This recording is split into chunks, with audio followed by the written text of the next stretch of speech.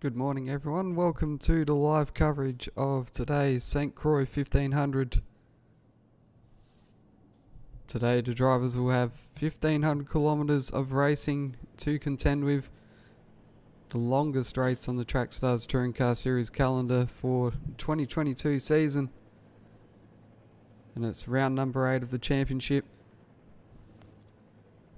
We'll be competing on the C layout today, which is 10.825 kilometres long and features 24 turns.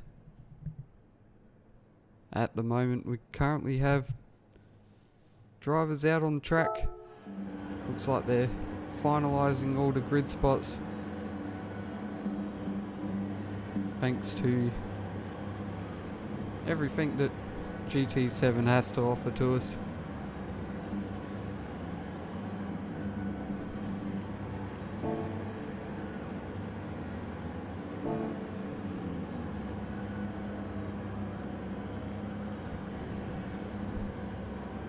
So today's race will be split into 5 separate mini races to make up the 1500 kilometre of running, and it will be 138 laps long in total, with the first stint being 30 laps, part number 2 being 27 laps in distance, part 3 will be 20 laps, it will be a shorter sprint, then the fourth part will be 24 laps long, and then we'll have a 38 lap conclusion to the race, with varying time of the day settings throughout the day, so we'll get that progression from early morning through till basically sunset.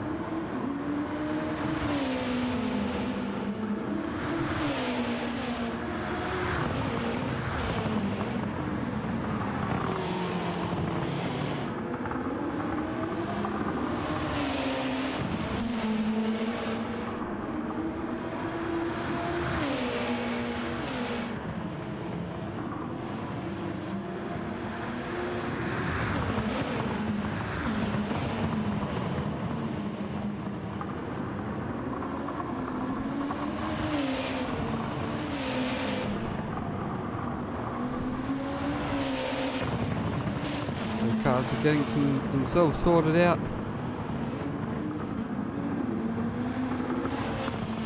All drivers heading towards the starting grid now,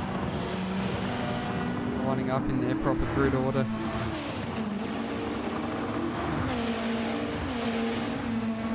We're about 12 minutes away from getting underway. And of course throughout the day, obviously you'll have myself hosting and running majority of the stream, and then there'll be a rotating cast of commentators joining me throughout the day to help bring you all the action for this race. Set to be a very long day for all of us.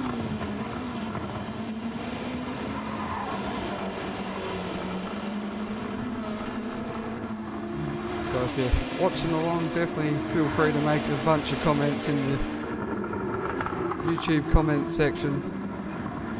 Get the conversation happening. We'll try and respond to as many comments as possible throughout the day, and hopefully keep everyone entertained as well.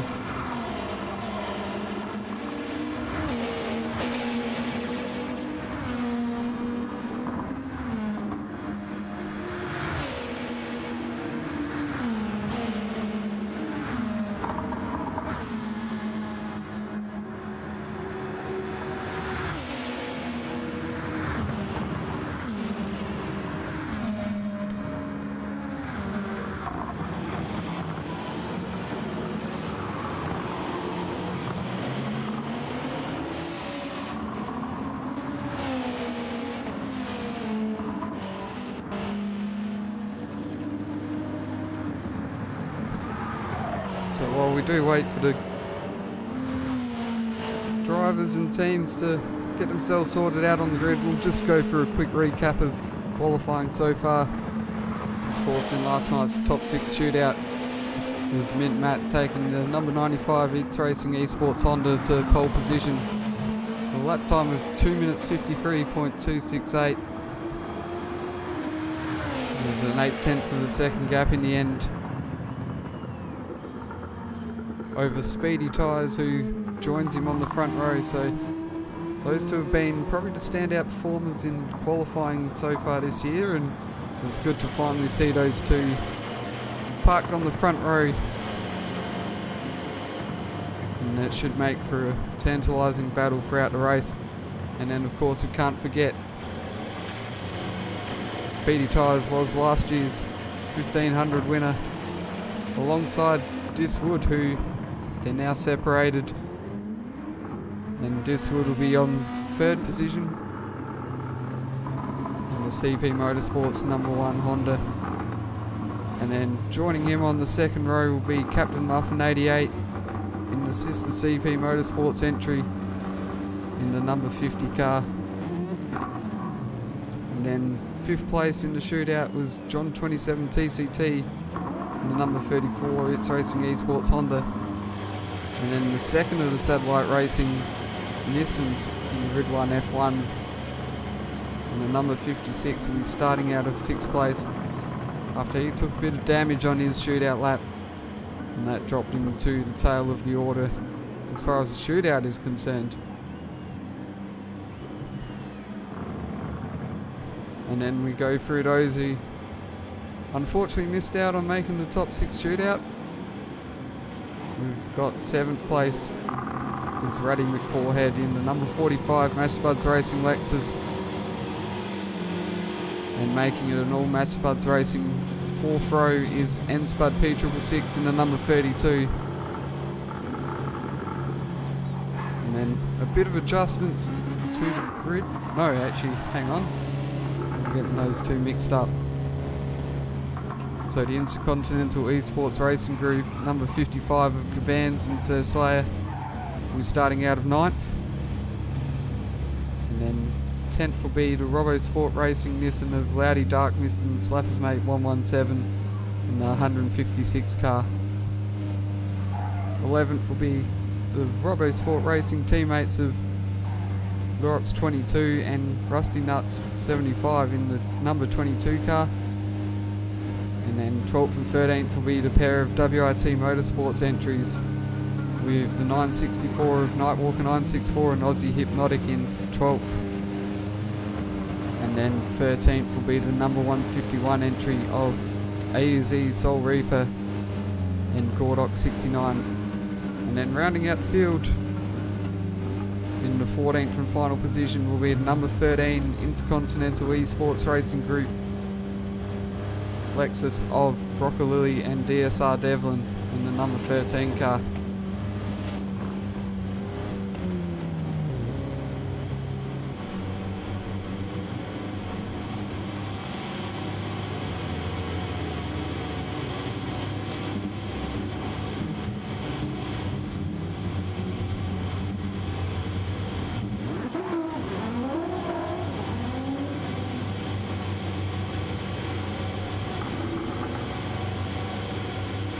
So that's a quick rundown of the grid order for the race.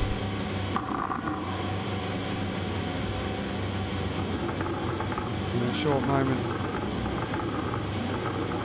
we'll head down the track for the playing of the national anthem before we get the race underway.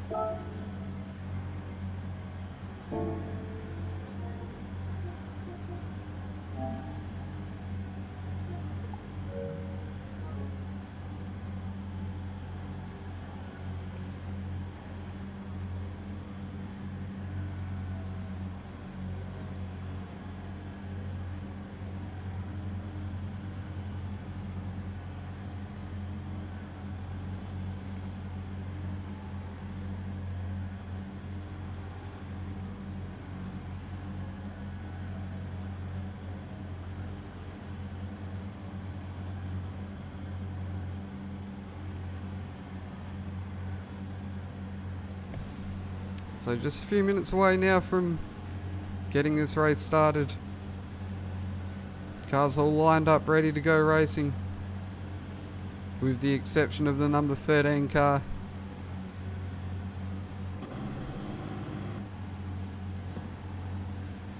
As we'll take a quick look. Looks like the safety car's got damage already, so we're off to a great start here.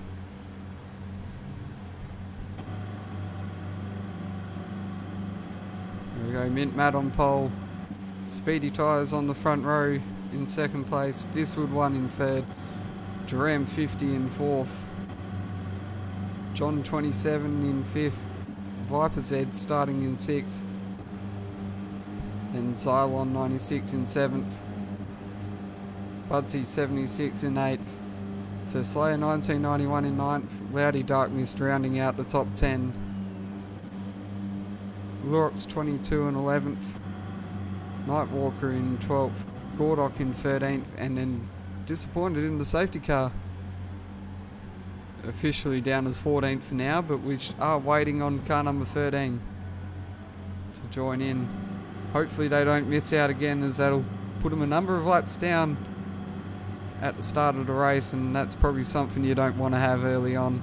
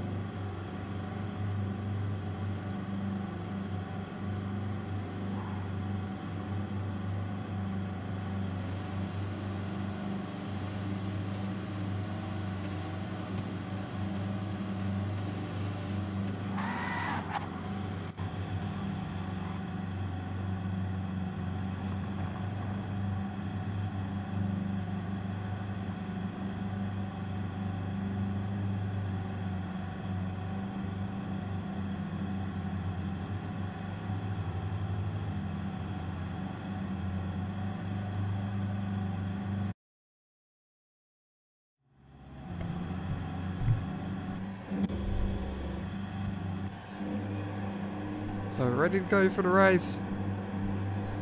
Cars are gridded up, waiting for the lights to go on.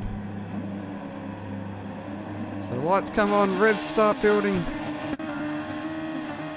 And the St Croix 1500 is underway. A great start there from Speedy Tyres, who gets launched. Mint Matt has slowed down a fair bit and dropped down to fourth already. So Speedy Tyres taking the early lead from Diswood and Duram 50. With Mint Matt slotting into fourth. Viper's Head just a bit further down in fifth, but Mint Matt getting up the inside of Duram into fourth place.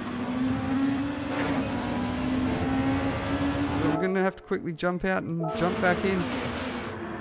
So Speedy Tyres out to an early lead, but coming under pressure from Diswood as we head into turn 3. Diswood making a dive down the inside into the lead.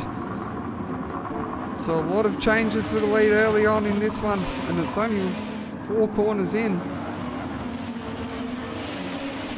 And Diswood already extending that margin out quite quickly over Speedy Tyres, as Mint Matt looks to recover from that poor start and gain up to the back of Speedy Tyres.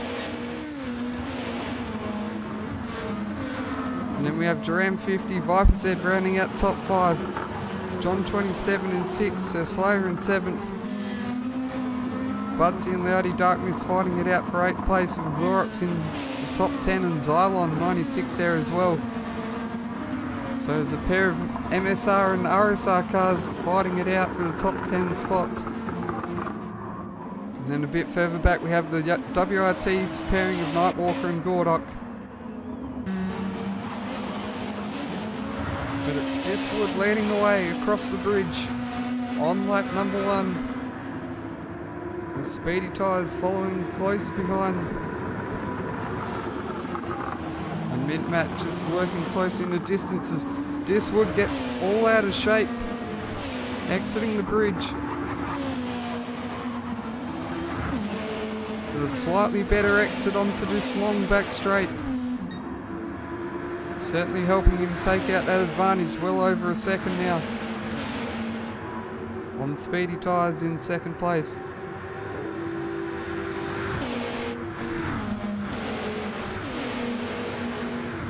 Speedy now coming under a bit of pressure here from Mint Matt. We'll slightly close the gap in across those last few corners.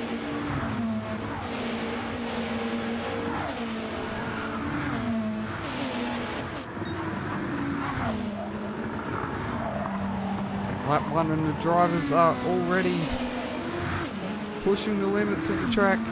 Speedy Tyres just catching the grass there.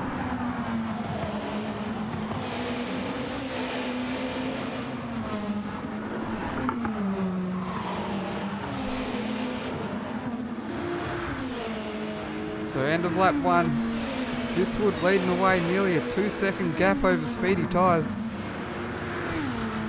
He's jumped into the lead and decided he's going to run away with it early on.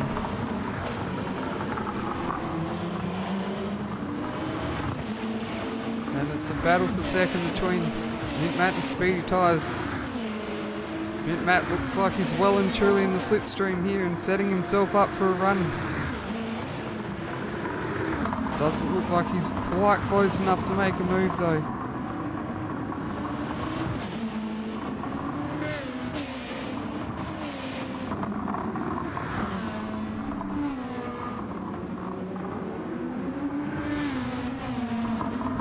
It's definitely an exciting battle, a bit further back for 7th, 8th and 9th. Cloudy Darkness just gaining the supremacy there over Budsy 76. And he's now starting to build that margin out. As Budsy now comes under pressure from Loudy's teammate in Lurox 22. So the RSR crew are looking racy early on, looking to make their way up the order.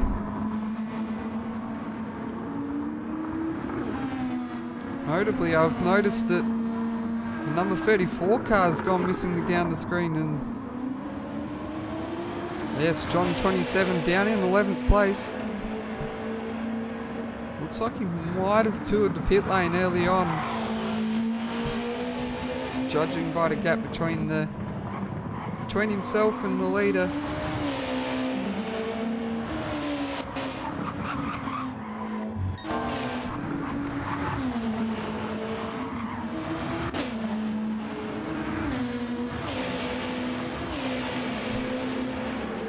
Speedy Tyres has marginally brought that gap back in. Was nearly out to 2 seconds, now down to 1.5. And crucially, has extended that margin out a little bit over Mint Matt.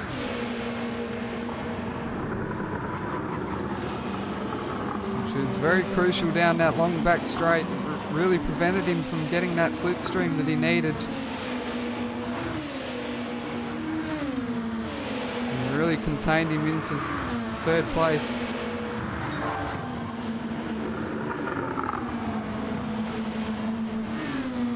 Certainly possible Matt will be roaring that poor start early on in the race. As he's down in 3rd, he may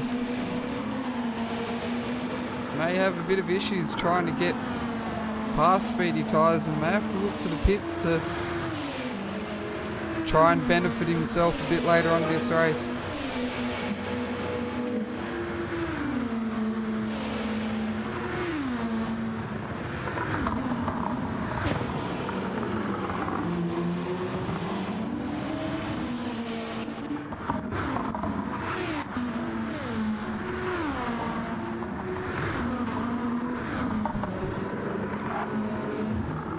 Field's starting to spread out a little bit as Budsy extends a margin out to Lurox,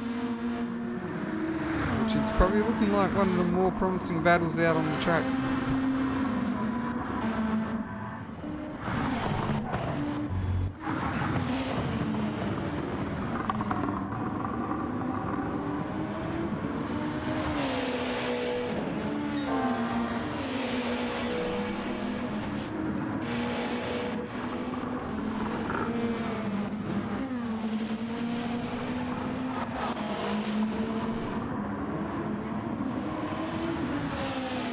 probably at this stage we'll have a look to... And it looks like John's back in the pits again, so he's having a really rough time here early on in this race.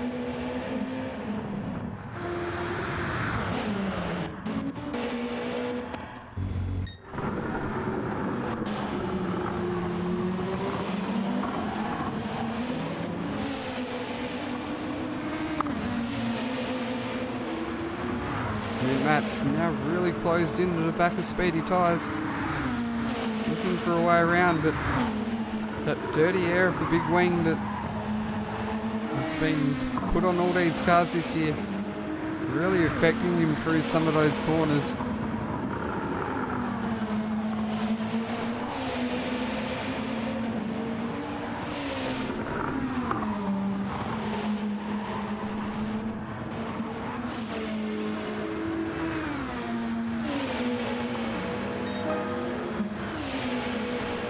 Certainly at the moment, Matt does look like the faster car between the two.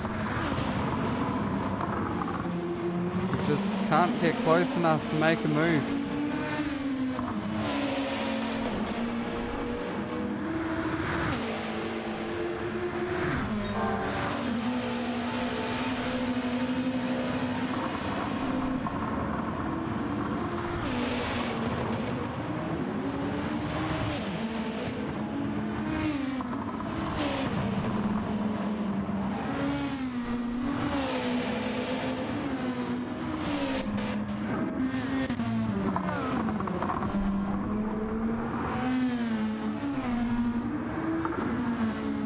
Take a look back, Viper's Head running in 5th place at the moment on the number 56 Satellite Racing Nissan.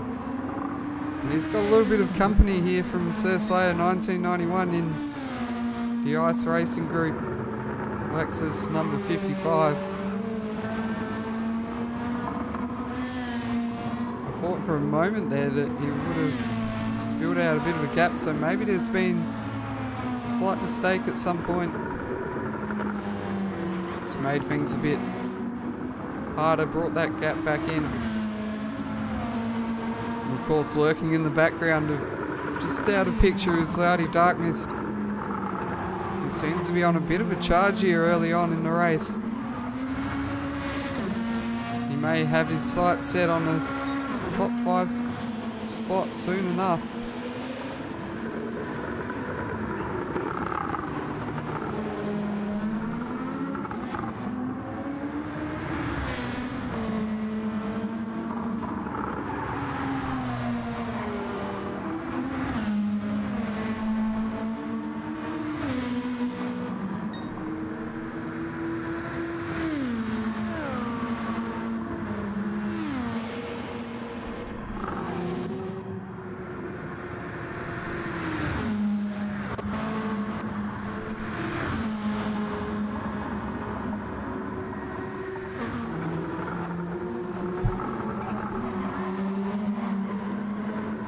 Certainly may have a look at interest, or look with interest at Loudy Darkmist. See whether we can close this gap up to Sir Slayer and Viper's Head. May create a bit of an interesting battle here amongst these three drivers.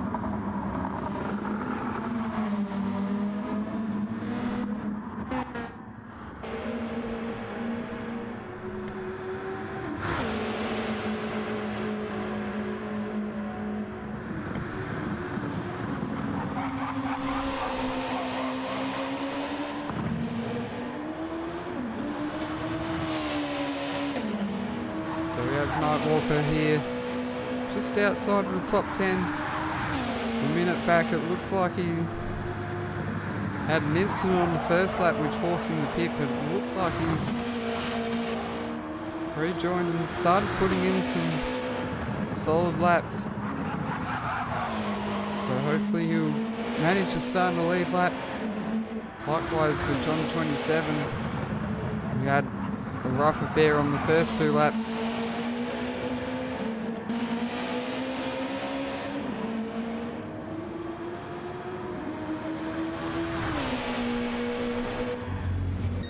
Really struggling there though is Gordock 69, who's quickly falling off the pace and in danger of going a lap down quite early on in this one.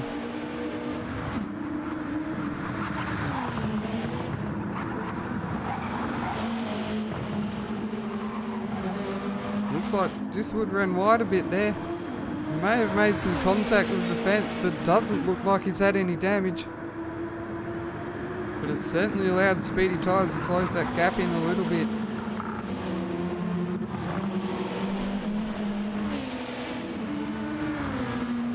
Meanwhile, looks like Mid-Matt probably just content with sitting a second off the pace now. Tried to launch an attack early on, but nothing really doing. So it might just be in the playbook to just sit back and conserve fuel, run a bit longer, set himself up for later on in this stint.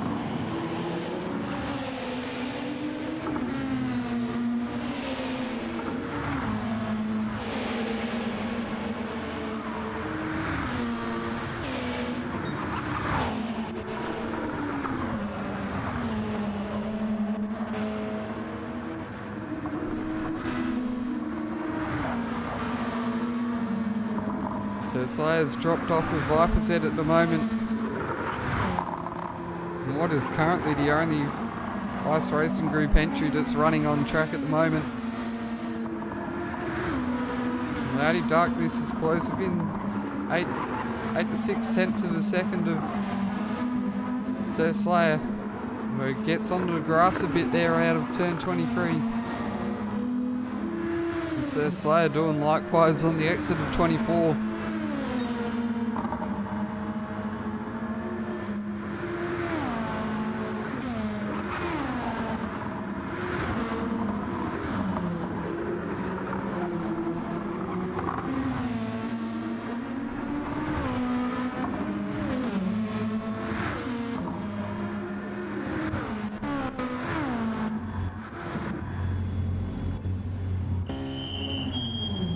Yeah, good spot there from Nicholas. Looks like Lurox is in the pits with some damage. Had a spin there on the final corner.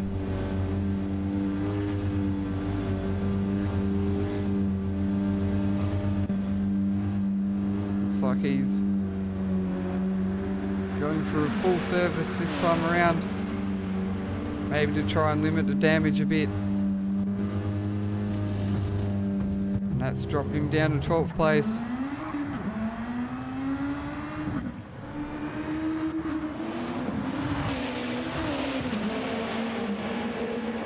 Meanwhile, that promotes Nightwalker into the top 10 for the moment, but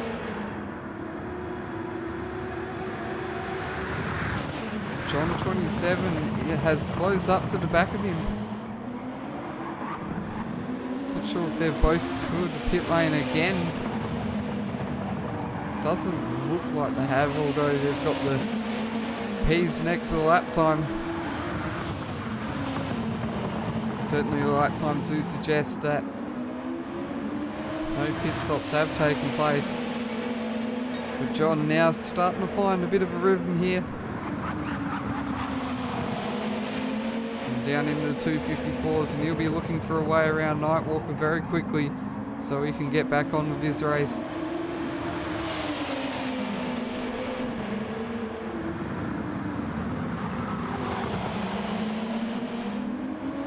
Makes a dive up the inside into the top 10.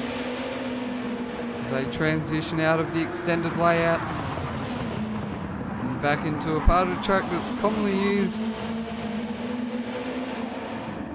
across the B and C layouts, and also used on the A layout as well.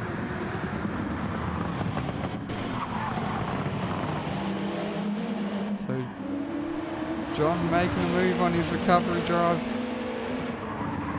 Inside the top 10 at least for now. Viper's Head looks like he's had a bit of a moment here. He's down into 7th place. That's promoted Sir Slayer into 5th. And also Loudy Dark Mist up into 5th. And he's just lost it out of turn 24.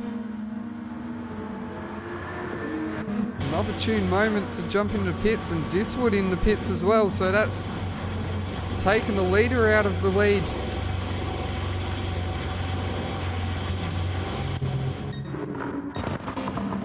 Now we see Speedy Tyres assume the lead of this race. And suddenly I think Mint Matt can sniff the lead as well, because he's started to close that gap up with Speedy Tyres.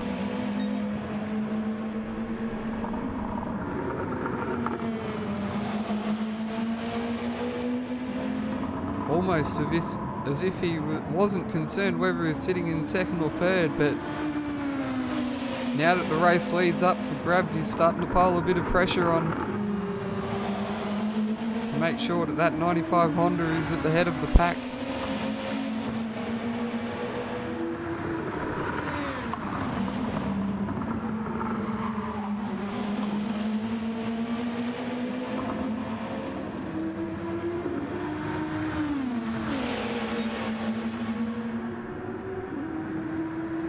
So of all of those incidents we've seen so far,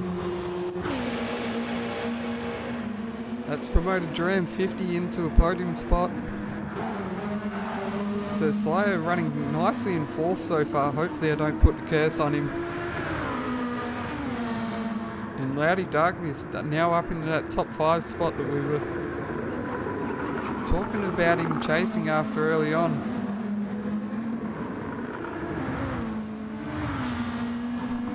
But I think he still has more pace in him that he can maybe make a push up into 4th.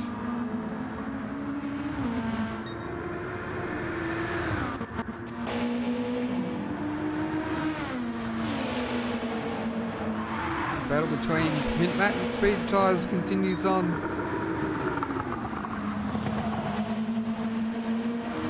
Mint Matt still not finding a way past.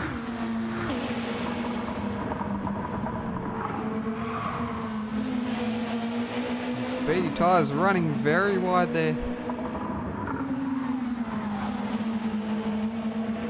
Mint Matt equally running wide as well. So both drivers really pushing the limits of their cars. And you'd probably say there's a bit of bragging rights on the line between these two, as much as it doesn't decide the race. At this point, there's certainly points on the line come the end of lap 30. Maybe not to the degree that you'll receive after 138 laps, but certainly enough points that it's worth racing for.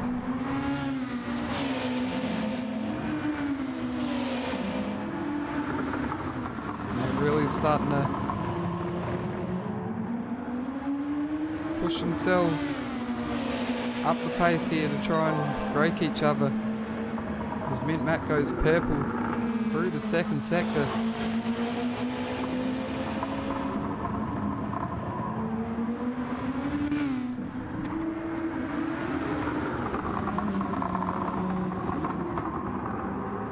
And the gap's closing in between Loudy Dark Mist and Sir Slayer 1991.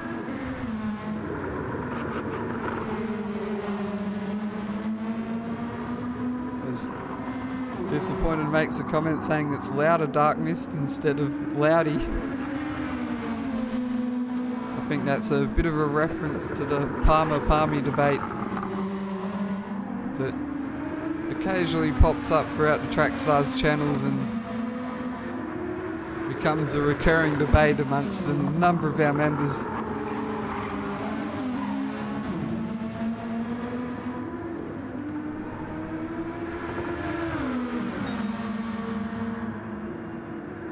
And yes, of course, we've got to account for the changing wind conditions in this game. Certainly at any given point wind can change direction or even pick up speed. It can cause a bit of a factor in this race. Cloudy Darkness now well in the draft of Sir Slayer, and he's going to look to take 4th place here. Pulls out of draft, moves ahead, and should comfortably get the move done into this hairpin at the end of the straight. Although Sir Slayer coming back down the inside. It's forced Loudy to go a bit wide, but Loudy's going to hang on to the position. Move up into position number 4.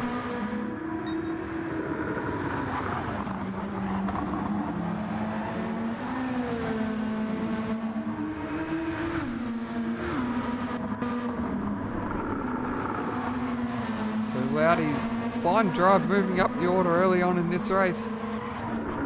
Be interesting to see whether he can push on from here, maybe look to close that gap into Duram 50 possibly and shoot for a podium.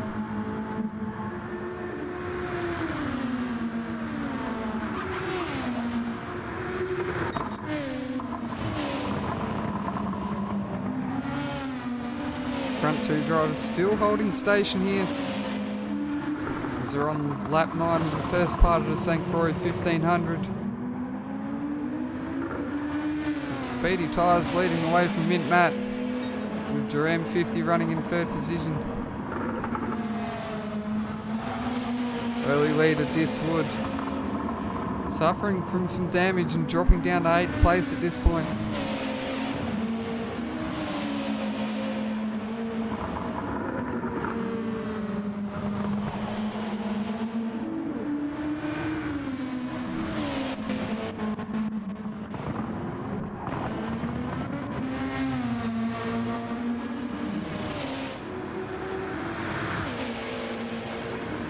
Viper Z running in 9th place. John 27 TCT in 10th, so 3 of the top 6 shootout contenders down on the edge of the top 10 early on in this race. And that's bumped the likes of Sir Slayer, Cloudy Darkness and Budsy 76 inside the top 6 themselves.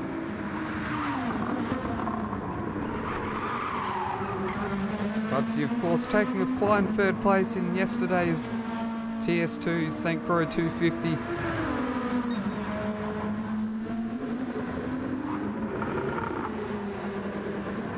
He's certainly taking that form from yesterday's race into the early running of today's race.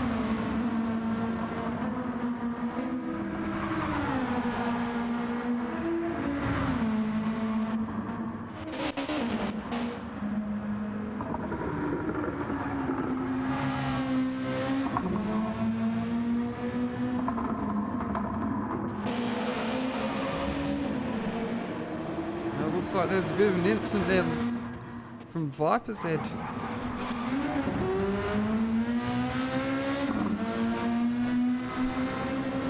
Who's spun entering the bridge and taken some damage again. Definitely not the ideal scenario for number 56 Satellite Racing Nissan, as he now has Nightwalker on his tail.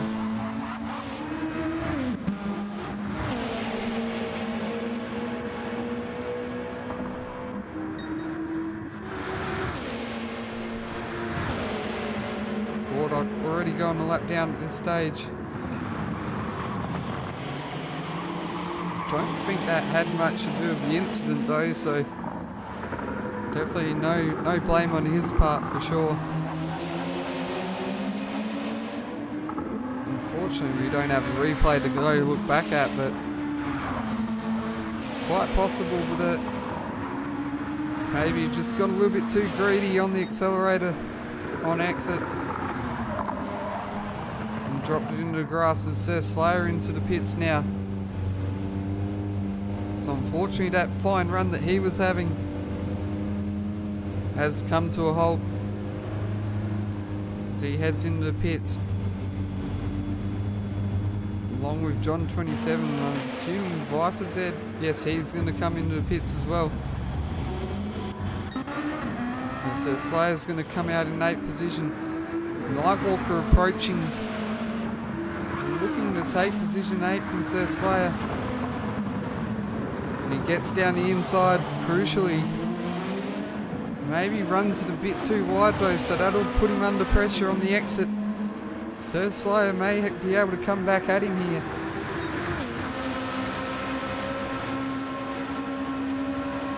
So Slayer pulls out to make a move, but thinks slightly better of it.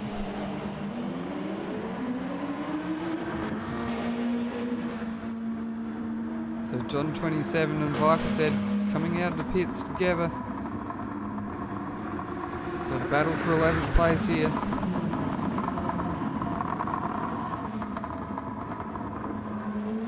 Viper's Head, interestingly, not arguing the point too much there. I thought he would have maybe gone for a move there.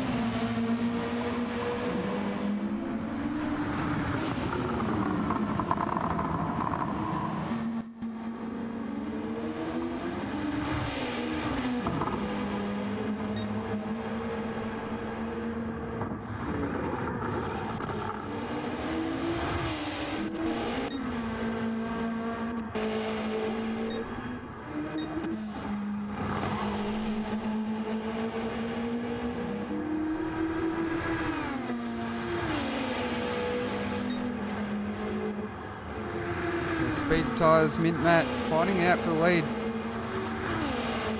Interestingly, it looks like the fuel consumption on this is just slightly better than that of the Honda, as Mint Matt already dropping into the red part of the fuel tank, as you can see on the indicator in the stream.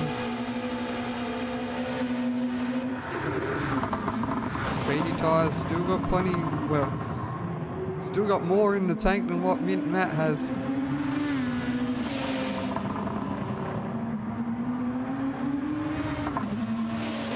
looks like Mint Matt closing up a little bit again.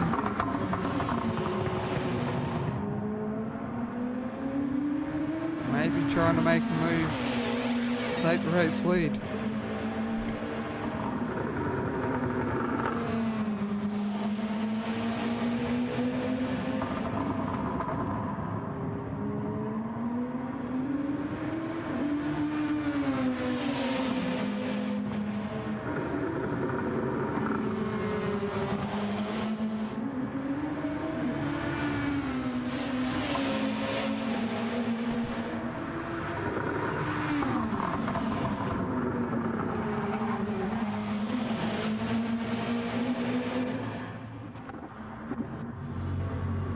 Nightwalker jumping into the pits to make his first stop.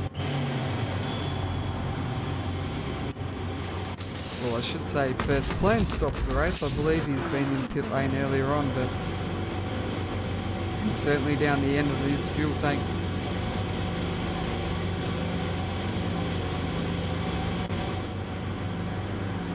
So it looks like the Honda's really only getting about 10-11 laps of fuel.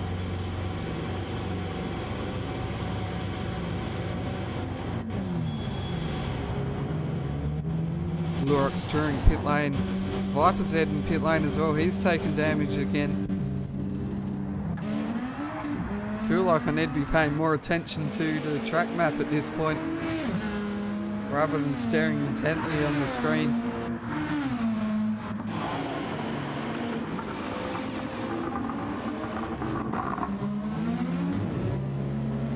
And Viper's Head's come out of the pits and straight into the wall at turn 2, so Viper's Head really not having a good time here early on in the race.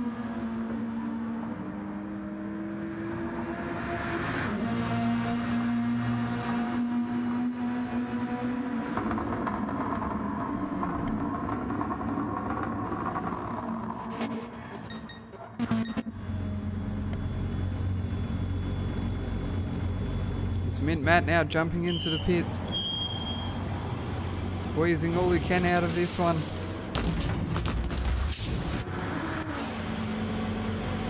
Let's see what strategy call is from here.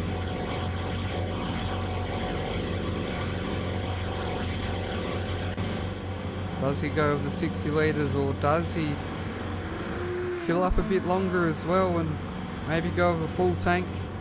Try and do this on one pit stop. No, he goes with the 60 litres, so splitting this into 2-stop race. Butsy 76 also in for his pit stop.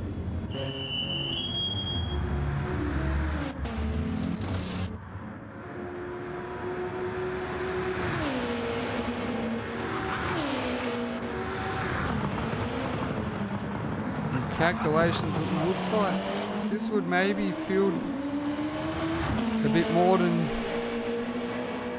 maybe the likes of Mint Matt have. So he's maybe looking to turn that early misfortune into a bit of a free stop.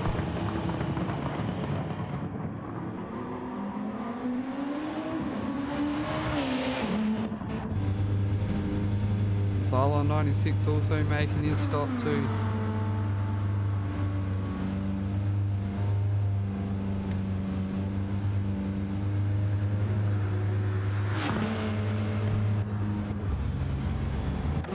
Of course, disappointed in the comments. Usually at this point we'd see a lot more safety car interventions.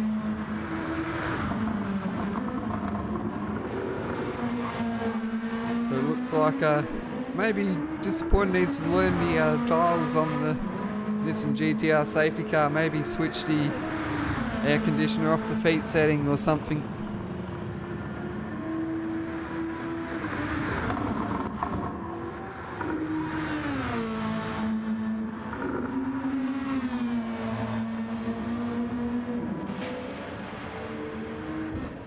Viper said back in pit lane.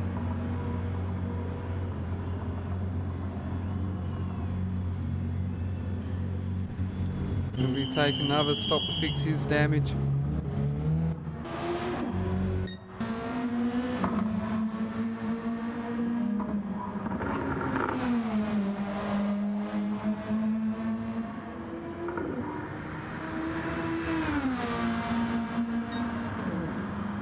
Speedy tyres going another lap, so much better fuel economy than what the Nissan or the Honda of Mint Matt has been achieving.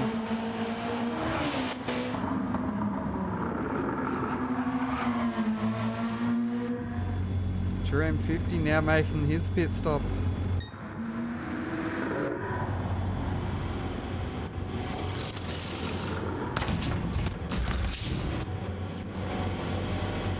So 12 laps out of the tank for Ram 50 and Loudy Darkmist. Speedy tyres taking out the 13.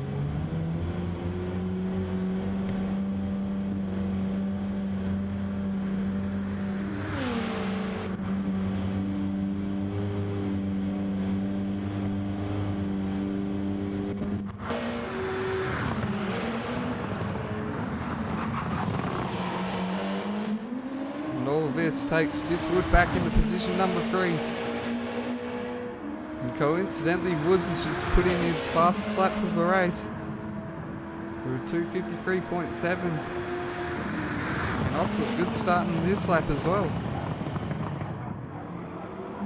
Only 5 thousandths slower than his first sector best.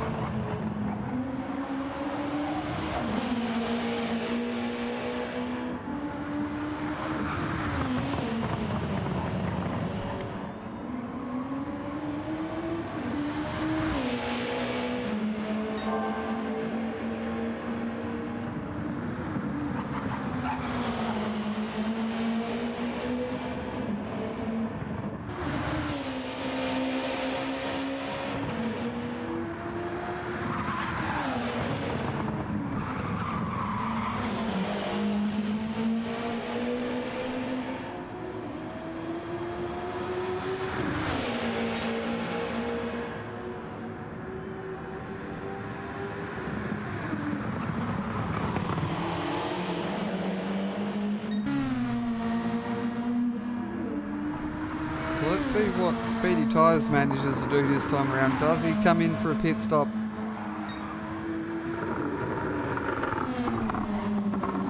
Oh, that was a close call there. As we come across Nightwalker who'd taken damage and had an incident and nearly got collected by the race leader there.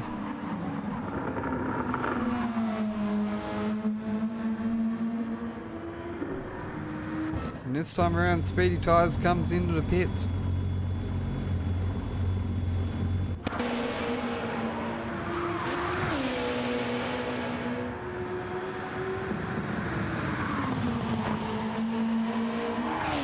So Mid-Matt, judging by the purple vest showing up on the screen, maybe he's decided that it's hammer time here. And he's trying to bring in the gap and maybe leapfrog Speedy Tyres in the pits. Let's see how this all turns out. Speedy Tyres is refueling. Mint-Matt goes past into the race lead. So Mint-Matt's used the strategy to take the race lead here, but Speedy Tyres has gone with more fuel in the tank. Looks like he's going to go for a one-stop strategy here in this part of the race.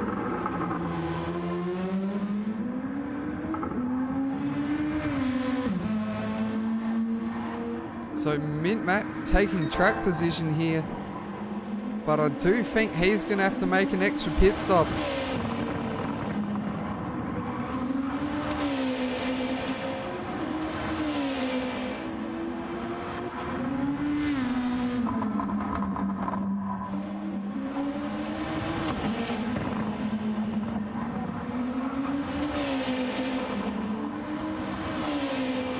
So I do personally think that Speedy Tyres is probably in the prime position here to take out this first stint. Unless Matt can put in a good performance and maybe extend this gap before he makes his second pit stop. Takes advantage of the fresh tyres to maybe reel in Speedy Tyres and overhaul him, but only time will tell whether that will come to fruition or whether Speedy Tyres will be able to hold on. So we've got on 27 in the pits.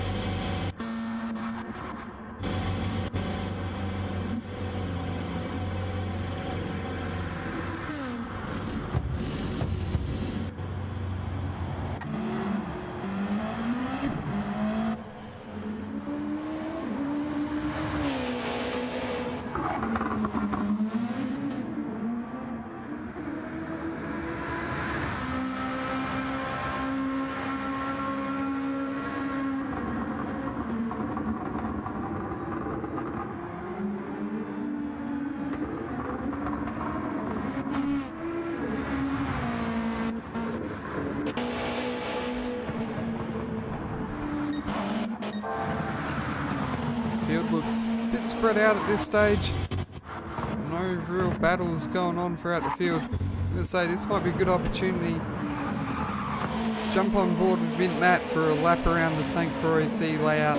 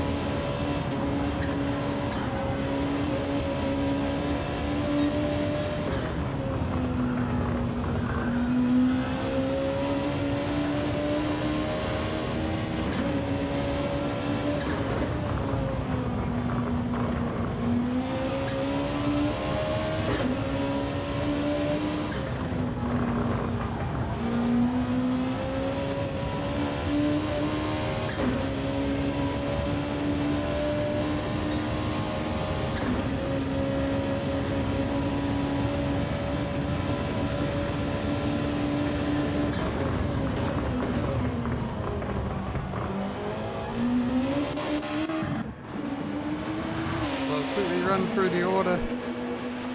So we've just ticked past the halfway stage of this first race.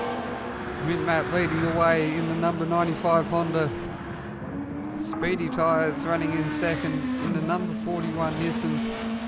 And it's Diswood 1 running in third, closing in on Speedy Tyres in the number 1 Honda. Duran 50 in the number 50 running in fourth. And Budsy 76 in fifth in the number 32. Loudy Duckness running in sixth in the 156 Nissan.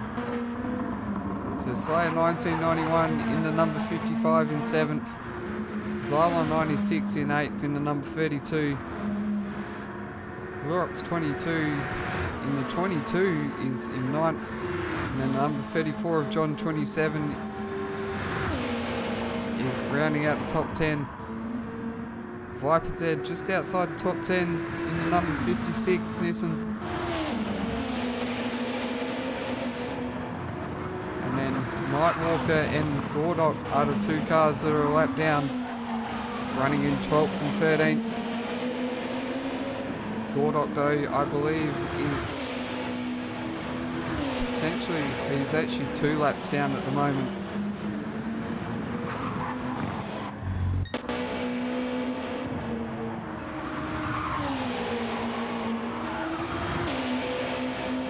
So Mint-Matt has that gap out to about 12 seconds at the moment.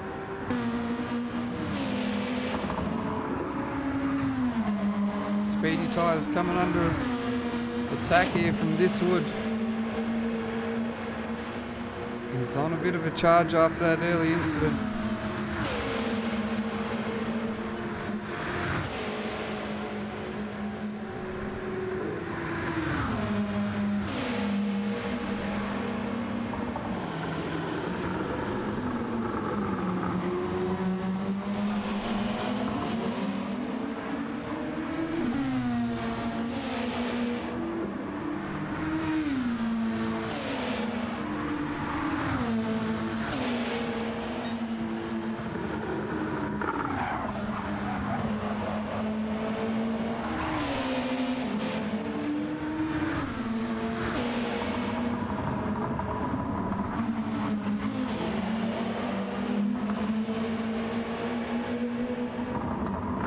So this time around, Mint-Matt's got the gap out to 13.5 seconds. We'll really be looking to make that a bit larger. So I do believe that Speedy Tyres does have a pit stop. It's Gordock getting into the wall there. Force Speedy Tyres to take evasive action, and unfortunately for him, Diswood had enough of a gap behind that he was able to see what was happening and navigate his way through the madness and slip past in the second. But Speedy Tyres now getting down the inside at turn 3 as they run side by side through turn 4. Speedy Tyres unfortunately not able to get ahead Diswood there, as Diswood now takes over position 2. All the while this is just benefiting Mint-Matt out in the lead. He's quickly gained over a second on these two drivers in the last few corners.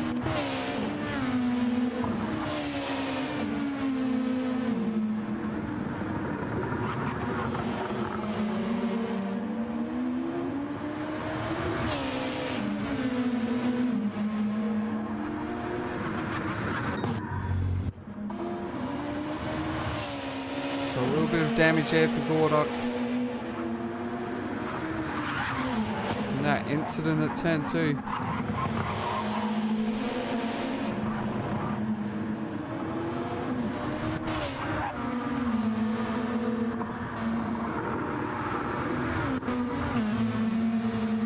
Like I said, was closing into the back of Xylon, and then we just caught him run off track and catch a little bit of damage there. So his fight to get in the top 10, maybe not going too well.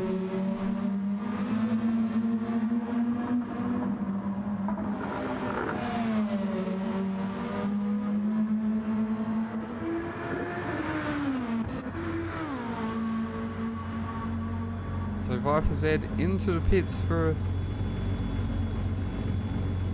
another repair. I know we joke about Lurox and the amount of engines he goes through, but I think Viper's head's currently running up a huge tab with the front splitter department at Nismo.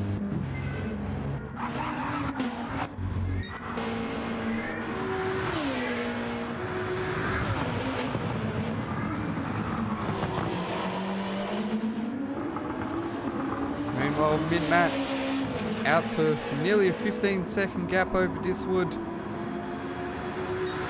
That being said, I don't think Woods is the one he really has to worry about too much.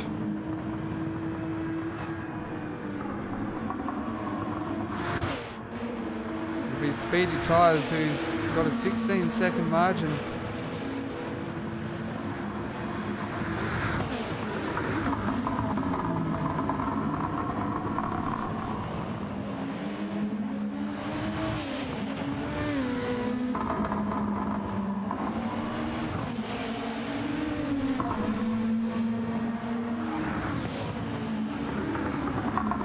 To see how this pans out. I think it's roughly about 30-35 seconds for a pit stop.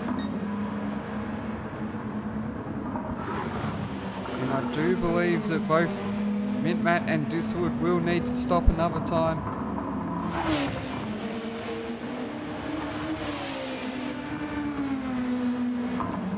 I imagine that the front three contenders will essentially finish in the top three the way things are going. It'll just be dependent on what the order is at the end of 30 laps.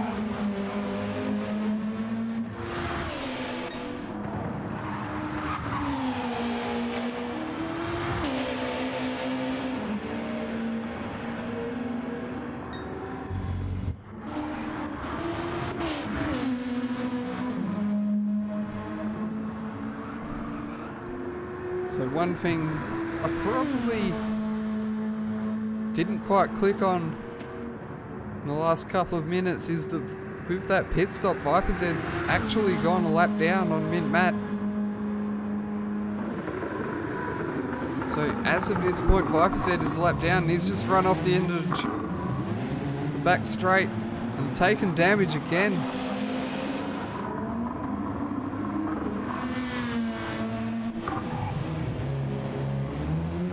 Now Lurox has engine damage.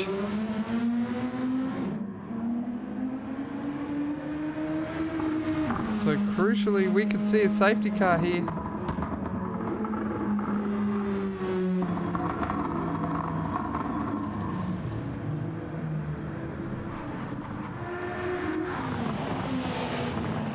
Oh, that's a bit close.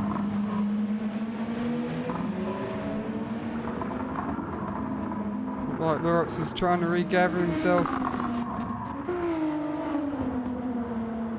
Now the safety car out on track for the first time in this race. Nearly 20 laps in.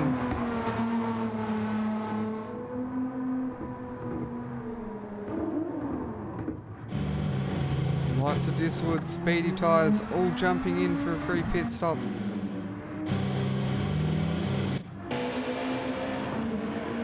I think this is well and truly fallen into a lap of mid-mat here.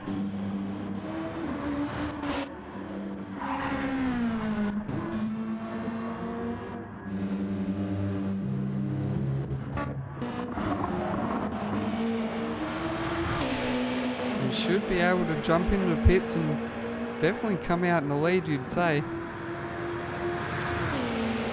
And essentially set himself up for a 10 lap sprint at the end of a race.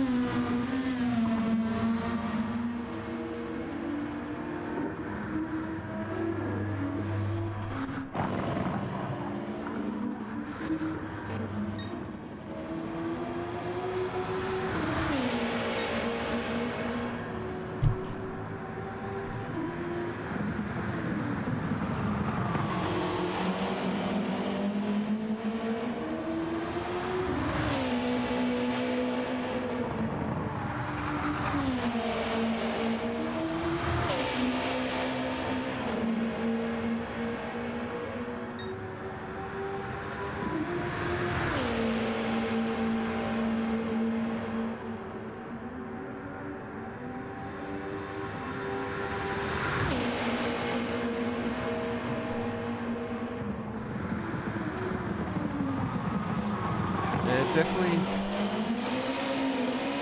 Maybe I put the curse on him there a bit when discussing the jokes about the engine builds that he's racked up in relation to the front splitter tabs that Viper Z's racking up today. Might have spoken a bit too soon on that one.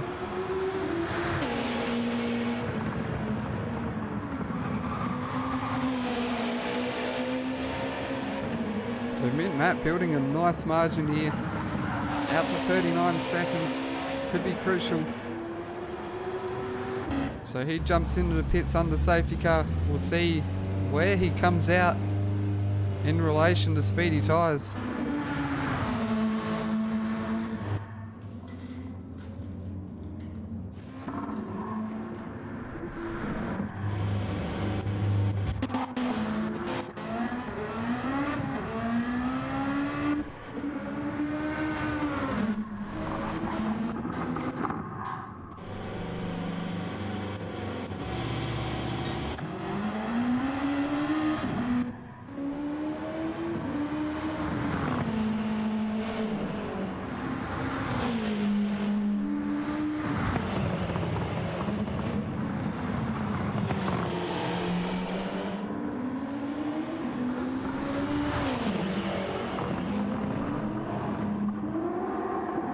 So we're on lap 20 of 30 here in the first part of this race. Mint Matt leading the way, coming out of the pits ahead of speedy tyres. Diswood 1, sitting in third place. Dram 50 in fourth. Loudy Dark Mist in fifth. Then Budsy 76. Sir Slayer 1991. John 27. Xylon 96, Nightwalker, Lurox, and Viper Z all lap down in 10th, 11th and 12th, and then Gordok, who is 2 laps down in 13th.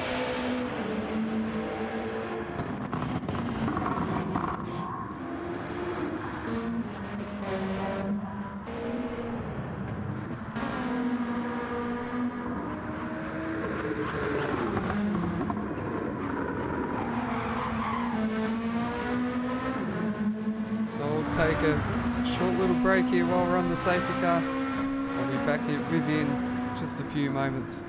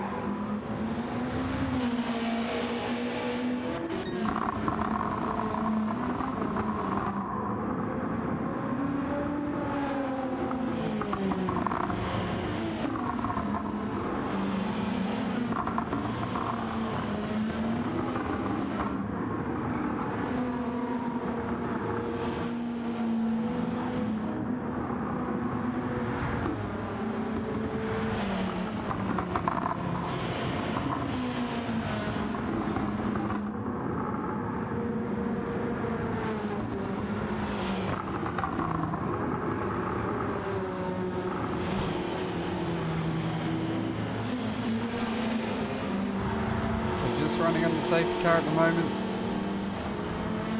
Big break there for the likes of Nightwalker, Viper's Ed and Lurox.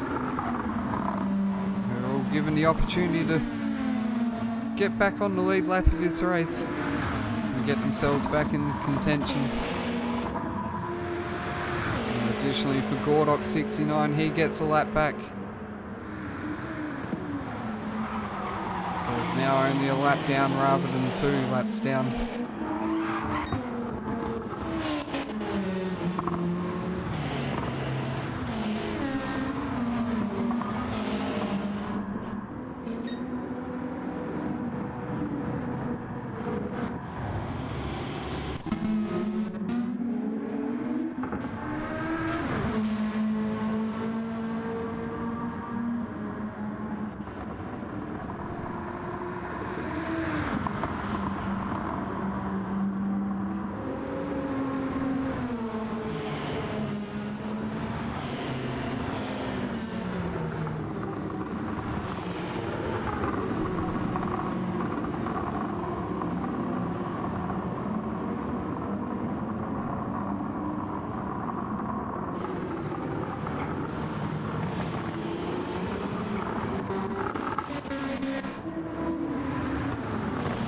Quick recap of the running order so far. Mint-Matt leading the way in number 95 Honda, and Speedy Tyres in the number 41 Nissan. And it's Diswood 1 in the number 1 Honda, Duran 50 in the number 50 Honda. And it's a 156 Nissan of Loudy Darkness, 32 Lexus of Budsy 76, 55 Lexus of Sir Slayer 1991 in 7th, 34 of John 27 TCT, number 45 Lexus of Xylon 96, and then we have number 22 of Lurox 22, number 56 of Viper's Ed, 964 of Nightwalker 964, and then the 151 of Gordock 69.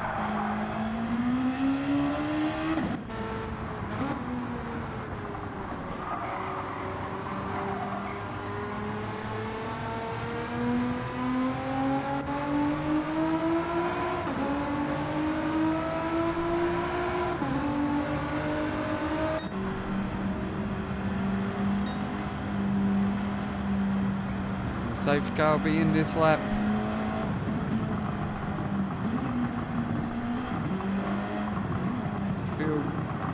Starting to get themselves sorted. So lap cars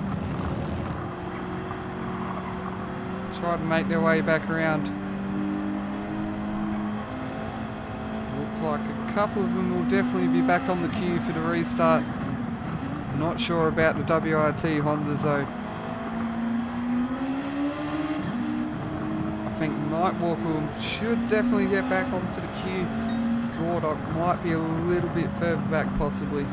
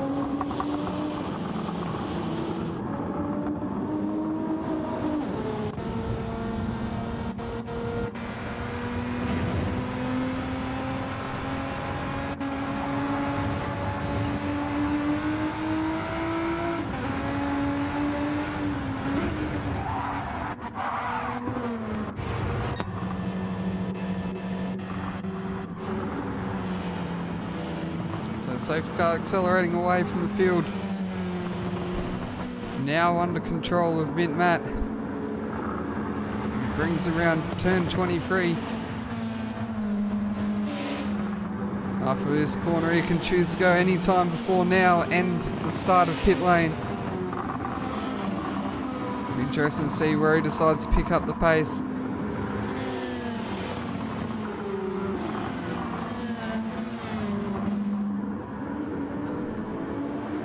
Now he decides to go, so we're back on the way of Green Flag Racing.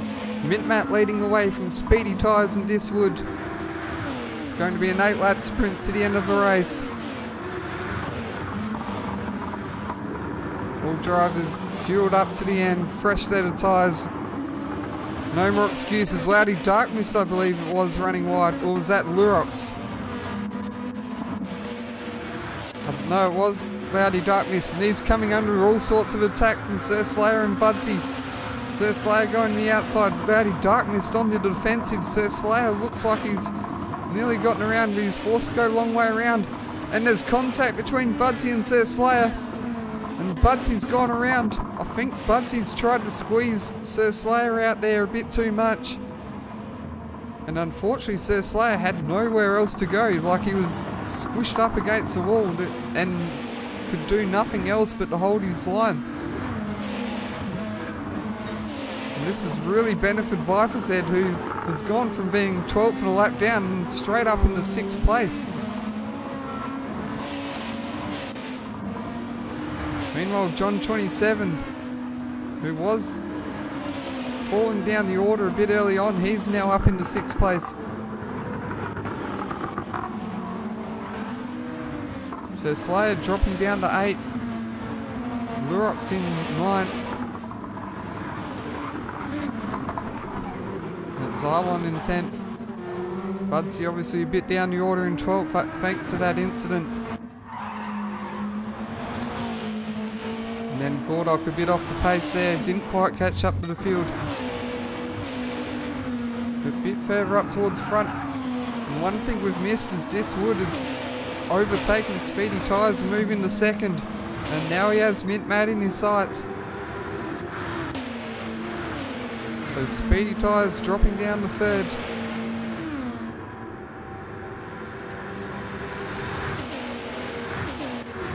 Mint Matt holding a comfortable 1 second margin over the leaders. Or the chasing pack actually.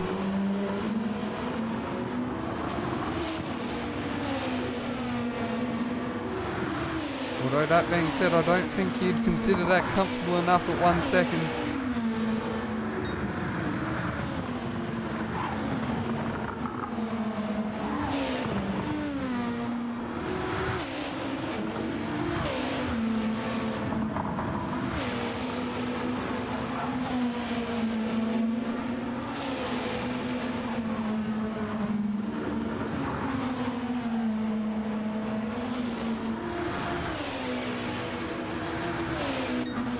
So it's Mint Matt leading the way now out to a 2 second margin. While I try to play moderator on the stream, as well as commentator and director. Unfortunately, juggling 3 roles is a bit hard. But Speedy Tyres now 10th for 2nd behind Diswood, well and truly in the slipstream, pulls alongside. He's going to reclaim position number 2 here in this race.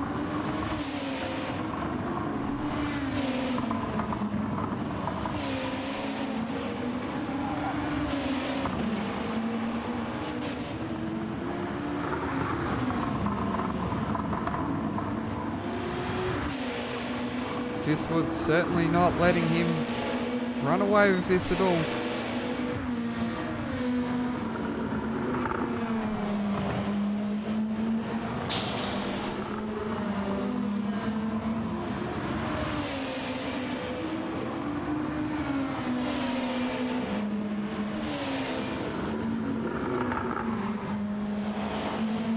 Now Speedy Tyres building up that margin now to 8/10 of a second.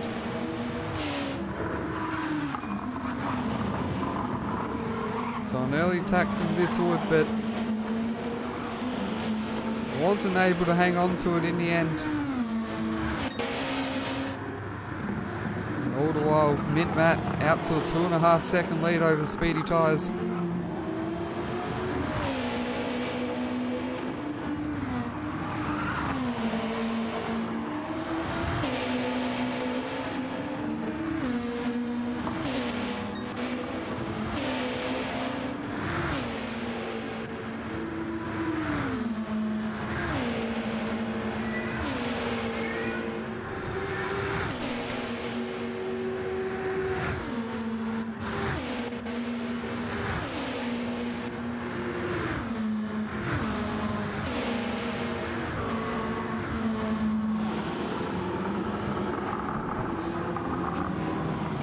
A little further down the order, of course, Duran 50 running in fourth. Bit of a lonely race there from him. He seems to be separated from everyone else. Then Loudy Darkness running out top 5 for the moment. With Viper's Ed and John 27 close behind in 6th and 7th.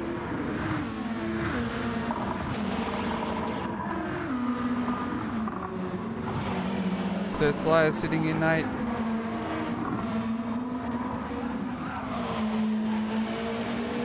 Rourke's 22 and 9th, Nightwalker in 10th. Xylon down to 11th place. And Budsy's 76 in 12th. Unfortunately had that incident with Sir Slayer on the exit of turn 3.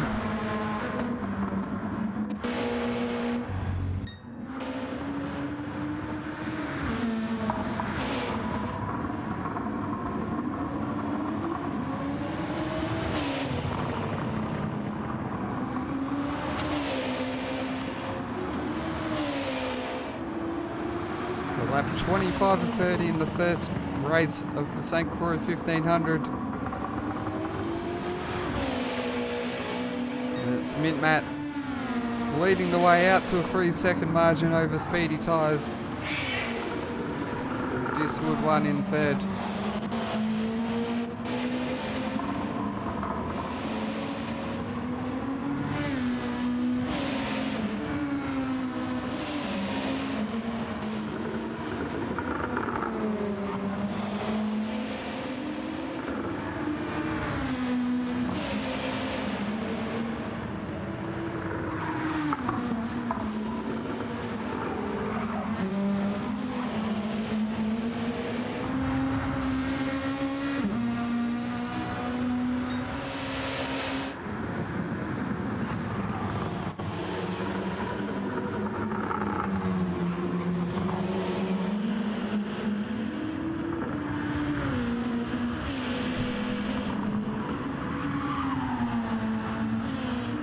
Apologies there, just had to duck off for a few seconds to deal with the situation unfolding nearby. Meanwhile, Mint Matt still leading the way, Speedy Tyres sitting in 2nd place. Diswood just a second back from him in 3rd.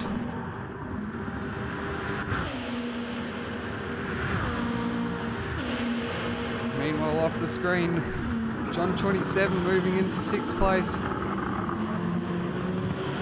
Closing in towards the back of Loudy Darkness, hoping for a top 5 result. Viper's Head dropped down to 7th. And he's taken a bit of rear end damage here.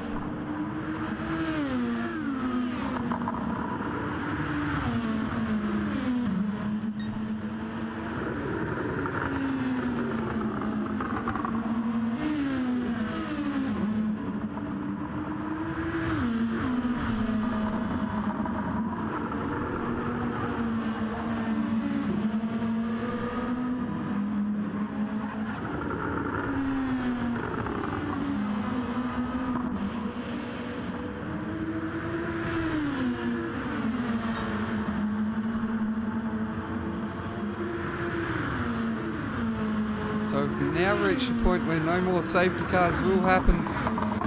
As Viper's Head and Sir Slayer go side by side into turn 2. Plenty of room left between the two drivers. So Slayer definitely being kind with that one.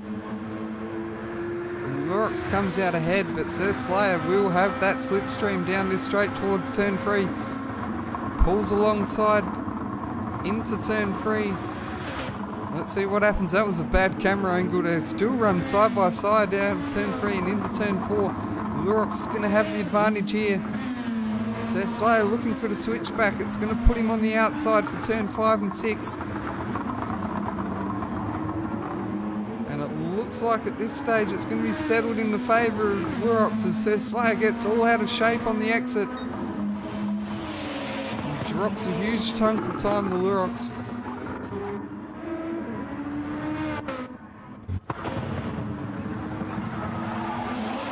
So Mint Matt now out to a 4-second lead over Speedy Tyres. Diswood still in touching distance of Speedy Tyres in the battle for the minor spots on the podium.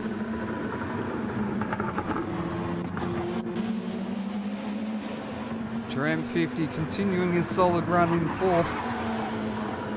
You can safely say he'll be there to pick up the pieces should anything go wrong later on in this race between any of the top 3 runners.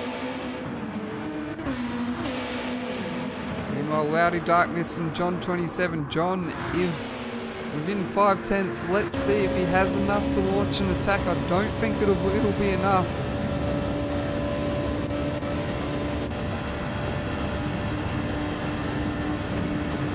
He looks like he's way too far back to do anything about Loudy Darkness. So Loudy Darkness will certainly hold on to position 5 for yet another lap.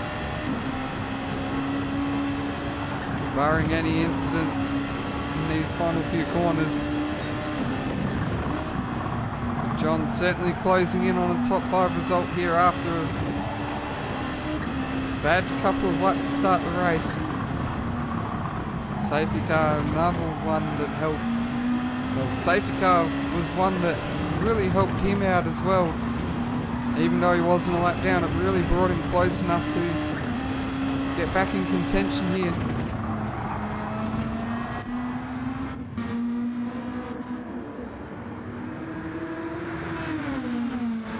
Meanwhile, Lurox continuing to hound the back of Viper's Head.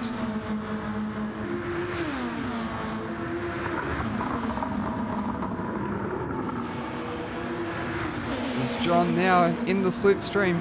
Can he get the move done here into turn number 3? Loudy Darkness goes on the defensive. John trying to go around the outside. That'll give him the inside line for the next corner. Advantage to John 27 as he takes over position number 5.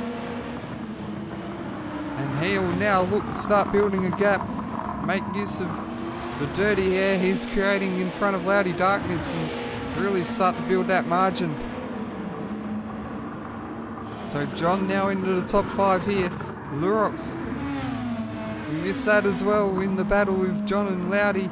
Lurox has now moved ahead of Viper's Head. I'm assuming that might have been a bit more straightforward down the straight.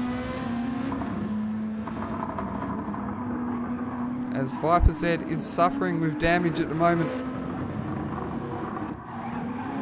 So Slayer having a bit of damage as well. That's really affecting his top speed and performance of the number 55 Ice Racing Group Lexus. And he's now dropped into 10th place behind Nightwalker 964, who's covered nicely and taken full advantage of the lucky break he received courtesy of that safety car.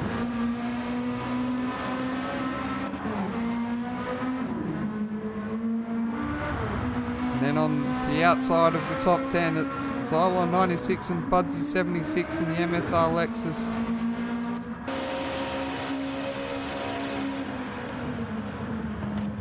And Gordock a lap down on the field.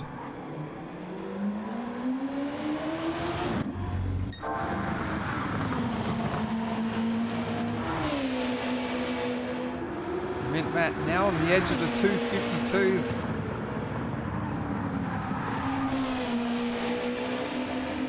Something he wasn't able to do in his shootout lap. He did manage it in qualifying, I believe.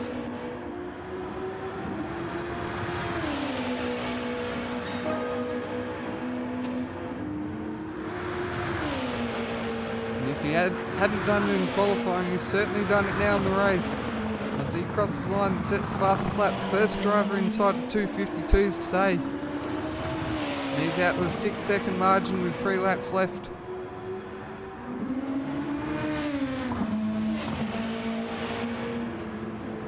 But now it's Speedy Tyres and Diswood. We're only separated by a second. I'm not sure if Diswood really has anything for Speedy Tyres.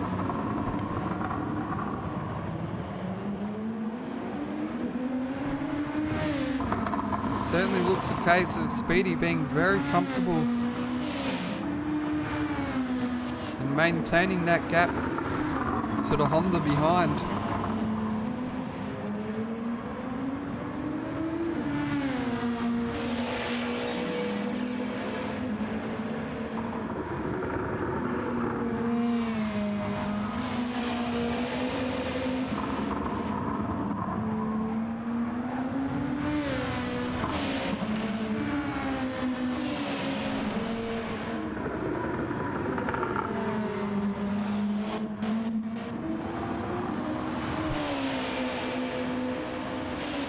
Curious to see what the gap between John and Jerem is doing. It looks to have held pretty steady there. Don't know if John quite has the pace to catch up to Jerem 50, but nonetheless a top 5 result will be a pretty good end to this race.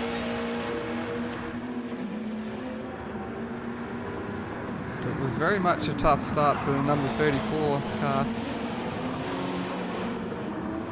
as they spent the first 2 laps touring pit lane.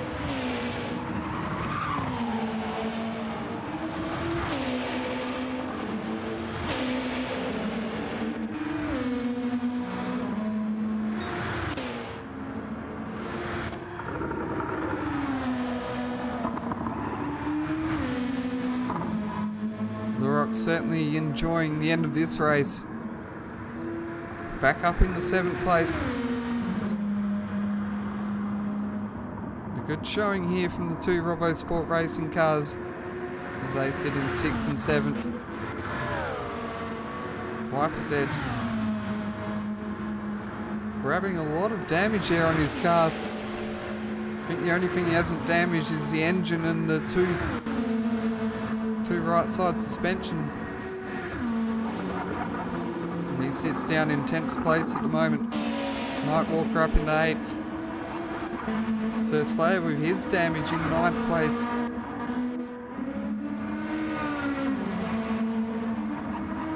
And for Xylon, hopefully this will let him catch back up to Viper's Ed, maybe claim a top 10 result here.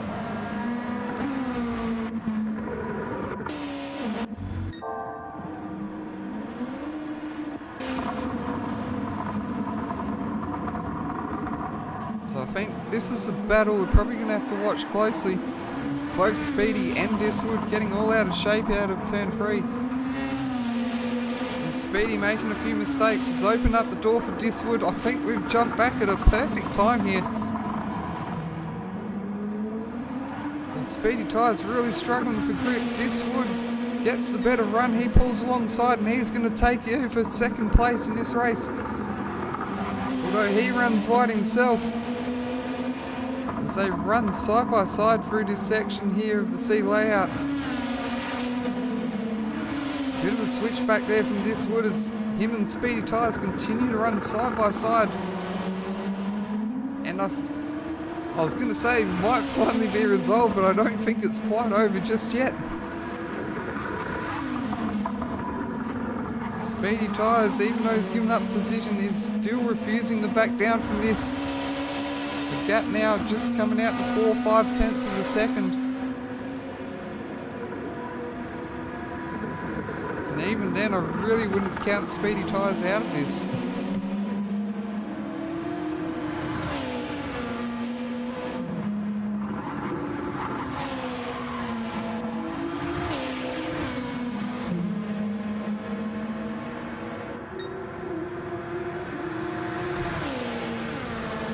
Now as I say that, Diswood 1 really Starting to make a margin there. Those speedy tyres bringing it back in down the later stages of this straight as he catches the effects of the slipstream. Probably the least resolved battle here in this closing stage of the first race. So we now get to 29 laps into this St Croix 1500.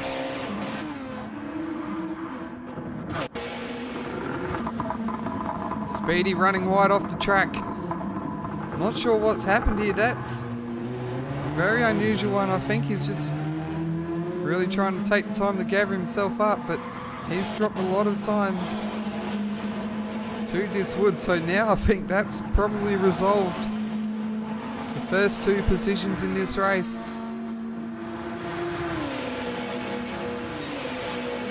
And possibly even third spot. I don't think, unless Speedy Tyres makes him another mistake, that Jerem 50 really will have anything here to gain nearly 3 seconds over Speedy Tyres in one lap.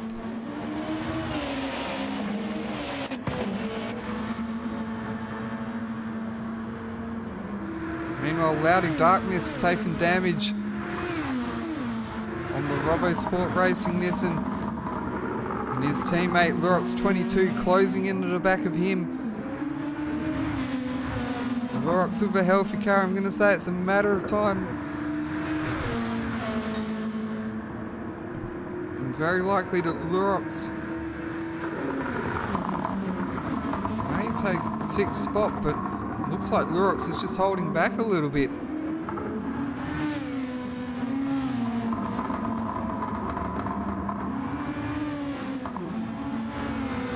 So it looks like 2 RSR boys are holding station here. Lurox deciding to play it safe rather than fight for a position. Even though Loudy Darkness obviously has a damaged car here.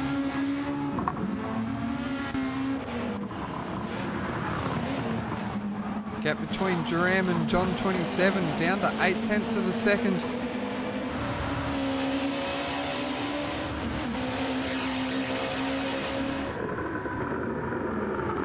John may be able to launch one final attack here. Down the back straight as Jerem runs a little wide and compromises his exit. Crucially, it'll be about this exit onto the long main straight. Can John get a good run? It doesn't look like he can. Jerem instantly going on the defensive here. But I don't think John had the exit he wanted.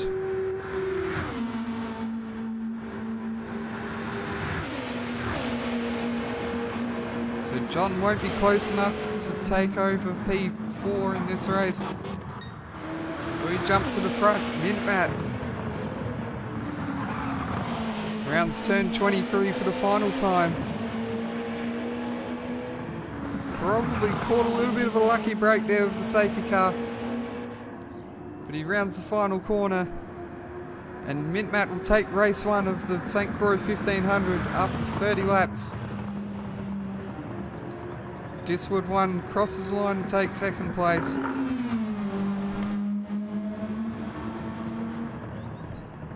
Then it'll be Speedy Tyres crossing the line in 3rd position. Jerem 50 in 4th. John 27 TCT in 5th.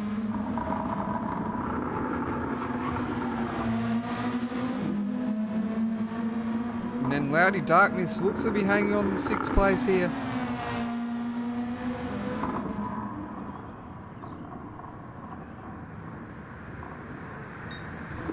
As he crosses the line in 6th.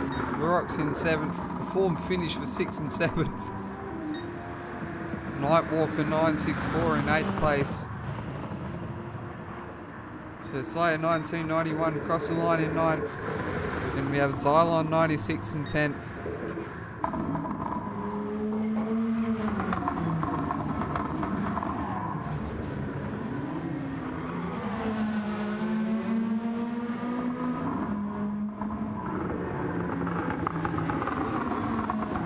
Viper said with an incident there on the final lap. And he's been caught out a bit there by Budsy, who came around and didn't expect him to be there. A bit of an incident there, but I think more really just a racing incident. Budsy crossing the line in 11th, Viper's Head in 12th, and Gordock in 13th. And then, of course, the number 13 car that hasn't shown so far, now effectively 30 laps down in 14th at the moment.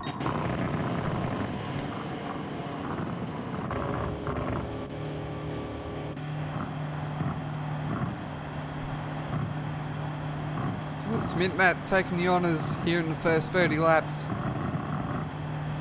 So number 95, It's Racing Esports Honda, will lead the way for the second stint of this race. Followed closely by the number 1 CP Motorsports Honda of Diswood and the number 41 Satellite Racing Nissan of Speedy Tyres.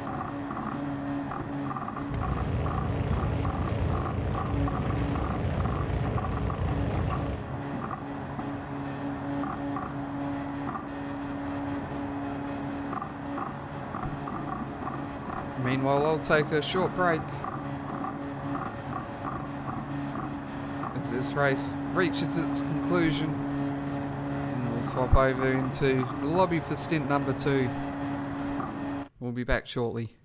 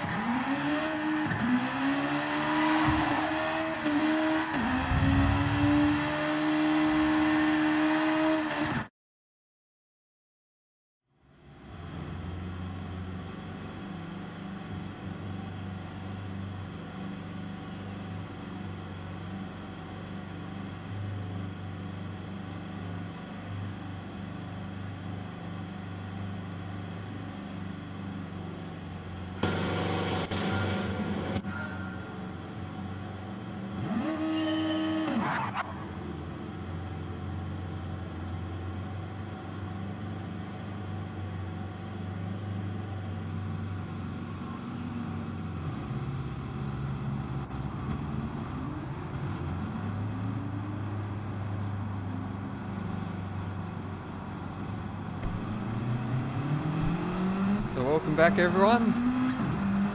We're just about to kick things off for stint number 2. Well, effectively we have kicked things off as the race itself has started. This lap definitely counting towards the lap tally.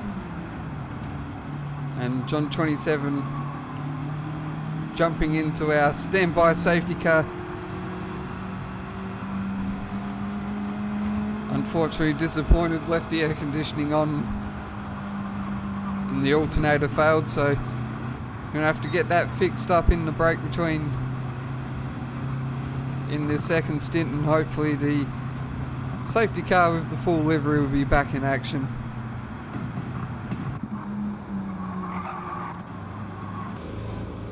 We're lining up the grid. Part number 2, and I've got to get rid of this glitch.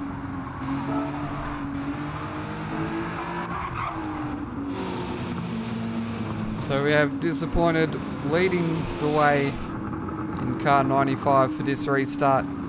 Then it'll be TH Lunacy in second place. Captain Risky will be in third place in the 41. And then another captain in Captain Muffin in fourth place in the number 50. EBM Brandosa 34 in the number 34. It's Racing Esports Honda. Slappers Mate taking over to 156. Robbo Sport Racing Nissan. He will restart in 6th place. And then his teammate in the number 22, Rusty Nuts 75, he'll be in 7th. And then it'll be Aussie Hypnotic in 8th place in the WRT Motorsports 964 Honda. Gabans will take over to number 55 from Sir Slayer, and he'll restart in 9th place. And then the lead drivers from Massbuds Racing will be back in their Lexus cars. It'll be Ratty McForehead starting in 10th in the number 45, and then the team boss of MSR, N-Spud P666. Must have been nursing a bit of a hangover this morning as he was absent from the commentary box, maybe getting a bit of recovery in, preparing to go racing or something like that.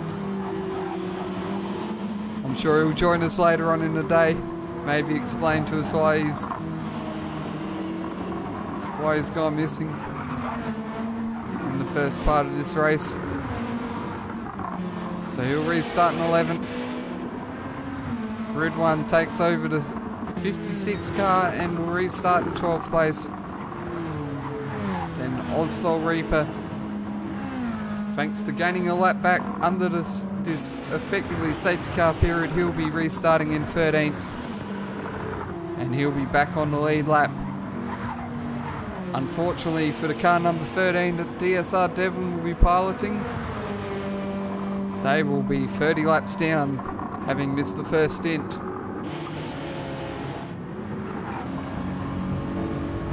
So safety car accelerating away from the field.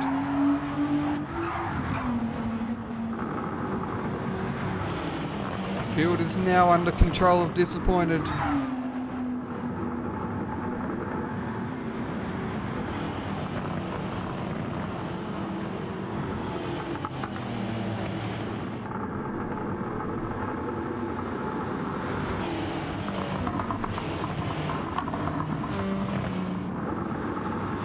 On the exit of this corner will have the option to go whenever he chooses.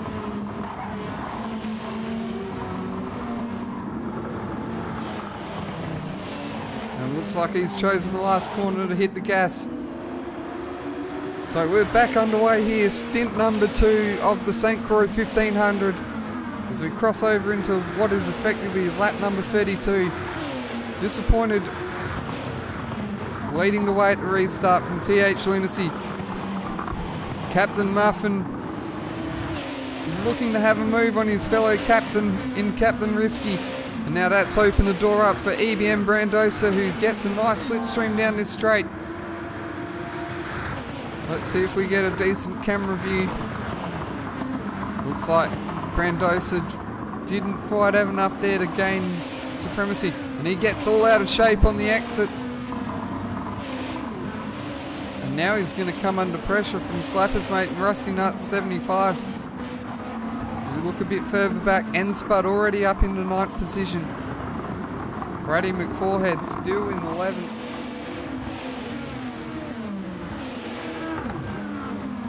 But N-Spud quickly making moves on this restart, getting himself up the order. Next on the hit list will be Aussie Hypnotic.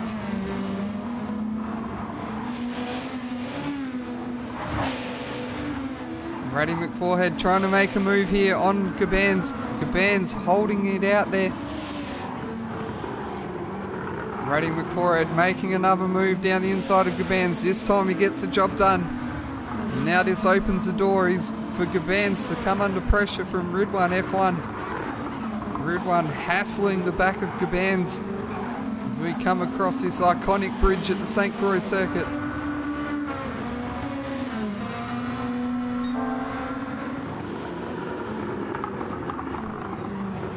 Ridwan just a few tenths back on Gabans, looking to set himself up, coming down this long back straight.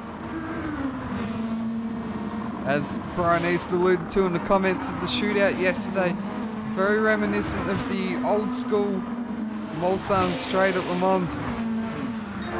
As Gabans didn't quite get the exit he wanted, Ridwan getting a great exit there, and he's going to move ahead into 11th place. And now next in his sights will be Brady McForehead in the top 10, and Spud down the inside of Aussie Hypnotic and Rusty Nuts. So N-Spud up in the 7th place early on in this one.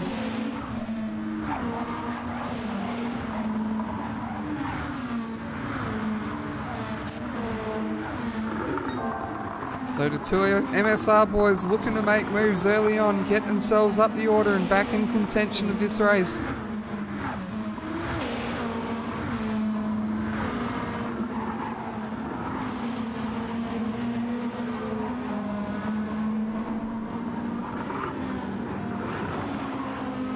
We've got a yellow flag. Who was that? I thought I saw someone off the track. Who was Captain Risky? So Captain Risky's made a mistake here. He's in the pit lane in the number 41.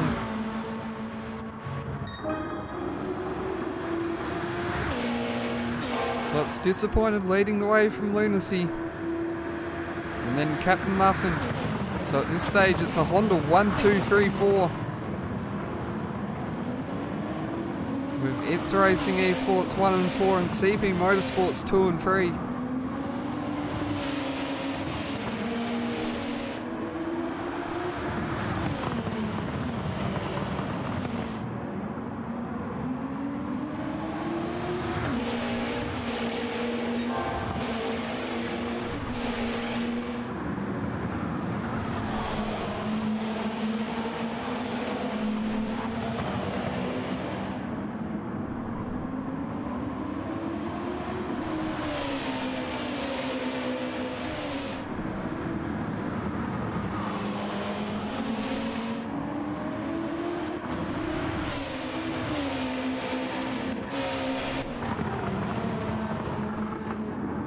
Brandosa just caught him run wide into the wall.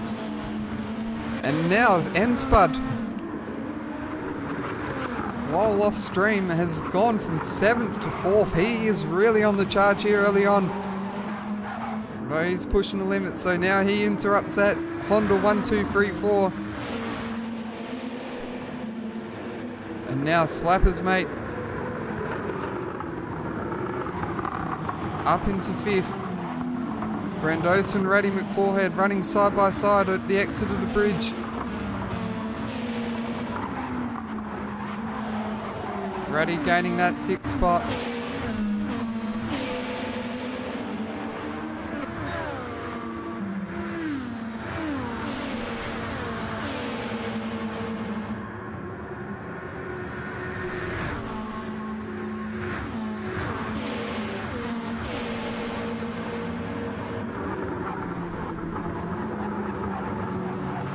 So plenty of action going on here early on in this one.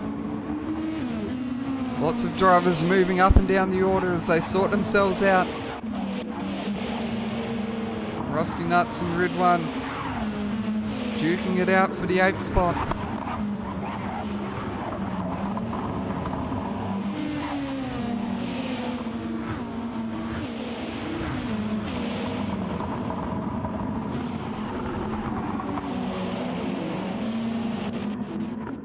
And Lunacy has taken some damage, so Lunacy now heading into the pit lane for an early pit stop. That's going to promote N-Spud up into 3rd position.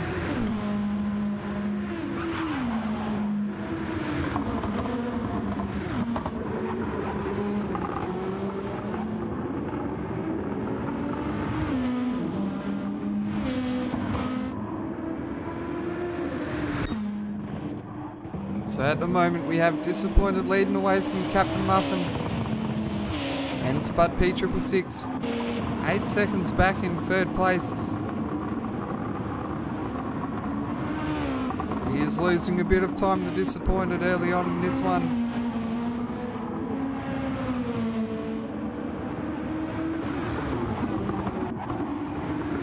Although he's done an excellent job to get himself up into 3rd place within 3 laps. Slapper's mate running wide, and it's Ruddy McForehead who's up into 4th place.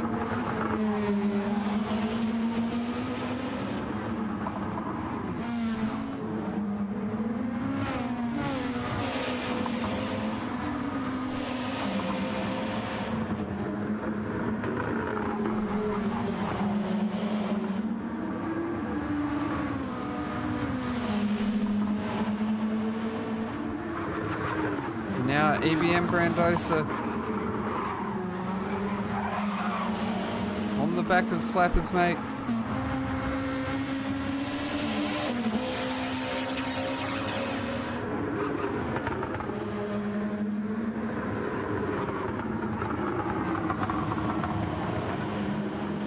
Slappers gets into the wall, so too does Brandosa. I'm not sure if that's a bit on my end or whether they both just genuinely got into the wall. It's looking a little bit laggy at the moment.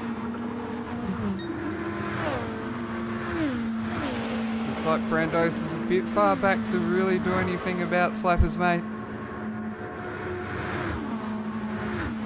Ridwan in 7th. Let's look at this battle between Hypnotic and Rusty Nuts. As you can see, Rusty Nuts trying to make a way past Aussie Hypnotic, moving across the track, trying to defend.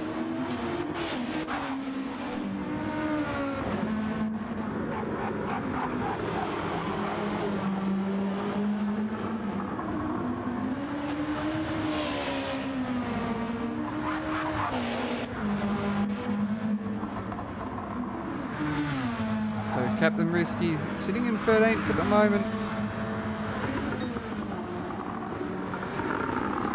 Getting his comeback drive.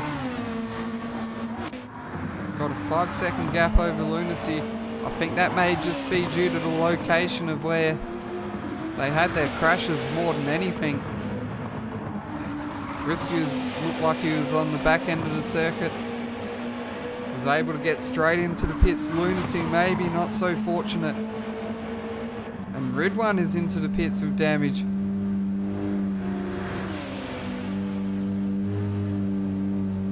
So the split of the woes continue for the Satellite Racing 56. With Ridwan back into the pits.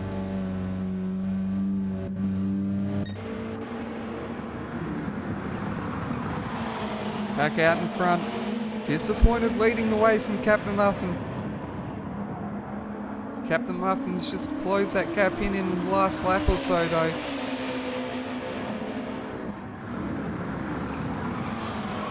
Both of these drivers really extending that margin out to N-Spud P666.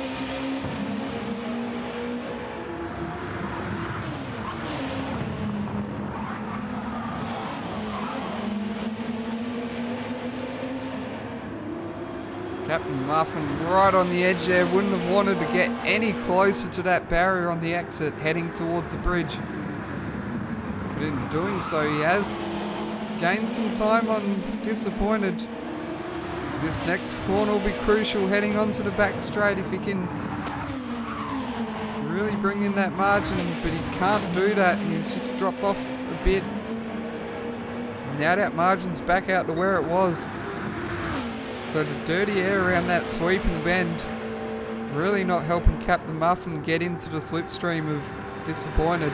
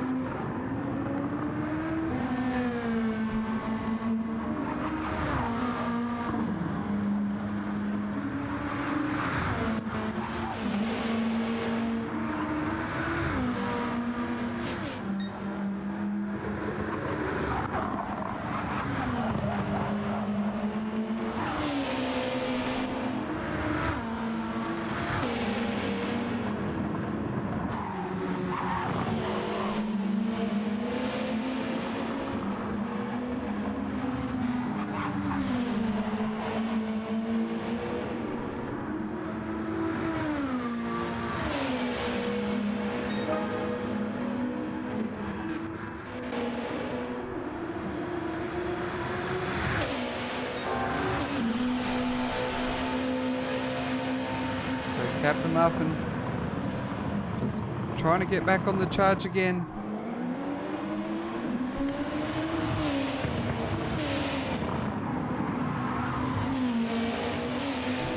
Really aiming to close that gap into Disappointed. Crucially, Disappointed does hold the track position over Muffin. And Muffin really got out of shape on the exit there, and that's really cost him a lot of time. He's actually taken damage.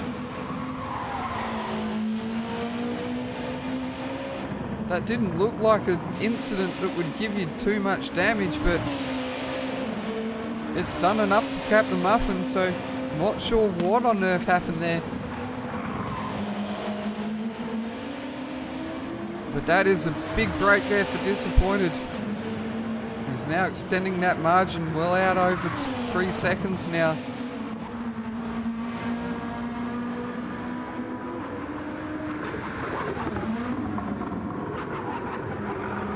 And Spud sitting comfortably in third place.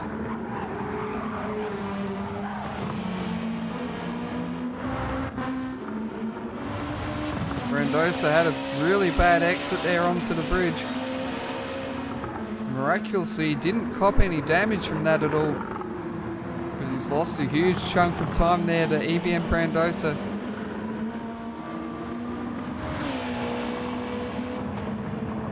Certainly not the result he'd be hoping for. Certainly in that corner at least. He would have been looking to get a bit closer to Ratty McForehead and maybe launch an attack for 4th place.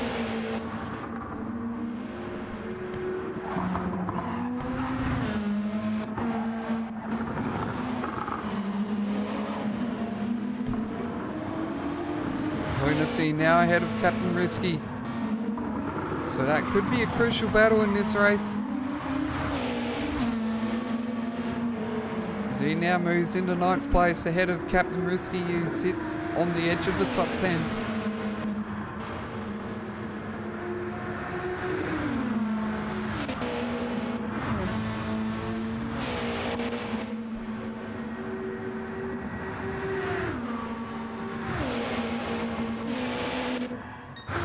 So Captain Muffin now in the pit lane looking to repair his damage. And that'll hand 2nd place then Spud P666.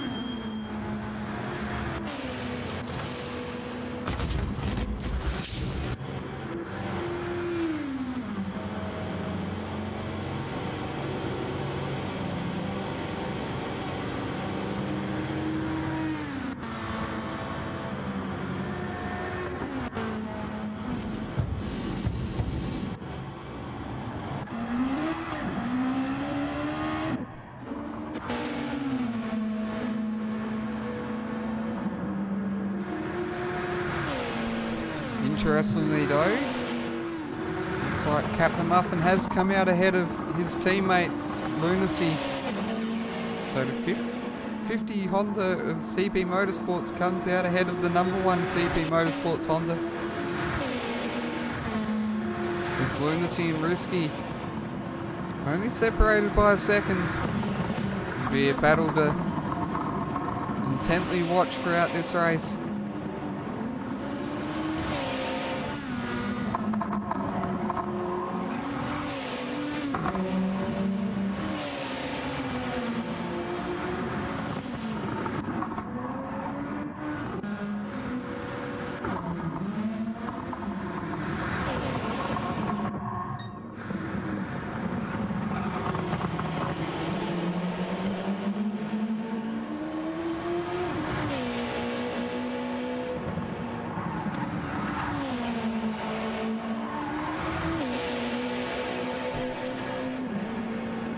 So disappointed, thanks to Captain Muffin having that incident and having to pit, now holds an 11.5 second advantage over N-Spud.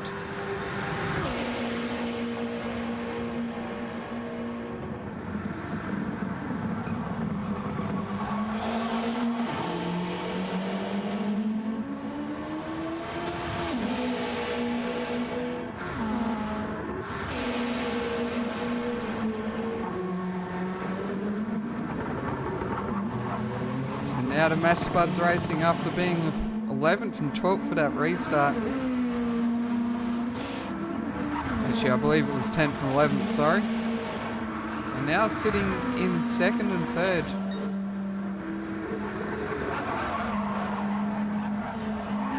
So a fine start to this second race for the MSR crew.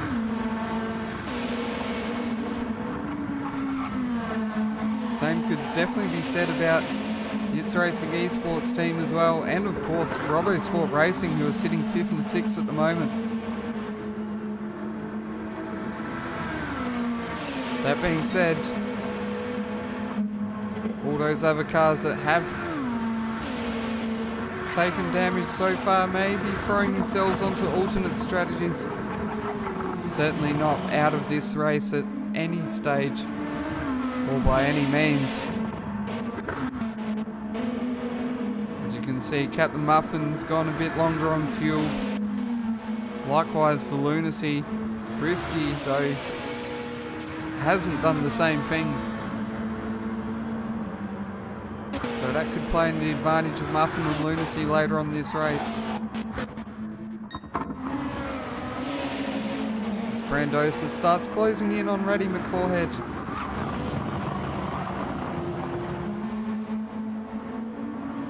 Maybe looking to try and make a move at some point here.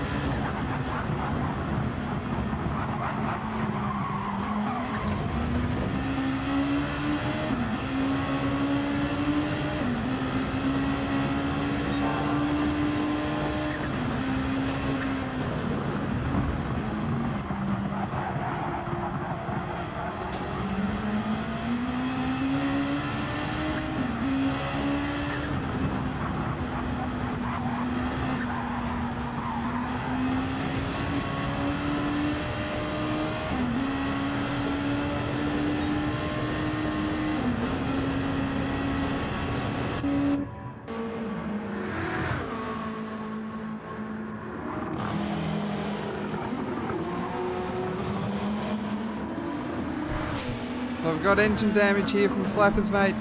That looks like it'll produce a safety car.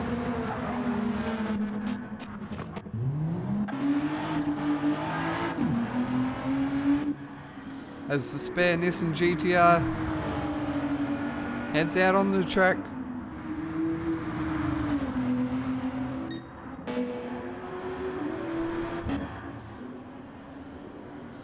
And Disappointed, jumping straight into the pit lane.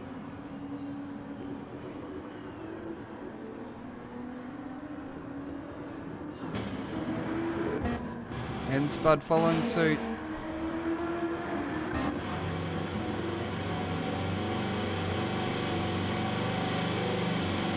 It's like all drivers taking the opportunity to get their pit stops in.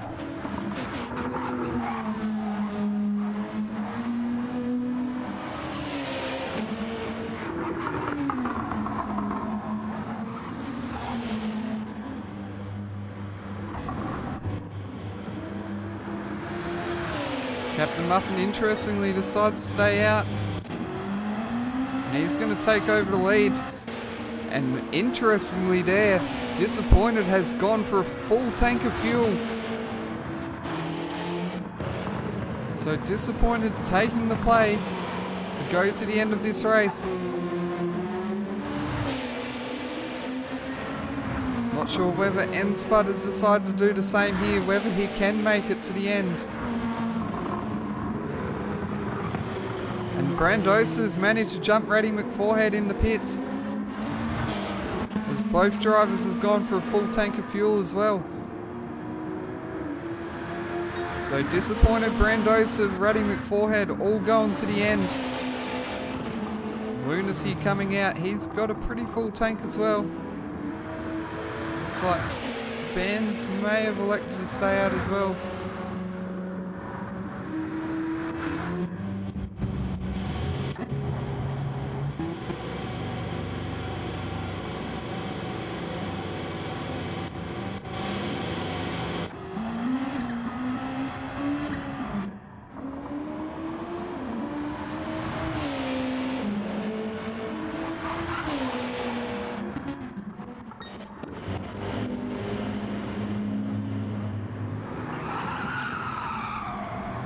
Take this opportunity to have a quick break. I'll be back with you in commentary shortly, but meanwhile the cars will roll around on the safety car.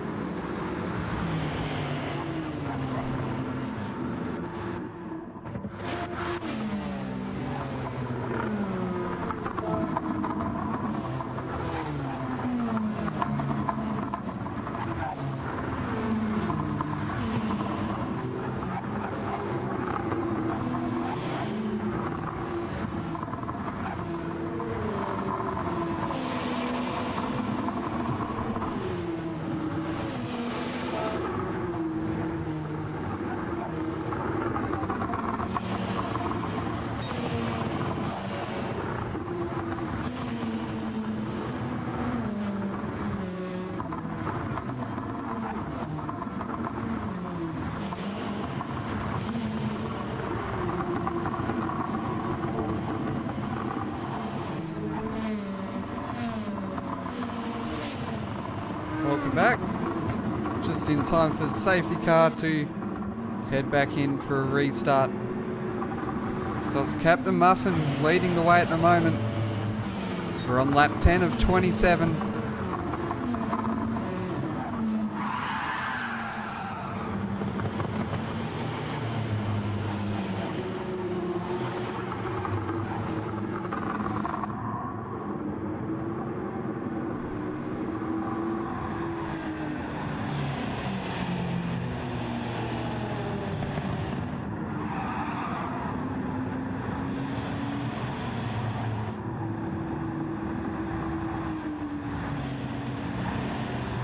While we're under safety car, don't forget to hit that thumbs up.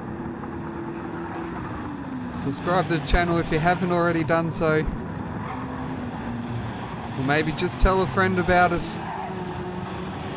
Share it onto Facebook. Let everyone know that this stream's on.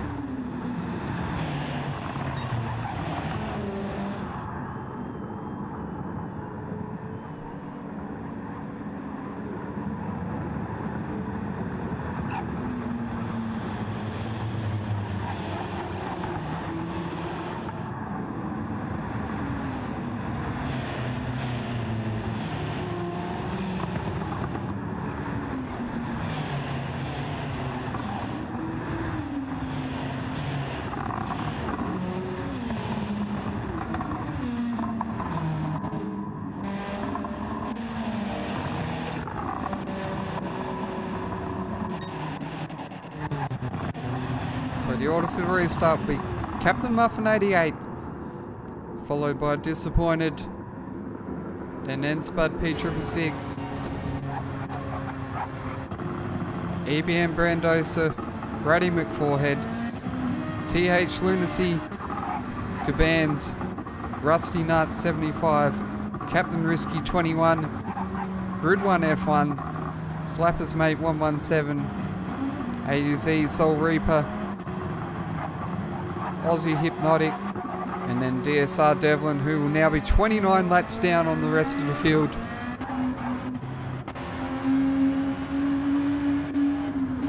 As John accelerates away from the field, control is now held by Captain Muffin. He'll be able to accelerate any time after the exit of turn 23 and before the pit lane wall.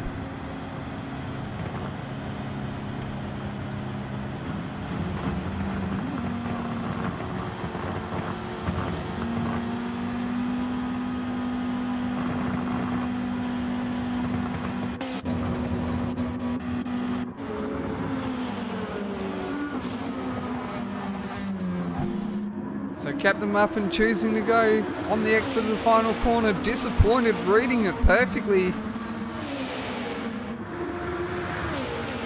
Seemed to anticipate exactly when he was going to accelerate. And it's only a 2/3 of a second gap out of turn 1. Muffin running wide there. That's going to open the door for Disappointed to get a run on him down the straight. Muffin weaving from side to side, not exactly permitted within the rules. Let's see what Disappointed does into turn number 3. Doesn't get far enough up the inside to get the job done. And gets all out of shape on the exit. That's going to open a door for N-Spud to have an attack.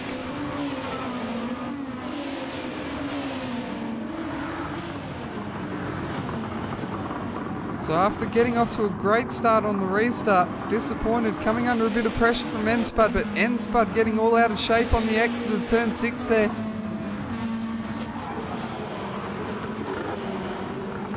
But not losing too much ground to Disappointed, who's taking a bit of time to fire up. Of course, the extra weight and the fuel may have an effect here. N-Spud running with a lighter car, certainly looking more racy at this stage of the race. As the likes of Brady McForehead and EBM Brandosa probably will struggle a bit with the heavier fuel load.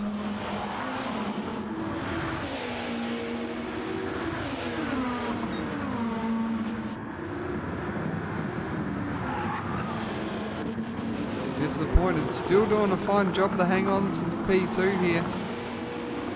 Meanwhile, Captain Muffin is extending his margin out over 2 seconds.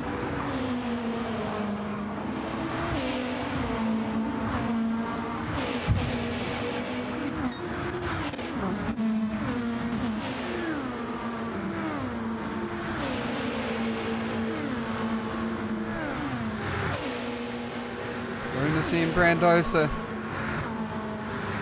locked in a battle over 5th place. Brandosa getting slipstream, but not enough to get alongside at the end of the straight. Red One running very wide there. What's happened to Captain Risky? He ran off the track as well. He was in that fight in the top 10. Now he's down to 11th, 12th place. As him and Devlin run side by side. Devlin affording Captain Risky plenty of room there. Some nice respectful racing from the two. There's a car in the fence, that's Red One. He's spun around, miraculously no damage on the car. But he manages to get it flicked around the right direction. And he'll get moving again. Unfortunately down in 14th place. Disappointed, now settled in a little bit. Got that margin out to 1 second.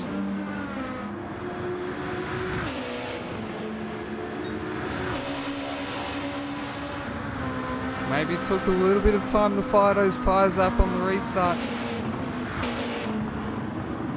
Or it could be just more of a case of N-Spud struggling inside that dirty air.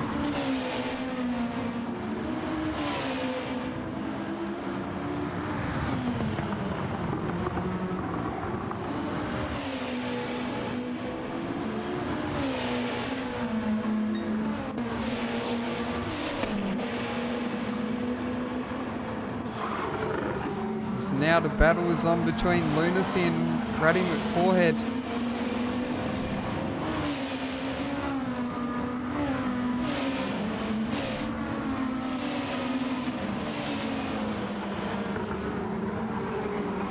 Lunacy obviously running with a lighter fuel load.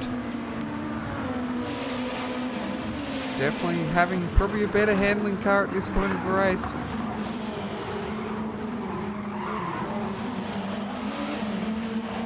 And that'll certainly give him an advantage handling through the corners.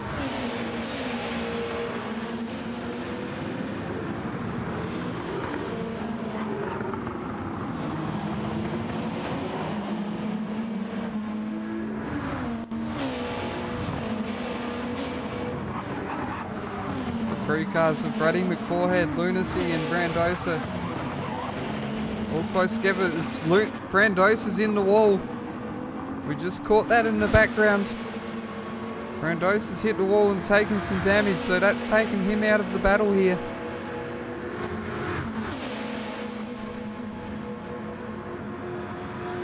And you would assume that he'll be heading into pit lane very shortly.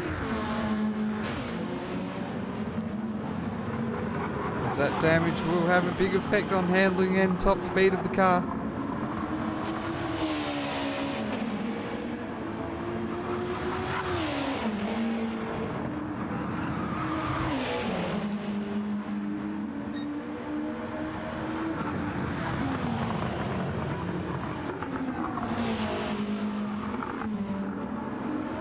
So what was looking like a fight for a top 5 position now sees Brandosa limping back to pit lane.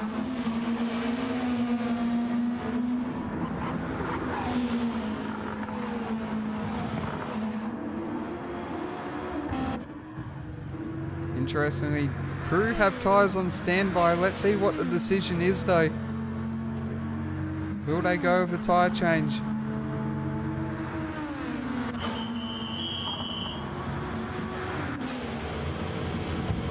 It just looks like repairs only for Brandosa.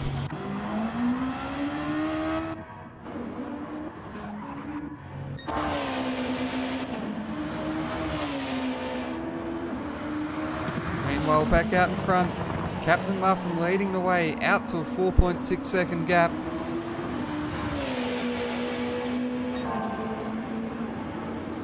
He's punching in those purple sectors at the moment, extending that margin out over Disappointed. Disappointed still being harassed by N-Spud P666.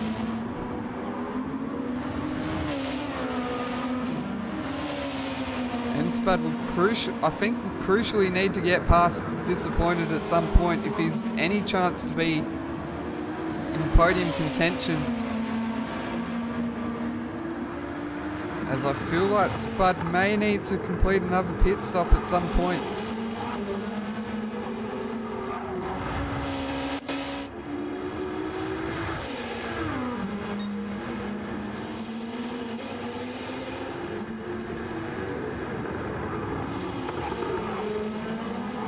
Don't quite see Spud making it to the end of this race.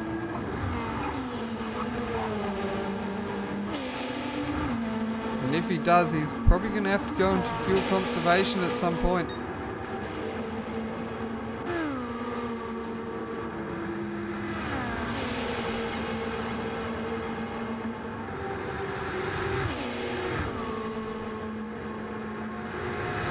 Ready McForehead. Got Lunacy close behind.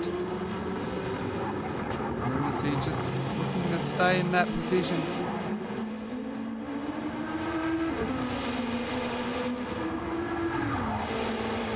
So now he looks to the outside. Not really a place I'd expect any passing to happen, but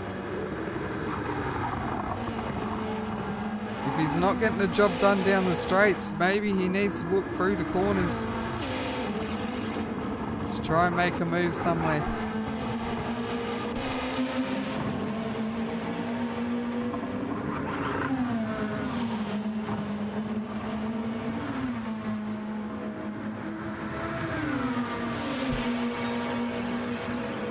But at this stage of the race, I'm fully expecting the likes of Disappointed and Ruddy McForehead to be going right to the end of the race.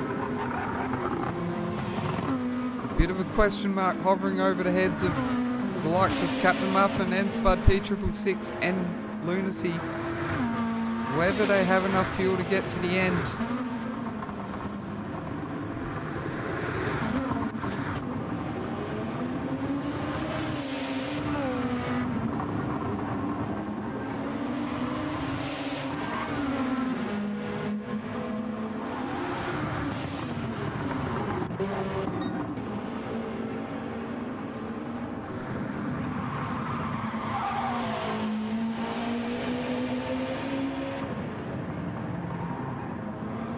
And of course, last time around, another fastest lap there from Captain Muffin.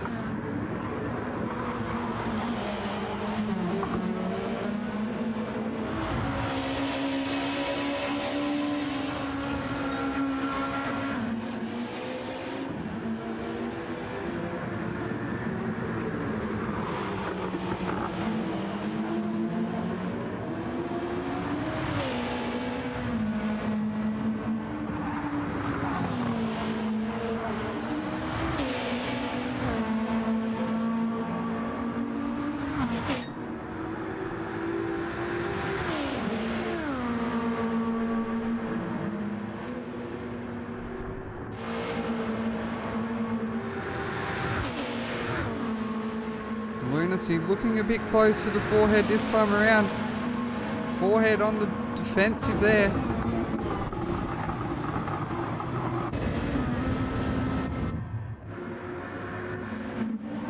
And Lunacy gets the job done. Bit of a tight situation there between the two.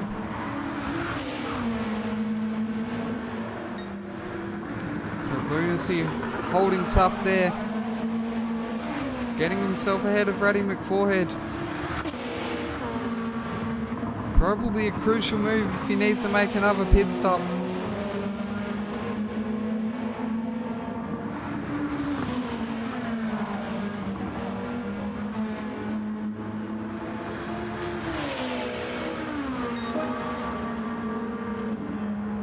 will now begin to charge to hunt down the likes of Spud and Disappointed.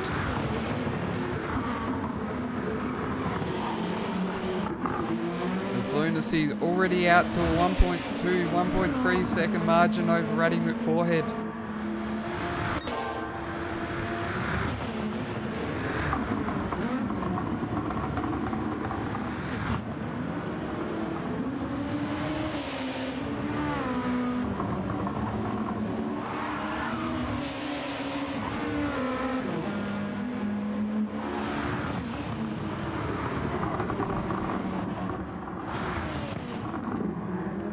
Just jumping a bit further back. Captain Risky now up into 6th place. After being a bit down the order earlier on.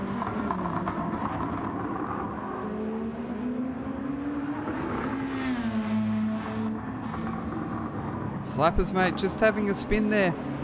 He was in 7th, but now Aussie Hypnotic and Ridwan are going to move ahead. So Aussie Hypnotic up in the 7th. Ridwan F1 up in the 8th place. Slapper's Mate with a bit of damage. You could see Gabans close in and take 10th place or 9th place away from him. Meanwhile, EBM Brandosa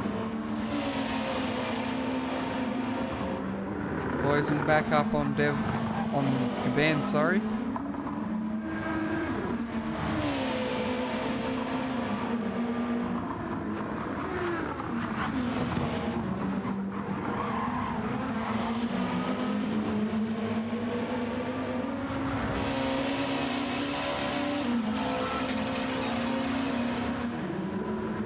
So we're up to lap 15 of 27.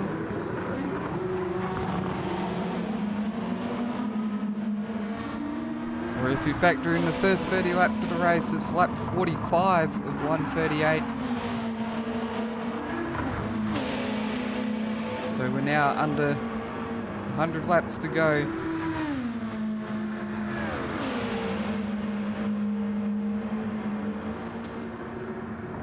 Brandosa in the draft, pulls out of the draft now to move alongside Gabans. Gabans not really offering much resistance to this challenge. I think he's thinking bigger picture in this race. Not willing to fight too much against an obviously faster car. As Brandosa now sweeps around Slapper's Mate as well. He's struggling with a bit of damage. He drops down to 11th.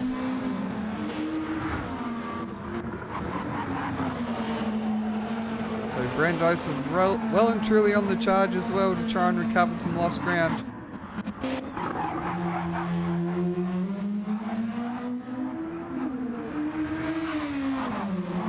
As we see Soul Reaper and Rusty Nuts are effectively in 12th and 13th. With Devlin 29 laps down in 14th place.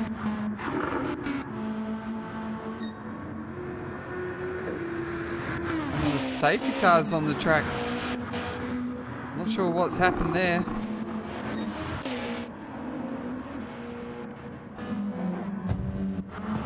Nobody actually has engine damage. So I don't know if he's accidentally jumped back out.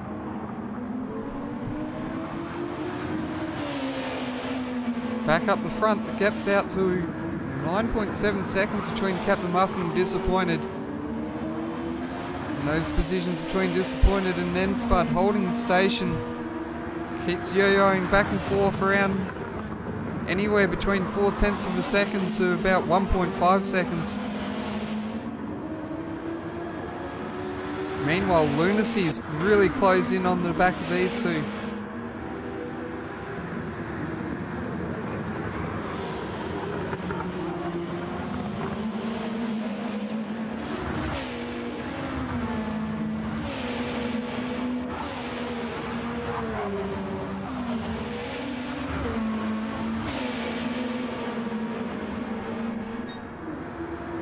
And Disappointed's gotten into the wall here.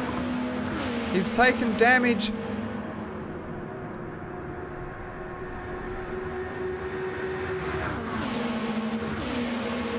So the best laid out strategy that we thought may take Disappointed to the win here has now come unstuck with a mistake.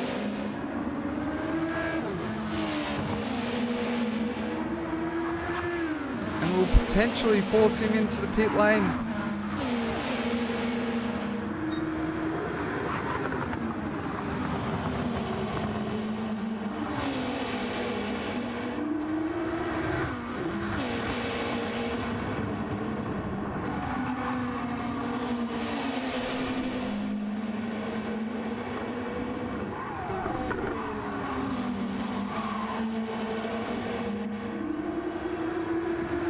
And Spud getting all out of shape on the exit there.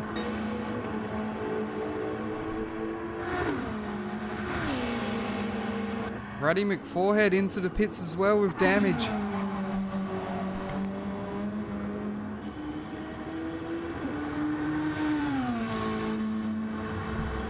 So suddenly we have another shake-up of our top 5.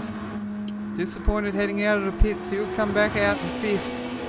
May come under pressure from Ridwan F1 on the exit. Looks like he does have a big enough gap to get through turn 2. So fresh set of tyres, repaired car. He'll be good to go for the last 11 laps of the race, providing he doesn't cop any damage again. And crucially for Ruddy McForehead, he's come out in front of the likes of Aussie Hypnotic and EBM Brandosa in a battle for 7th place.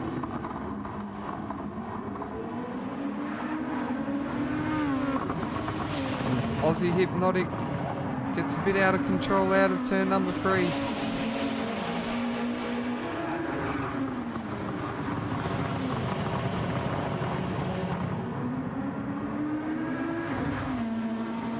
Brandosa desperately looking for a way past.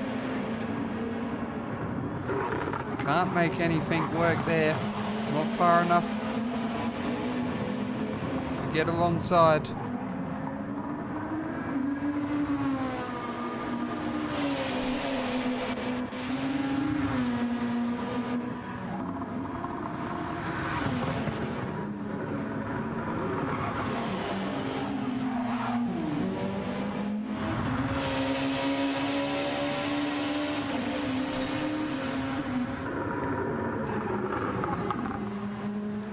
So I think now with Disappointed's mistake, this has essentially fallen into the lap of Captain Muffin. I think that Muffin will be able to get through pit lane easily and come back out and retain the lead, as we've got to change for position here. Lunacy taking over 2nd place from N-Spud. N-Spud though definitely not giving up on it just yet.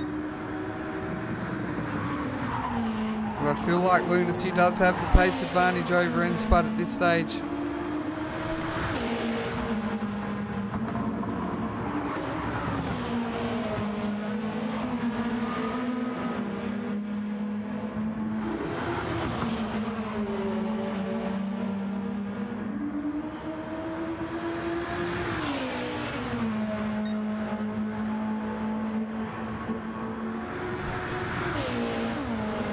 So we now have a CP Motorsports 1-2 on track.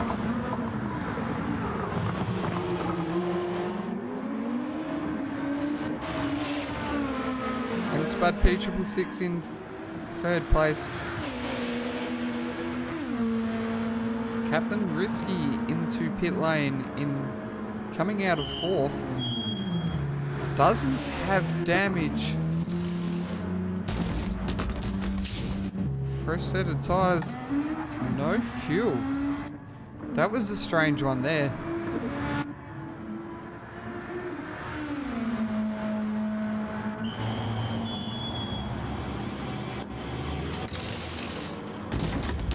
Aussie Hypnotic, he's in for a damage repair.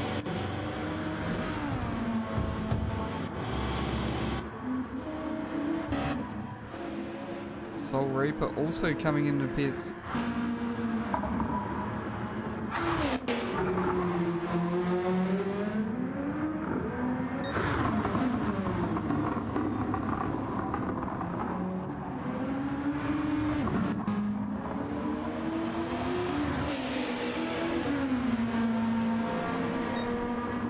So Ratty McForhead's also lost a position here to EBM Brandosa.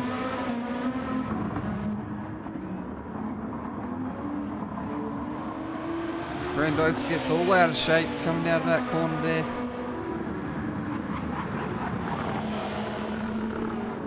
Again, not sure if that's a bit lag induced or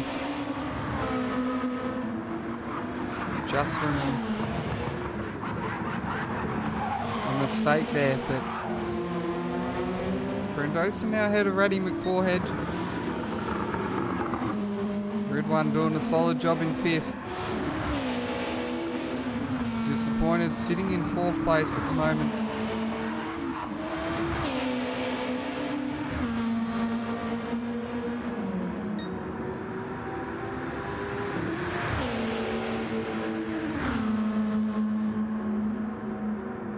Curious to see how this shakes out.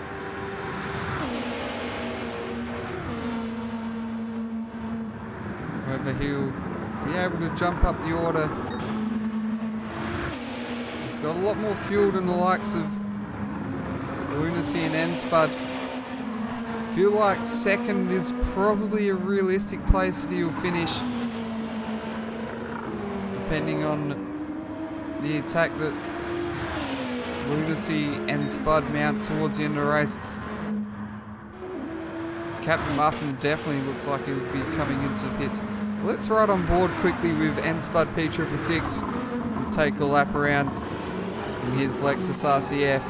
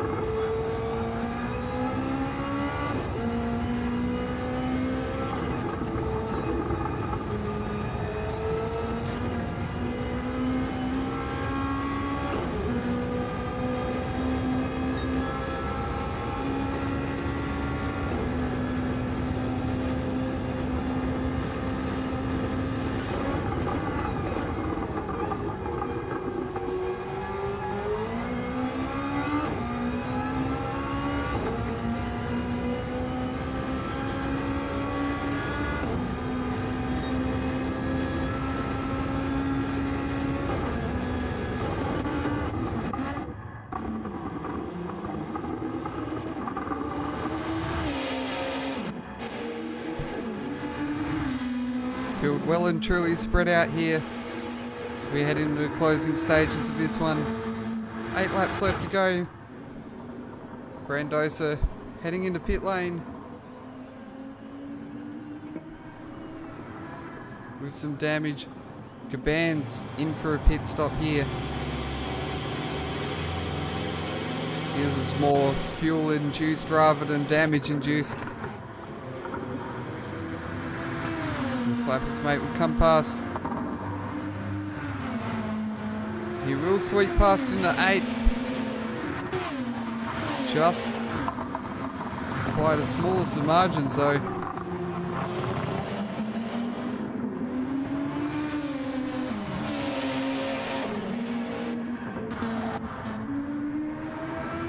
Cabans comes out effectively in 11th place.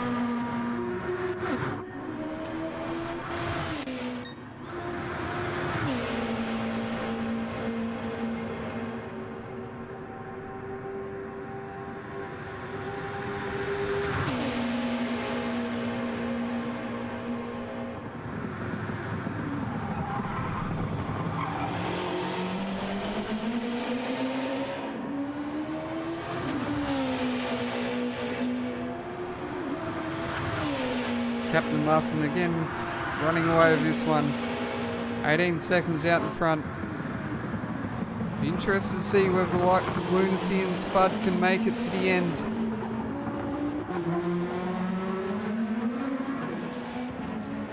Lunacy running with a bit better fuel consumption than Spud by the looks of things.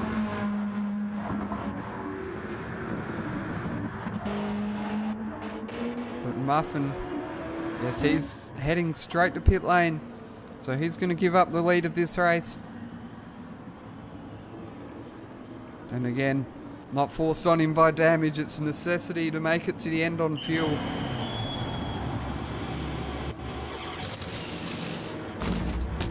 But Lunacy will come around any moment, he'll sweep into the lead of the race.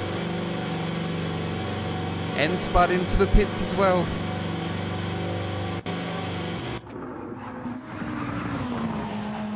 So Muffin comes back out on the track. He'll resume in 2nd place. I'm assuming Disappointed will come into 3rd place. Yes, he'll take over 3rd. So Spud obviously realising he may not make it to the end of this race. I'm assuming that Lunacy could be in the same position here. But Muffin comfortably coming back out with a 6-second gap over Disappointed.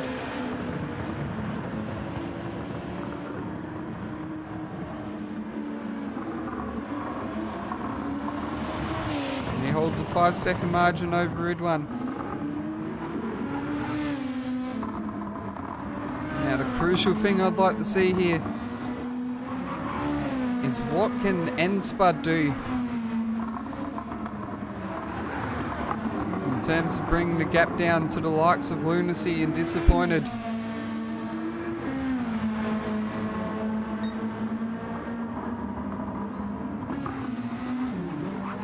As it looks like Spud is instantly cutting into the margin of the leader. So is he going for an undercut on Lunacy? Will Lunacy need to pit?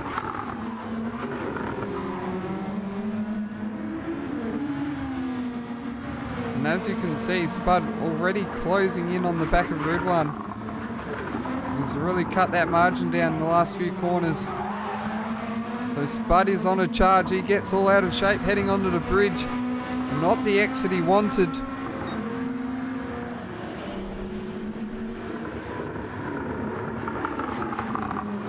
Ridwan obviously on more worn tyres, so he is going to be vulnerable here to end Spud.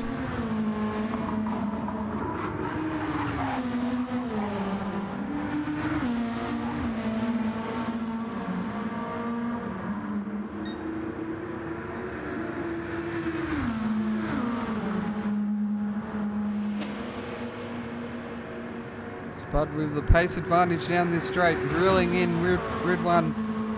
Don't think it's going to be enough on this occasion to take the lead.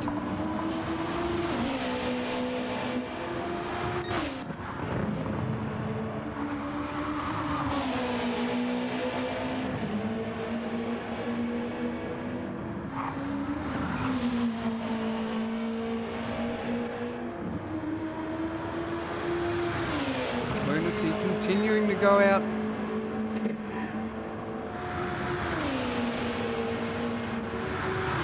If Lunacy can make it to the end, then he's obviously going to go with that option.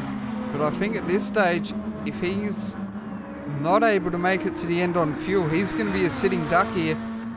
And Spud's into the pits.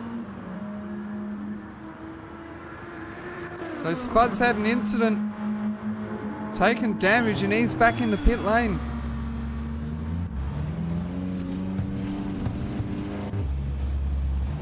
So quick repairs to this number 32 Lexus.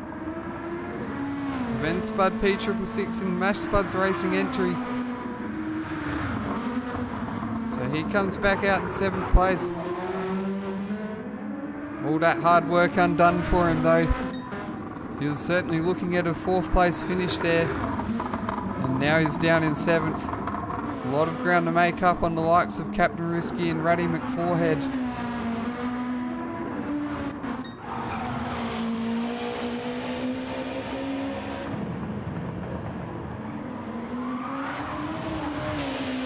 Disappointed, really pushing the limits here of his Honda NSX. So we're at 6 laps to go on this race. Looks like the margin's staying steady between himself and Captain Muffin. Muffin, however, laying down those purple sectors. Very much closing up the gap to Lunacy.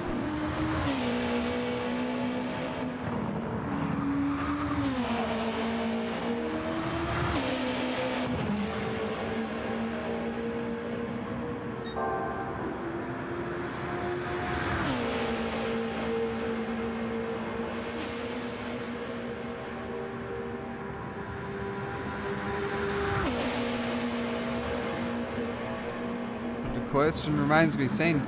Will Lunacy make it to the end of the race without making a pit stop? And does he have the tyres to get to the end as he runs a bit wide there onto the grass?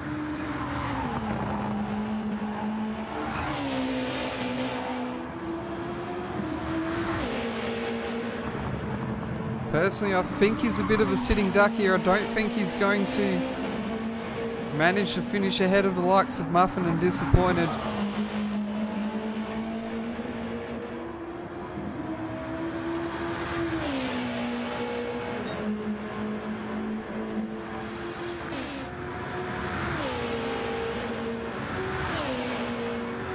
He crosses into 5 laps to go, so no more safety car from this point in the race.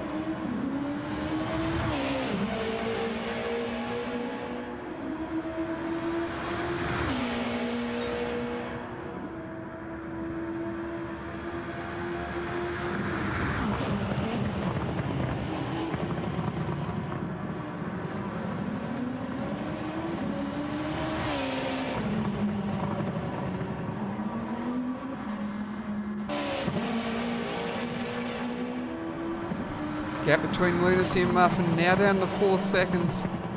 Underneath 4 seconds now. The times have really dropped from the 256s, 255s down to 258s and 257s. I think he's really struggling with those tyres now.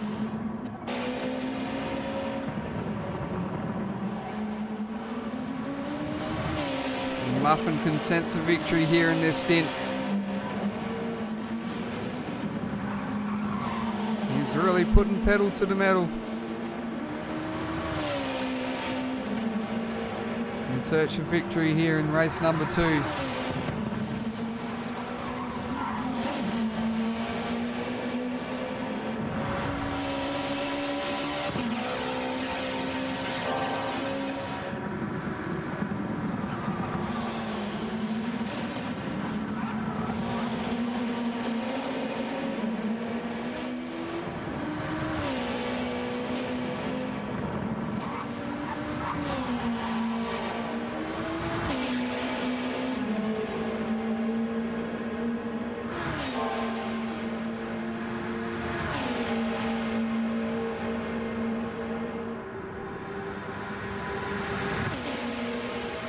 Muffin continuing to close that gap.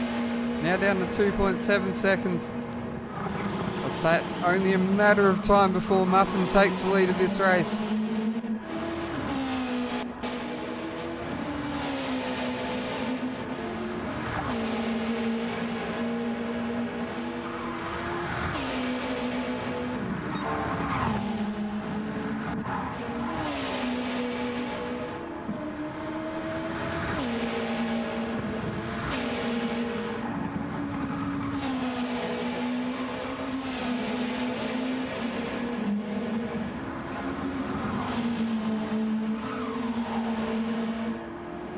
Margin now down to 1.5.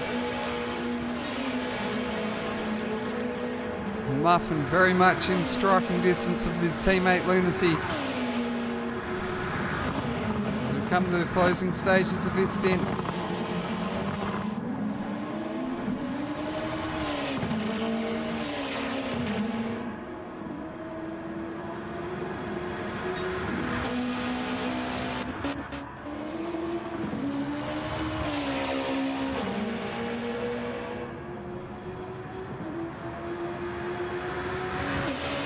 I did think Disappointed would close up the gap much quicker than what he has. So I think this is going to be a bit of a CP Motorsports 1-2 here. I don't know if he really has the pace. There's Muffin now right on the tail of Lunacy. Inside a second, now closer to half a second.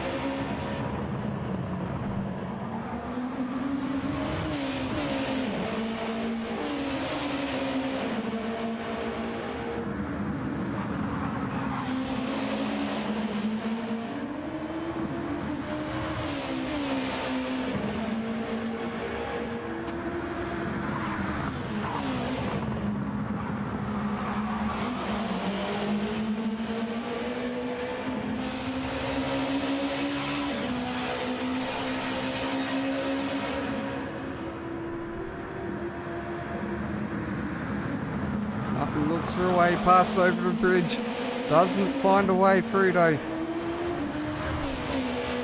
All we'll need to do is just hold a comfortable margin here through this sweeping right-hander. And that dirty air from the big rear wings really killed him there.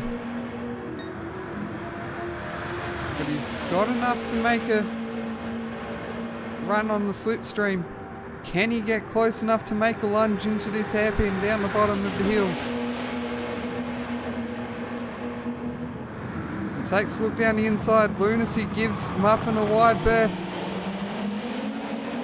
Muffin now moves into the lead of the race. So to number 50, CP Motorsports Honda of Captain Muffin now reassumes the lead from his teammate Lunacy.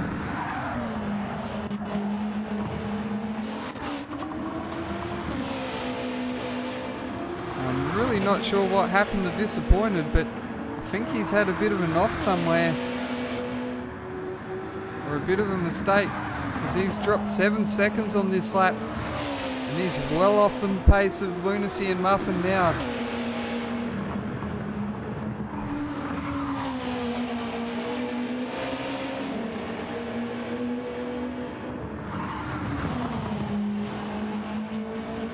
So we're now down to 3 laps to go.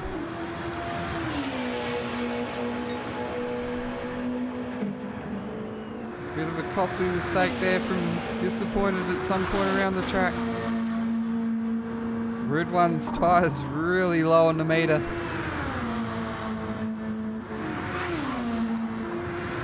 He'll very much be struggling for the group around this circuit. As you can see, really struggling to make it around the corner there. We've got Ratty McForehead and Captain Risky in 5th and 6th. And Spud a bit further back in 7th. Brandosa sitting in 8th as he runs wide off the track just as we cut to him on the stream. Slappers mate running wide into the fence.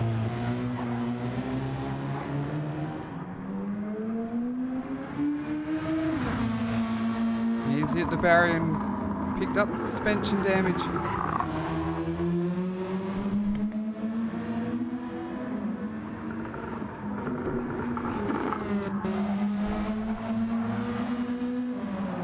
Thankfully, Rusty Nuts at the moment keeping it off the wall here.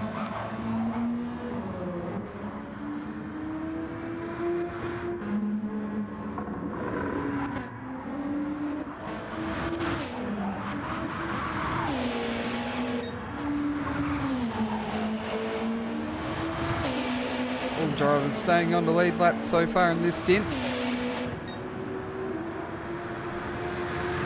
Of course,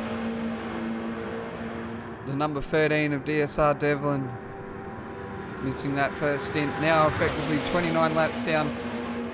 They will regain a lap when they get into this break between races. So barring any catastrophes in the final few laps, they will only be 28 laps down for the start of part 3. Meanwhile, Lunacy continuing to... Sorry, not Lunacy. Captain Muffin continuing to lead the way over Lunacy. It's a 5-second margin between the two.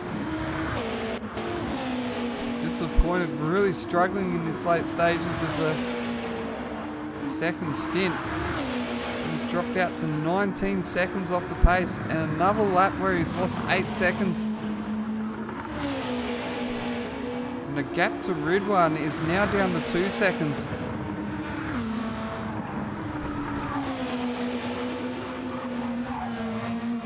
So he's really going to need to focus in on these last 2 laps. Make sure he has a clean run to stay on the podium.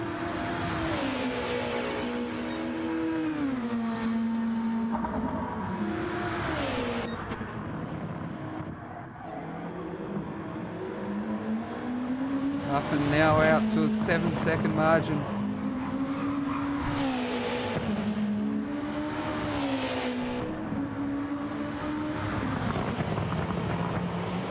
Barring any catastrophes, you'd pretty well say that he's likely home and hosed in this one.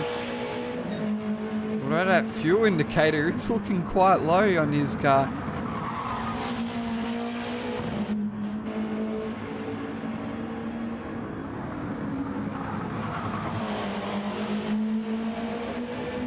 I'd like to think that they can both make it through the next 2 laps, but that is looking quite low for me for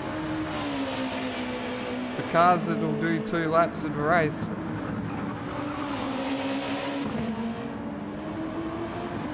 So possibly some fuel concerns there. Then again, I could just be manufacturing some drama as well.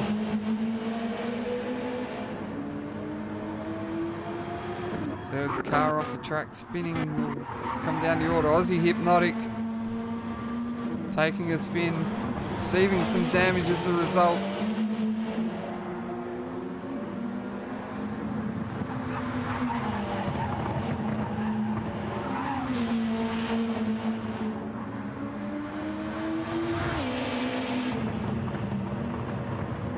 Now, interestingly, does he head to pit lane?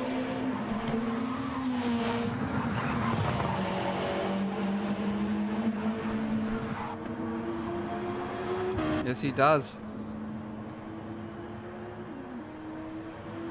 The big question, will he be able to come back on the lead lap? But he will drop down to 14th, or effectively 13th in this race.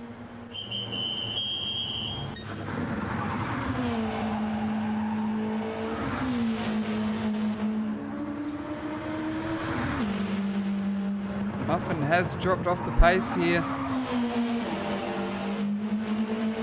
Maybe he's realised he hasn't got much fuel to get to the end. It's certainly sounding low on the revs.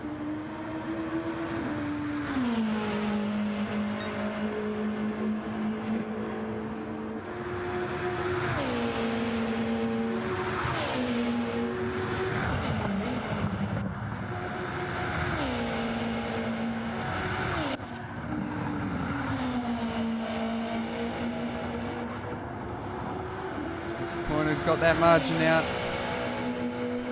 come across the line and start the final lap. Curiously, where has Hypnotic ended up? He's ended up with a 3-second penalty as well. Hopefully he can get through the end of his stint without going a lap down.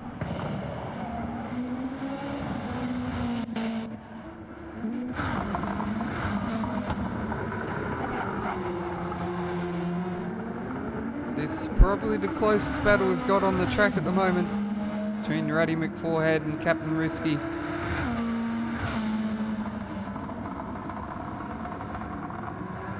As we head on to the final lap.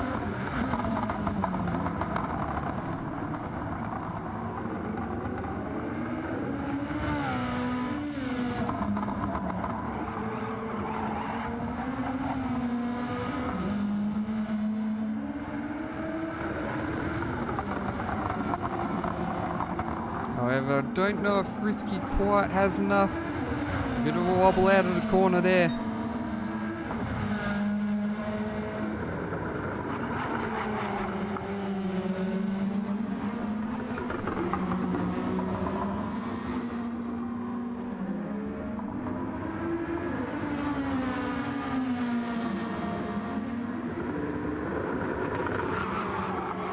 Looks like Ruddy McForehead's doing just enough to hold Captain Risky at bay.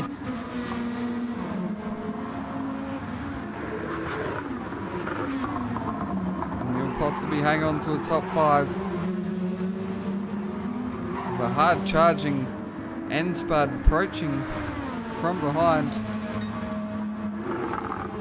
Don't think he's going to have enough to get to the checkered flag in anything other than 7th place. Unless there's a bit of mistake towards the end. But out in front, Captain Muffin looks like he does have enough to get to the end of the race. So we'll just disregard the comments of an over-dramatic commentator trying to hype up some drama as if it's a supercars race.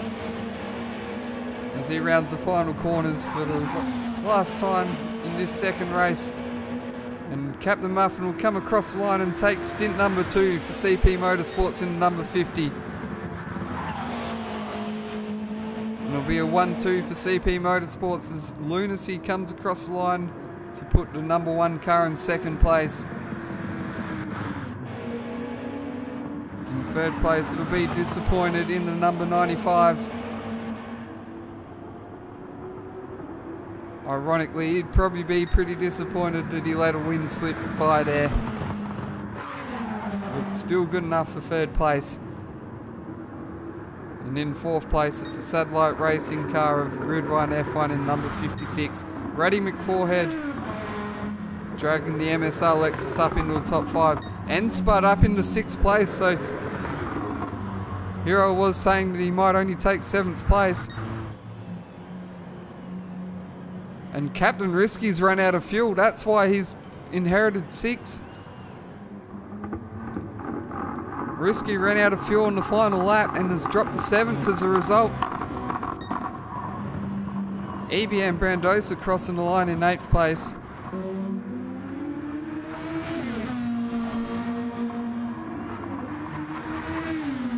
And then we'll continue to wait for our final finishes.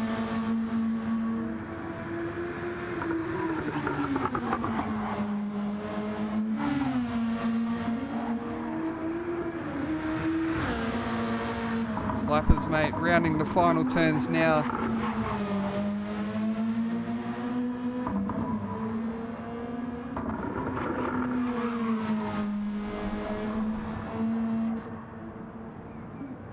And Slappers, mate, will cross the line in 9th position.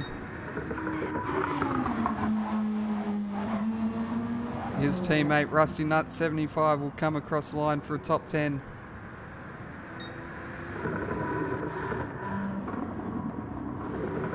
And then Gabans will cross the line in 11th.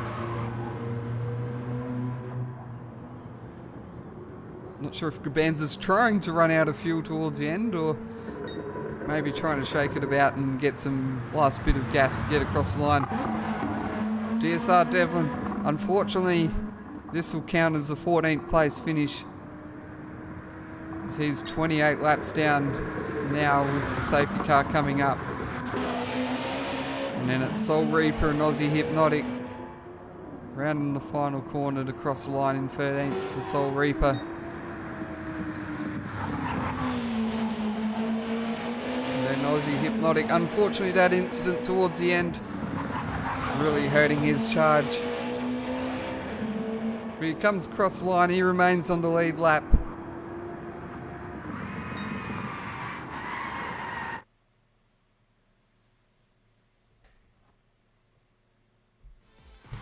And there we have it. Race number 2 out the way. 27 laps that time around. We're now up to 57 laps completed in today's St Croix 1500.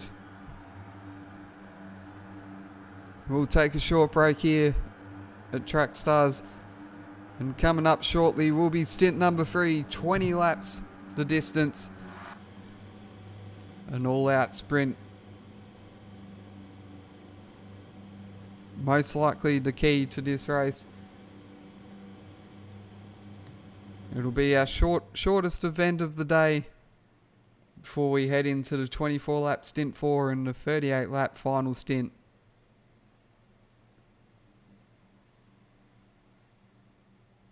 But we'll be back shortly with some more racing action here on Track Stars.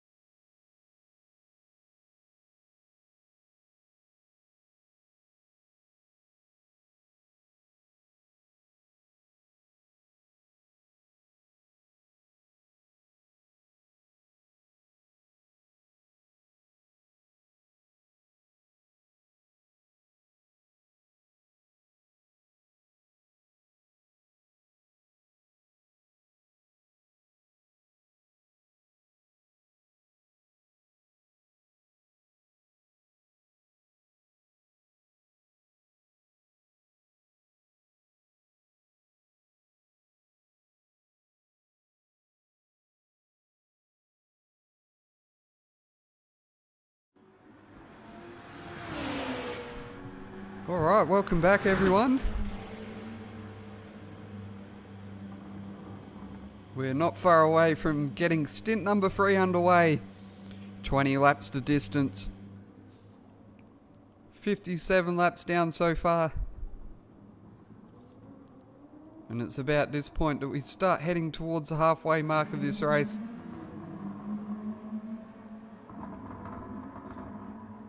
Looks like we'll be having a special guest join us at some point throughout this stint as NSPUD P666 will be out of the car for this stint.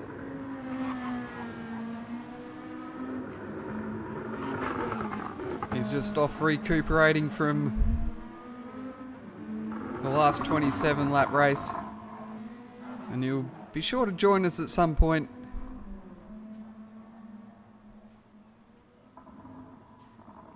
Meanwhile, I'll call through the early action of the racing before he joins us. That might give me a bit of an opportunity to get some lunch down.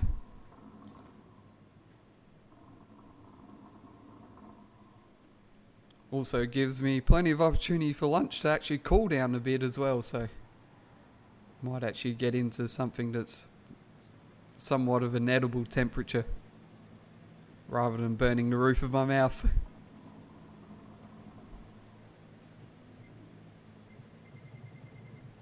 But we have all 15 cars ready to go. Yes, of course, the safety car included in that calculation. 14 of the GT500 Group 2 race cars. These beastly machines with near on 850 horsepower. What you could consider some of the fastest race cars in the world, outside of probably Formula 1. As Disappointed is now firing things up. We'll just wait off a short second before jumping into spectate mode as they get underway. Usually the game glitches onto onboard views, so we'll just skip all of that part and join back in when we can get the views correct.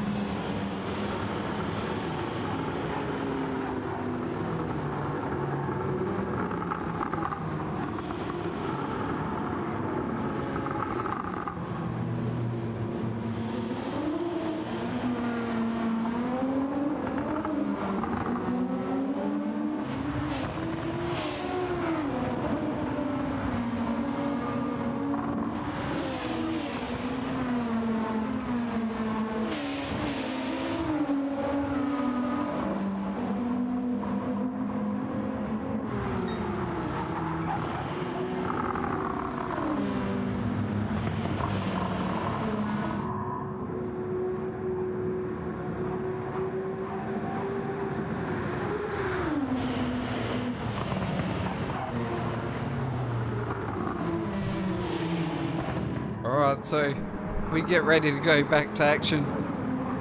Safety car reassumes its position at the front after dropping it on the bridge. We got Dram 50 leading the way. Lunacy sitting in second place, Disappointed in third, Rid 1 in fourth, Xylon in fifth, Budsy in sixth, Speedy Tyres in seventh, Brandosa in eighth, Loudy Dark Mist in ninth, Lurox in 10th, Gaban's in 11th, Gordok in 12th, Nightwalker in 13th, and then 28 laps down is DSR Devlin in 14th. Field is under control of Duran 50.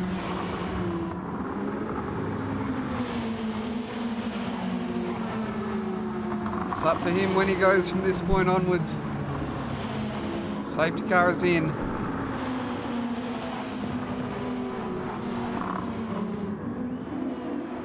And we're back underway in racing. Now on to lap number 59. 138, or 2 of 20 in this stint. Disappointed firing up the inside into turn 2. Leaves a bit of room for Lunacy. That compromises nearly everyone in around him. And he's got Rid 1 to contend with. Cylon a little bit further back. Disappointed, looking to have another shot at second place again. Gets down the inside. They go side by side through turn number 3. Lunacy has the inside line this time around and he'll gain the advantage and second place back. But Disappointed looking extremely racy here early on. And very much looking like he wants to take the lead and try and win this stint. Of course, he's got Speedy Tyres, he's already up in the 5th place.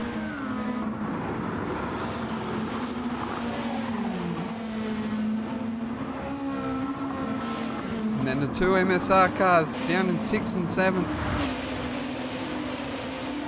EBM Brandosa sitting in 8th.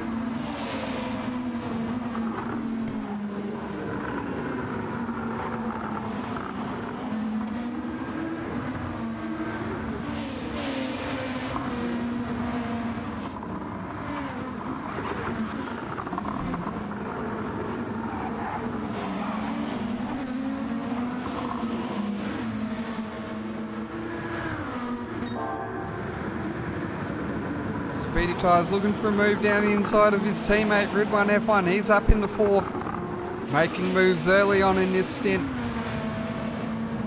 Trying to get the car as far up the field as possible. And just as I say that, we've got a special guest joining us in commentary here. Spud P666 having just vacated the car from the second stint with a fine 6th place finish in the end after a bit of a mistake proved costly. Welcome aboard, Spud. Glad to have you here. Thanks, Jarman. Thanks for having me on. Yeah, as I said, as you just mentioned, it was a bit of a slow start for 32, finishing up at P11. But you know, Raddy and I had a very good start throughout the stint of the second stint, and we're just really charging up through the field as we see some drives go wide, and we see before I get into my contacts, we see the 2 satellite cars and the MSR cars all going held for bent and getting contact between amongst them. Has any engine damage come avail for one of those cars? I don't think so. I think how they've gotten away with that, I will not know. And Xylon 96 is also facing the other way, so I've come at the right time, haven't I, Jarman? Wow, it's all kicked off here. This is pretty well one of those Sydney Olympic Park moments where Scafey's gone. They're in the fence, they're both in the fence, they're all in the fence. Yeah, exactly. So I don't know whether we're going to be calling a safety car because there was a huge pile up there, but I don't think we're going to need that. Obviously, because I don't think we saw any engine damage pick up from any driver at all. So perfect time to come in, and we see massive moments between all leading cars, MSR cars, satellite cars, and even we saw an It's Racing car in EBM Brandosa as well. So lots of drivers getting themselves into a lot of mishap. We see a Robo Sport car, so many cars have all been caught up on that, what I like to call the Michelin Man corner, where you see the Michelin Men on a barrier, and once you hit him, then all hell goes loose, and you just end up, facing the other way around. Yeah, the only thing I will say is that I do think the rules say that if there's like a multi-car incident that there is a safety car. I think that would have been the moment for a safety car if there ever was one. Yeah, absolutely. We only assumed that was only for the start of the race, but obviously now we know it is throughout the stints or throughout any lap. I guess that could be handy. But regardless, obviously these guys are just trying to eke themselves back into a rhythm now that they've definitely lost time, at least towards the top 5. I believe Gabans might be the only driver that's within relative position of trying to get himself a comfortable position in the top 6. Xylon 96 has just come through unscathed, so how has he come out of that without any damage? He was facing the wrong way in the last section of the track, and he's still ending up in 7th with a 3-second penalty hanging over his head. Yeah, for some reason I feel like maybe that was like passing under yellows or something like that. I think that might be something that us as stewards need to review post-race, whether he was just genuinely avoiding an accident and the game has given him a penalty, or whether he's gained out of that. So that might be something to review afterwards. Absolutely. But yeah, I would give Xylon the benefit of the doubt that he was just trying to avoid the chaos and accidentally benefited. It's like that Lightning McQueen moment through the oval. I was starting to wonder for a second that maybe Gran Turismo just spontaneously added weather into the game at St Croix, and there was just a random deluge of rain that caught everyone out or something.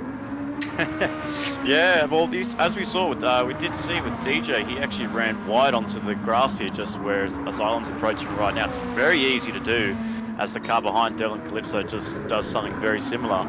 But it is very easy to do. It's like there is only basically one line where you can get the car going flat out on the throttle. But as soon as you just turn in that little bit too late, you're just really hampering your entry speed. And then because you're taking so much speed into that corner, you just drift, you understeer onto the grass. Most drivers can pull it up, but I guess in some other cases, it's just, you just hold on just to hopefully not smash the car up into pieces, as we saw with some of the leading contenders of this St Croix 1500.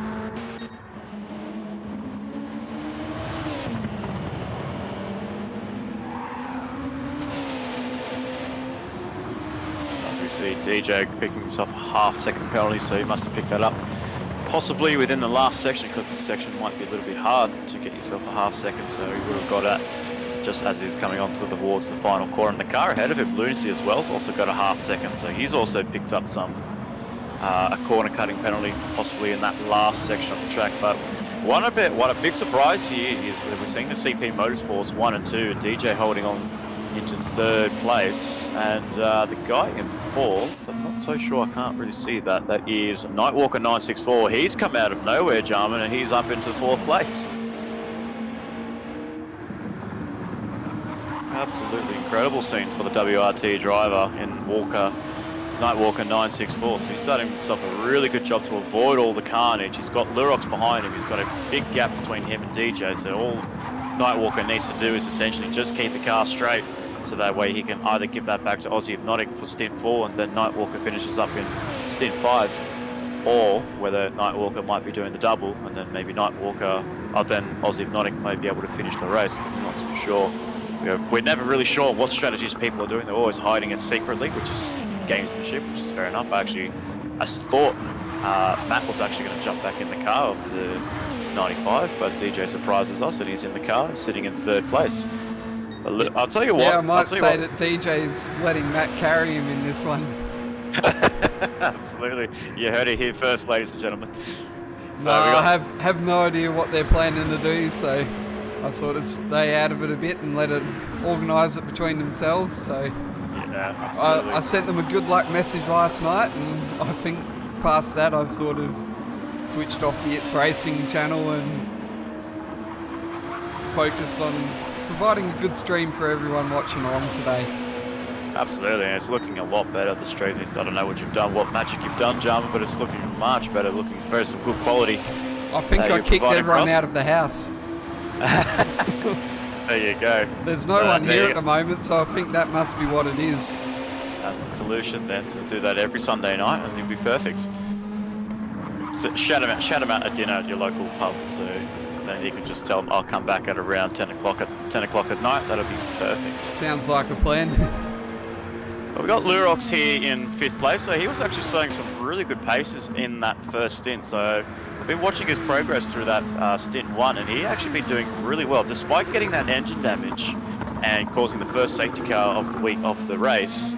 Lurox has been flying under the radar, especially in that last, at the end of that first stint. He was just really composing himself. He was working with Laudy, and they brought that car into 6th and 7th place, I believe, and now Lurox is back in the car, holding on for 5th place. But as we did see, there was, I think he just benefited from all the carnage that was ahead of him. But you know, you take what you can, and Lurox has done that, and he's struggling a little bit to find some pace in the car. But I did hear from Robbo himself, Robbo's from the man for Robbo Sport Racing, the team boss, that the guys are actually finding a little bit more pace in their car than what they anticipated. So they're actually finding some genuine pace from these cars, and Lurox is starting to get a little bit more confident in behind the 22. So he's just not there yet, but I feel like at this track, where it's just under a 3-minute lap, you can definitely find some confidence with 20 laps of racing. Yeah, it's definitely good to see if he's finding confidence within the car, maybe finding a bit more of speed that he didn't know he had. It certainly bodes well for him that he can just go out there and punch in those solid laps and maybe keep it off the track and, well, keep it on the track and off the walls and end up with a good result out of it, hopefully. I don't want to put a curse on him just yet. No, absolutely, and I think we did. I think he kind of did something similar with the racking up of the bills for RSR, and then we saw what was the safety car coming out for Lurox's engine damage. But I will say it is actually very hard to get engine damage around this track. You can't really.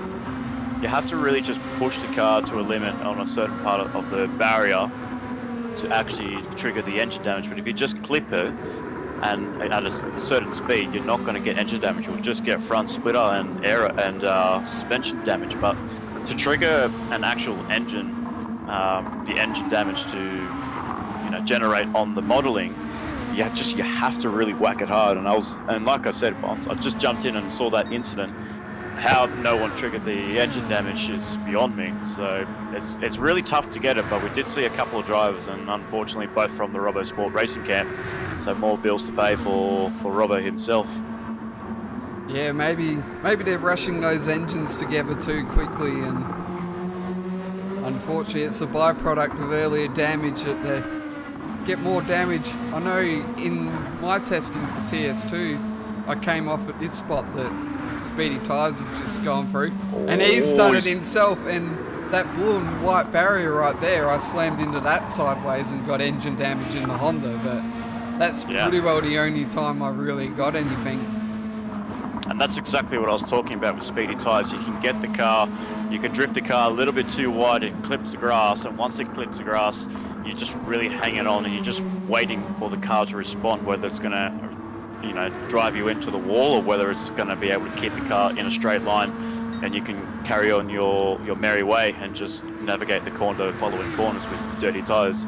But Speedy Tyres, definitely got caught up in that, so not wanting to be down in 8th place after he showed a really strong performance in that first, and we know Speedy to be a really strong driver, and he really took it to Matt in that first opening stint where he was actually keeping Matt behind at bay and actually equaling each other in pace. So something similar to what we saw with Captain Muffin and Lunacy in the TS2. Those two drivers were matching each other on race pace, and lap times were very similar, within a tenth or a few tenths. But those two in that opening stint, it was an awesome sight. It was an awesome sight to watch those two duke it out. Finally, we get to see the Speedy Tyres and Matt battle that we've been waiting for.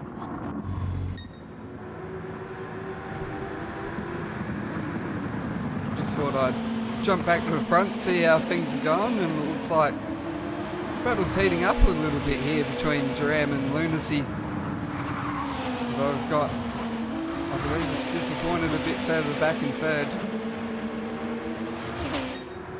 Be interesting to see how this all plays out, because I don't really know if anyone's really going to get 20 laps to a tank of fuel with the 60 litres.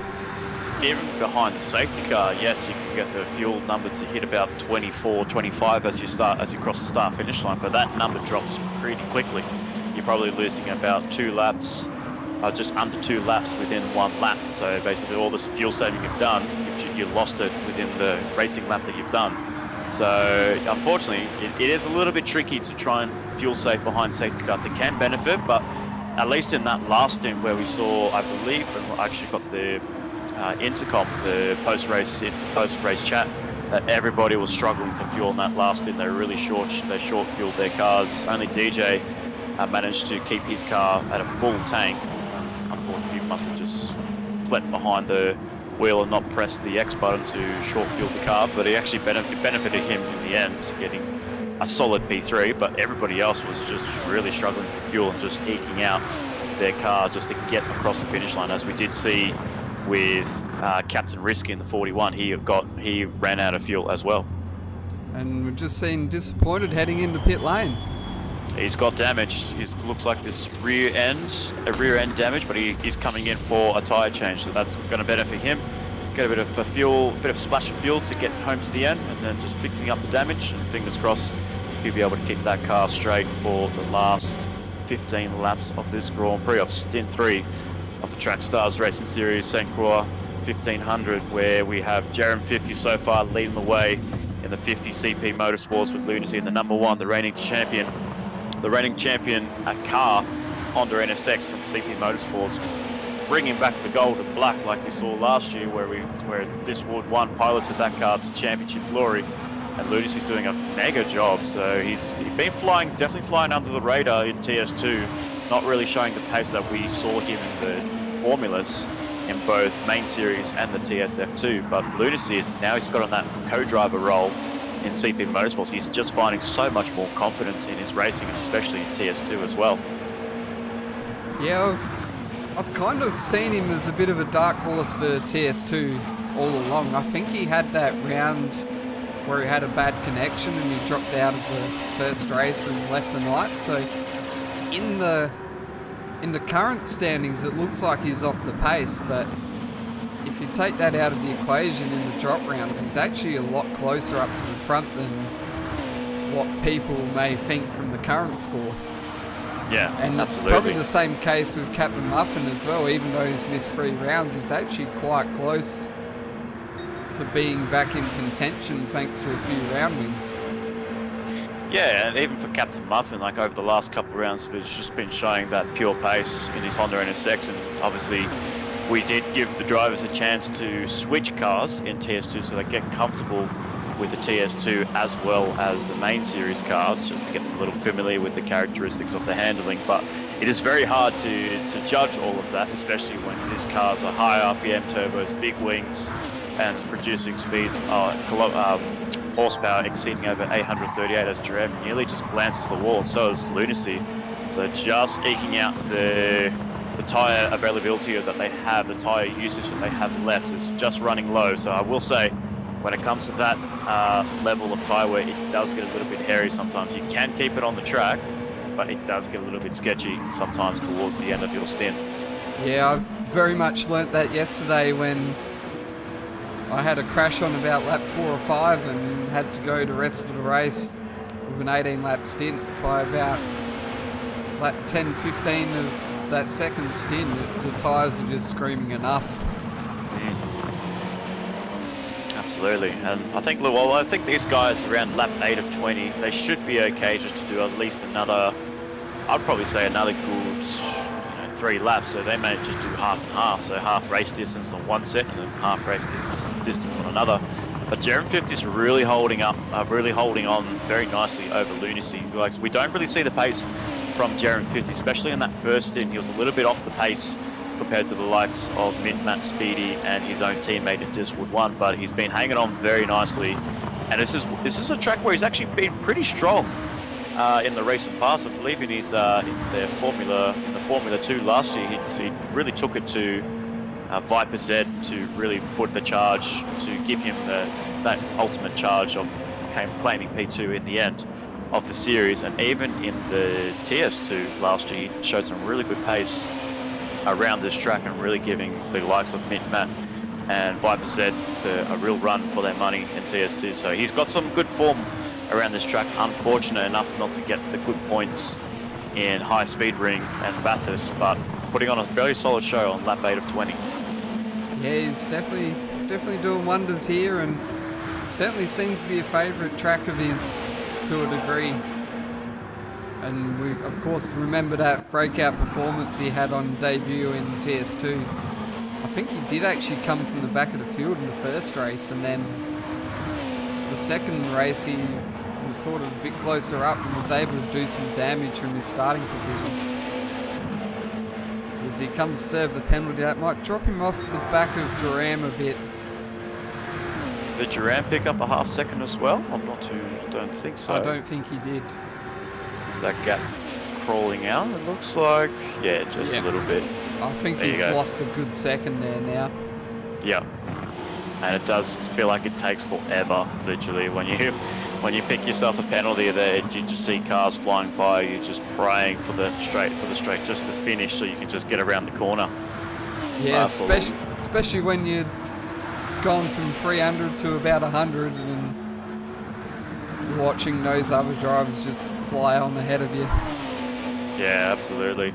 But Lunacy doing a really good job in playing that perfect co-driver role that he is. That unfortunately we're not seeing the return of Rocky 05 after High Speed Ring.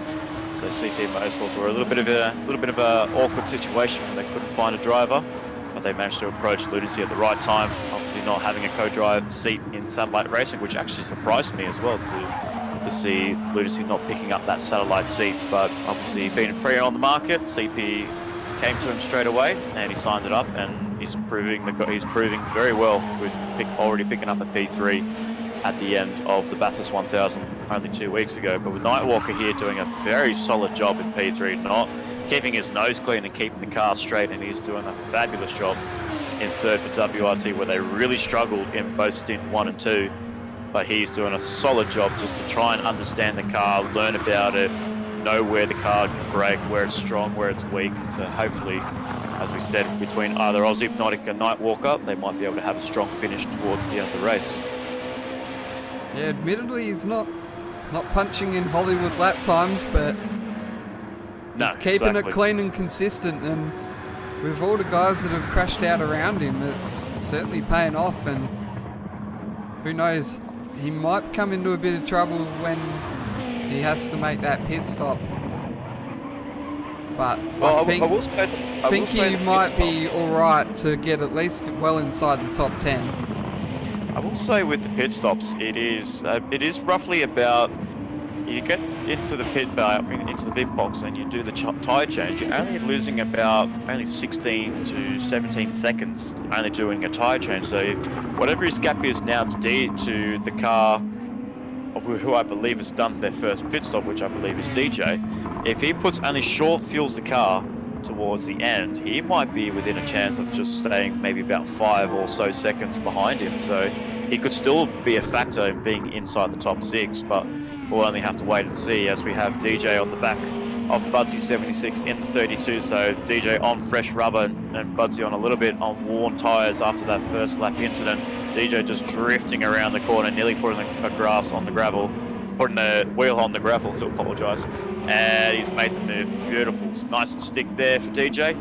And Budsy drops back into 7th place. So a little bit of work to do for Budsy, especially in the 32 on this final stint, but just got a little bit hampered in that incident. And behind Budsy, I believe, if I can see properly, that is Loudy Darkmist on worn tyres as well. So these two were fighting it out, and stint 1 as well, Budsy and Loudy's, and they've shown some good pace with EBM Brandosa in 9th, and the driver in 10th, if I can squint my eyes, is Nick Vance in 10th place.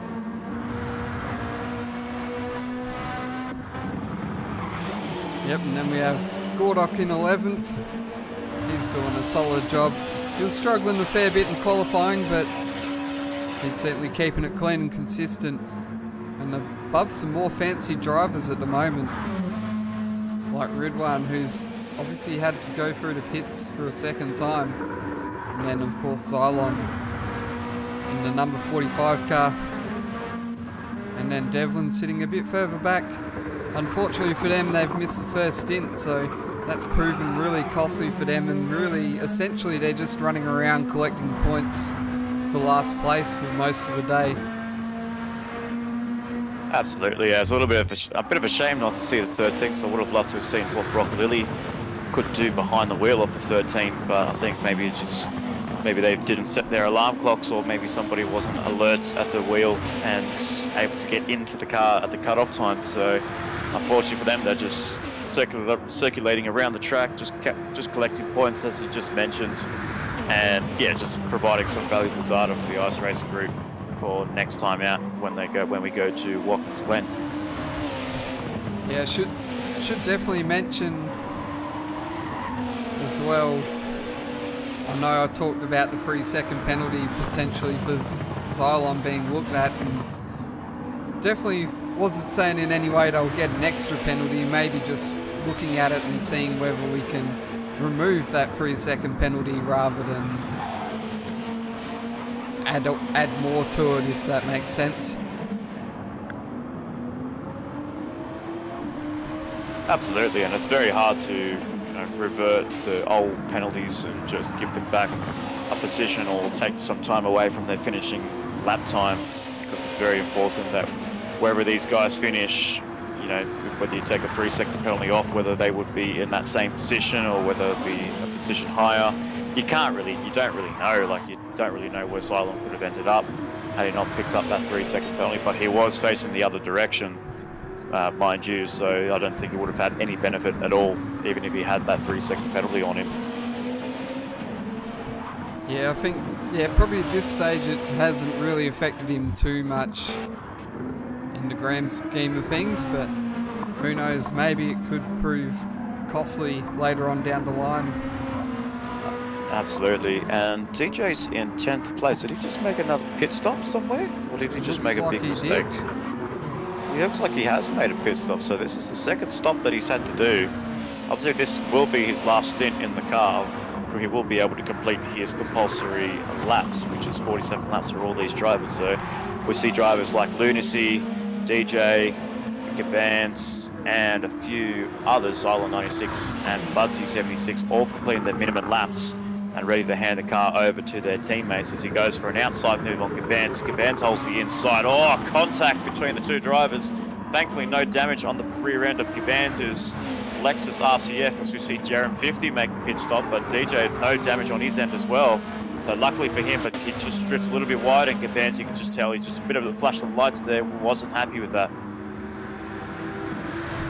Yeah, bit of an interesting one, maybe disappointed being a bit hot under the collar, made a couple of mistakes, eager to get past, and maybe thought he had the right to a bit of an easier path through, but definitely say it's for position, so they both have to fight for it as much as they wish to do.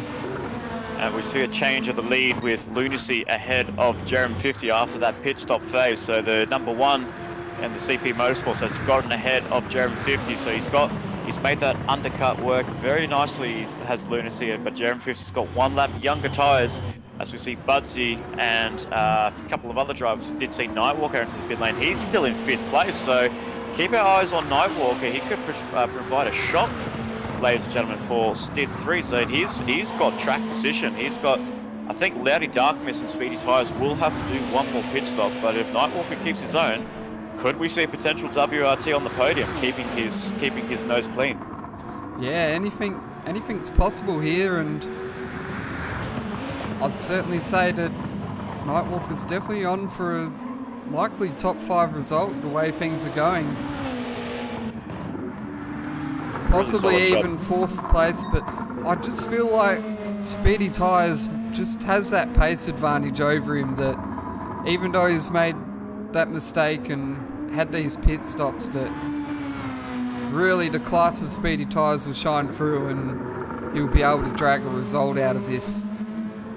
even if he has to pit for tyres, I mean, he'll probably still either be ahead of Nightwalker. As we said, the gap usually is about 18 seconds. If we look at about an 18-second gap between him and Nightwalker, it looks to be very close. It only needs 3 more laps, and he'll be ahead of Nightwalker 964. So like you said, it could be worth doing a pit stop and maybe Speedy Tyres having fresh rubber to set some personal best and fastest laps.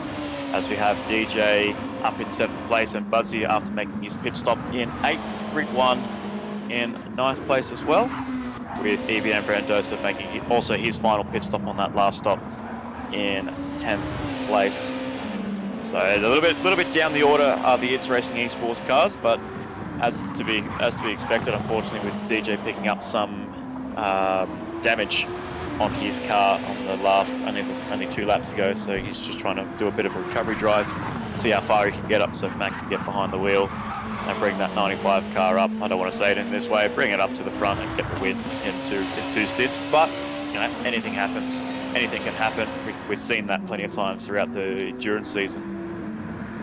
Yeah, it's definitely a seesaw affair, although with the latest game update, we don't seem to be seeing as much damage in this race as we did at Bathurst and High Speed Ring, so maybe the likelihood of safety cars will be down, so it may be more on just being able to drag yourself up the order.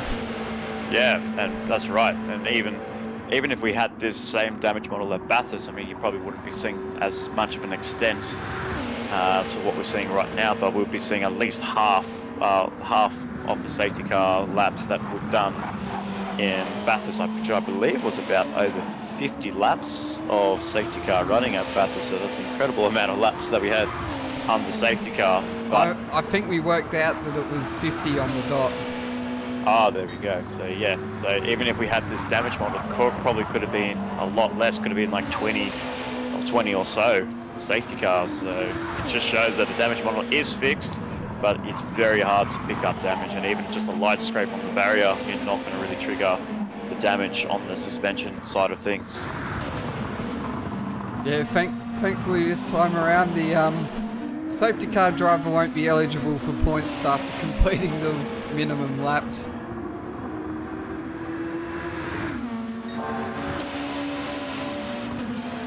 It looks like Disappointed is on the charge here. So he'll be looking to get past Lurox pretty quickly. He knows he's got the pace over Lurox, but then it's all up to him to try and see how close he can get to Nightwalker 964 in 5th place, and he can get himself into the top 5, make life a little bit easier for his co-driver. But if I say Nightwalker does a really good job, if he can keep that car where it is, that'll be a definite performer of the stint. That'll be a huge performance by the WRT boys, really working hard, only debuting only 4 rounds ago back at Spa, and they put themselves in a really good position and put themselves in a bit of an awkward positioning with the heavy rains and transition of weather. So they were a little bit thrown into the deep end with all the wet weather stuff and tuning, but they managed to hold their own, run the races, run a couple of enduros, and now they're running their final enduro and with their drivers, and then they'll be able to focus on for the rest of the season, see how far up they can get up the grid, as DJ is right up on the rear wing. It's about 7/10. This is roughly about where you get the slipstream for the Honda to reel the Nissan of RoboSport Racing down this long back straight. Yeah, he's really closing in at the moment. Crucially, this is the corner that catches everyone out, and I think DJ's come through Lurox nicely. Yeah, definitely caught out Lurox, as you said, so just got a horrible run there. DJ with a bit of a personal best, the fastest sector of the session, and DJ gonna really make it easy for himself to make that move on Lurox 22. Taking a little bit longer, I will say, so maybe DJ is running with a little bit of more aero compared to what the Nissan has, so DJ running a little bit more of a higher downforce on front and rear, just to get the cars hooked around at least this section, where I did notice when I was behind him in that second stint, he was actually gaining time, a little bit of time here and there as he drifts the car wide, keeps it on the track. Oh, just kisses the barrier on the right hand side. Lurox definitely wasn't out of the fight there for a while, but now as he gets through probably the tighter sections of corners, that dirty air's really having an effect, and Now you see him dropping back, but interesting to see, will DJ end up crossing the line and taking the fastest lap? Yeah, he was on a couple of purples there. Keep an eye on that. Yeah, he has 55.13. So beautiful lap time by DJ. I think that's the fastest he's actually gone around throughout the race so far. So I think that might be his personal best lap time that he set throughout the practice sessions leading up to this event. So well done to DJ.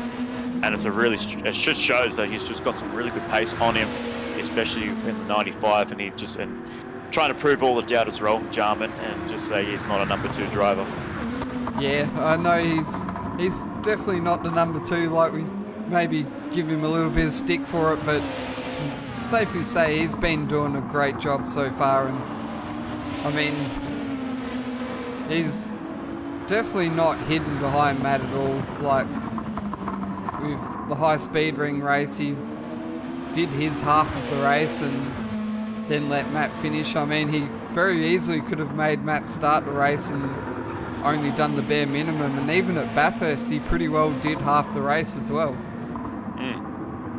Yeah, absolutely. No, he's been showing some really good pace. I believe only up to this point of the Enduros, he's actually been on the podium all throughout all of his stints that he's participated in. So it's a beautiful start for DJ, and it's a good ride of confidence for the 95 driver, overtaking your seat in the 95. It's Racing Esports, where you retired at the end of 2021 to focus on your travels to America with your sprint cars. So obviously that was earlier on in the year. Now you're back home in Australia, focusing on your sprint car duties in Australia, which would be awesome to see. Can't wait to see that. If anyone's in the Murray Bridge area, go check him out, say hi.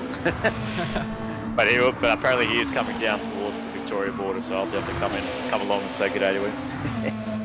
Yeah, we've got a fair few races in Victoria coming up this season, and even up into New South Wales, so should be a fun little season, and definitely get to travel around a bit. And yeah, so if you're into Victoria, well, basically you're all across Victoria nearly, and into South Australia a bit, make sure you check out the Australian Sprint Car All-Star Series, and hopefully I'll be at one of those rounds racing and gunning for victory, hopefully. Hopefully not upside down like we saw a few months ago, or last year actually. I believe the car was a little bit heavily damaged in one of those incidents. Yeah, we'll definitely aim to avoid that, that's for sure. Absolutely, but I was looking back through the field there, I did see Budsy was getting a little bit under pressure from Ridwan F1. So Ridwan was on worn tyres compared to Budsy's fresh mediums. So maybe Ridwan's just definitely got that little bit over the edge, extra pace. As you see yellow flags, and that is Lurox 22. Oh, how do these guys avoid him? That is engine damage. Engine damage, and this is the last, and another bill racking up for RoboSport Racing. It's not a very good reputation, Charmin, to have one team raking up all the engine damages, but hey, you know, it is what it is. But unfortunately for Lurox, he's triggered the safety car for the first time in stint 3, and he's done it at a perfect time, where there is only about 7 laps to go for this Grand Prix to finish. Yeah, it's a untimely moment for the safety car to come out. And here we see John driving on the track. Unfortunately, we didn't fix the alternator between stints 1 and stints 3, so the standby safety car still in action here after DJ ran the air conditioning a bit too long and flattened the batteries and broke the alternator. So the mechanic's going to work on that one. Maybe we might see it for stint 4. Hopefully they've got it all fixed in time. So John playing the volunteer work as a safety car driver, so thanks to John for that. So this will be interesting. So we see Lunacy and Jerem, they've got themselves a really good buffer over speedy tyres. So I think this basically it's a free cheap cheap pistol for the CP boys. So you definitely would want to take it upon you and take the advantage with fresh rubber at the end of the race. But maybe on Jerem's case, he's got a little bit fresher tyres, and Lunacy is just wearing out his tyres just that little bit more. But we'll wait and see what the strategy calls. But I'll tell you who this has actually benefited a lot. Loudy Darkmist, he was on very worn tyres and even speedy tyres as well. So Speedy and Loudy are benefiting from this safety car call, and they might be able to hold position once they are behind the Nissan GTR safety car. Yeah, I'd definitely look for the likes of Speedy and Loudy to head to pit lane, get some fresh rubber and really attack these final few laps. Unfortunately, I would say this doesn't really help Nightwalk because it bunches that field back up, and where he was probably sitting a lot more comfortable in a position for a top 5, now he comes under threat from a few of those guys that really got disadvantaged earlier on in the race. And I did now notice they can fight back. I did notice there's no CP cars in the pit lane, so the CP cars did not take the opportunity where they could have gotten a free cheap pit stop, at least for lunacy's sake. But Jeremy's okay, and now Speedy and Loudy coming in, topping up on fresh Michelin rubber for the RoboSport racing team, the car 156. Nightwalker's going to stay out on his fresh rubber, so this is a very good momentum for Nightwalker. Finish being up in P4. I don't think he's going to be able to hold that position with the fast DJ behind, but actually is saying that he's actually jumped in the pit lane right now. Yeah, I think he's going for the idea of fresh tyres for those final few laps to really attack the race. He comes out also Ridwan had worn tyres as well, so he's also benefiting from this safety car call. So it's the only safety car call that we're going to have in this race, because we're just about to approach the last few laps of safety car calling, and as we cross the line to checkered flag, or the start finish line of lap 16 of 20, there will be no more safety car calls. So it'll be interesting to see what the strategy is amongst the drivers. How many laps of green flag running are we going to have, as Gapans and Gordok 69 are really duking it out towards there. Gordok just runs the car a little bit wide. They know they're under safety car calls, but in theory, Germany, it is so hard to catch up to the safety car. You just don't, you're really trying to push the car as much as you can to catch the pack. But it takes at least a lap and a half to get everything sorted. It's just incredible. Yeah, it's an extremely long lap, and once they get spread out, it just takes a while for everyone to catch up and bunch in together. Absolutely. That reminds me, I should make a note of this safety car, which is for lap scoring purposes for the number 13. So I believe the 13 is, I feel like from what the last session was, I believe they are 27 laps down, because they managed to get their laps back in the first stint on the first safety car. Then there was an actual safety car during the stint, and then at the start of this one they got down to 27, so they must be on 26 with this safety car call. No, I don't think so. I think they'll be 30 at the start of the stint, of the second stint, and then they've gained 2 back at the end of stint 2, so now they'll be at minus or 27 down. Isn't the start of this race considered to be under the safety car as well? Yeah, so they got one back on lap 8. Yep. And then one at the end of stint 1. Sorry, stint 2, sorry.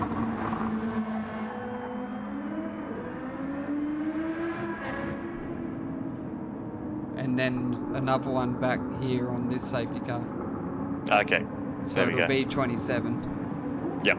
So even still a lot of laps to go. And we even saw that with the 55 in the Gapans and Morgan Davey entry at high speed ring. And it just shows just how hard it is to catch back up. You do one stint less, and it's just basically a mammoth task to try and catch up and really put on a challenge. You want to be fighting the guys ahead of you for position, but then as soon as the safety car gets called out, you just drop to the back, start again, another safety car, then the safety car goes in, charge with the field, another safety car, and then you just drop to the back. So it's very, very hard for the number 13. So a little bit. So that's twice for the ICE Racing Group to have safety cars plague their enduro campaign, their debut enduro campaign of 2022. Yeah, it's definitely not what they wanted. Obviously, a few issues with the cars preventing them from taking the start. And they'll be looking to correct that in future seasons for sure. Absolutely. So I feel like we're going to be able to get the safety car in at the end of the next lap, because everyone's pretty well bunched up. I believe Devlin's on that back straight, so he's he's got up quite well. He actually hasn't gone a lap down as well. So all 14 drivers, in theory, on the game are actually on the lead laps. So it's actually pretty good to see Devlin keeping his own and keeping his pace with the rest of the guys in the top 14. But unfortunately, not able to get the consistency that he wants, and missing the start in that first stint is just really, well, like you said, bringing back data to the factory, and essentially just getting those laps and getting some confidence in the car. So as we may wait to see Rocco Lilly jump in for stint 4 and 5 for the final stints of this 1500 kilometer race. Yeah, we should see a driver change at some point, hopefully, from that car, and it will certainly be a necessity, but maybe Broccolilli's gone AWOL and we may not even see him, which might present a whole nother issue in itself. Yeah, exactly, so we might not even see the 13 at all. We'll have to wait and see. We'll keep an eye on the progress of the 13 ICE Racing Group Lexus RCF for all the viewers joining us on YouTube. So if you haven't already, do subscribe, like and share the Trackstars Racing Series YouTube channel, where we bring you all of the Trackstars Touring Car Series with TS3 at 4 p.m. Australian Eastern Daylight Time on Sundays, as well as the TS2 Touring Cars at 6 p.m. Australian Eastern Daylight Time before we move on to the mains. But reverting back to the 8 p.m. Australian Eastern Daylight Time of running, and we will be saying farewell to the Enduros. It's 2 for 2 for the 95, so can anyone beat the 95 on these last couple of stints? But we have one good start, but we have slots up for the CP boys, first and second, with Lunacy in first, Jerem in second, Speedy Tyres in third. So on the fresh rubber is Speedy Tyres, as well as Nightwalker and Loudy Darkmist. Budsy 76 in sixth, DJ as well. It's also on fresh tyres, so keep an eye on those guys. Not a lot of laps to go, but anything can happen, especially around this 10.8 kilometer circuit.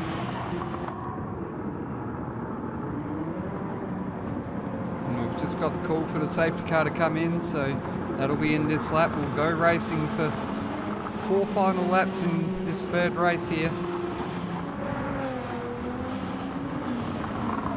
Definitely want to be keeping my eyes on Speedy Tyres and whether I have a feeling he'll definitely give the car back to Captain Risky to bring that car in a solid position, so Speedy Tyres can have that final run, the longest run of laps that we'll be having out of all the 5 stints. The stint 5 will be the longest one for all of our drivers, really testing out their mental strength and their brains to really get their cars going around the circuit, this 10.8 kilometer circuit. Very tricky. It looks really hard on paper, but it's actually very hard when you actually do it yourself, because there's so many undulating corners, so many different bumps, and so many different kinds of gradients through sections. Parts of the track you don't want to be on the inside, you want to be on the middle of the track or the outside. It just brings everything, Jarman. That's why I love St Croix seat. Yeah, it's very much a challenge. It appears a little flat, and there's a lot of those 90-degree corners at the start of the race, but there's a huge amount of variety in the corners throughout the entire track. And it's probably one of those tracks where it's really hard to learn as a new driver when you're driving it for the first time. So it takes a while to get used to, but then once you get used to it, it's very rewarding to drive around, that's for sure. Absolutely, and we see the likes of Gordok 69 really trying to learn this track as we're about to go back to green flag racing with Lunacy leading the pack. John's in the pit lane, so it's all about Lunacy trying to get the hammer down straight away. Coming into about 140 kilometers, and there he goes. He's jumped it, and Lunacy has pulled away from Jerem 50. Speedy Tyres right behind on the fresh rubber. So Jerem's also on fresh rubber, but not that much compared to Speedy. So Speedy's looking for an inside move. Coming into turn 2, will he hang it around the inside? Will he wait to make the move on Jerem 50? He's going to wait for that move. Come about into turns 2 and 3 as we see the cars flocking through. Looks like there's carnage free. So well done to our drivers at the back end of the track. But here comes Speedy on fresh rubber. Has he got the brakes? Has he got the... Can he get any chance of getting on the inside of Jerem 50? Jerem blocking really hard. Speedy has to go the long way around this track. It's easy to do. It's a little bit more traction on the outside there, but Speedy just gets run onto the wall a little bit too much there, as we see Budsy overtake a couple of cars, and DJ has moved himself up into 5th place, overtaking Budsy 76 on that fresh rubber. So DJ inside the top 5 within the first few corners. Yeah, I was going to note there that Budsy was off to a great restart. He picked up a couple of spots, but then I think in amongst all of that, DJ just placed his car nicely and was just able to steal that spot away from him. But Budsy's very much looking very racy towards the end of this race and looking to put yourself in a good position to take over for the end of a race. Absolutely, as long as it's not outside the top 10, I'll be very delighted. Thank you very much, Budsy. But DJ's coming through. He's really racy. He's really trying to hound the back end of that WRT's big red wing of the very interesting look that they've got. Certainly multiple colours that they've got. Brandosa, I thought he was about to hit the barrier there. It's so sketchy.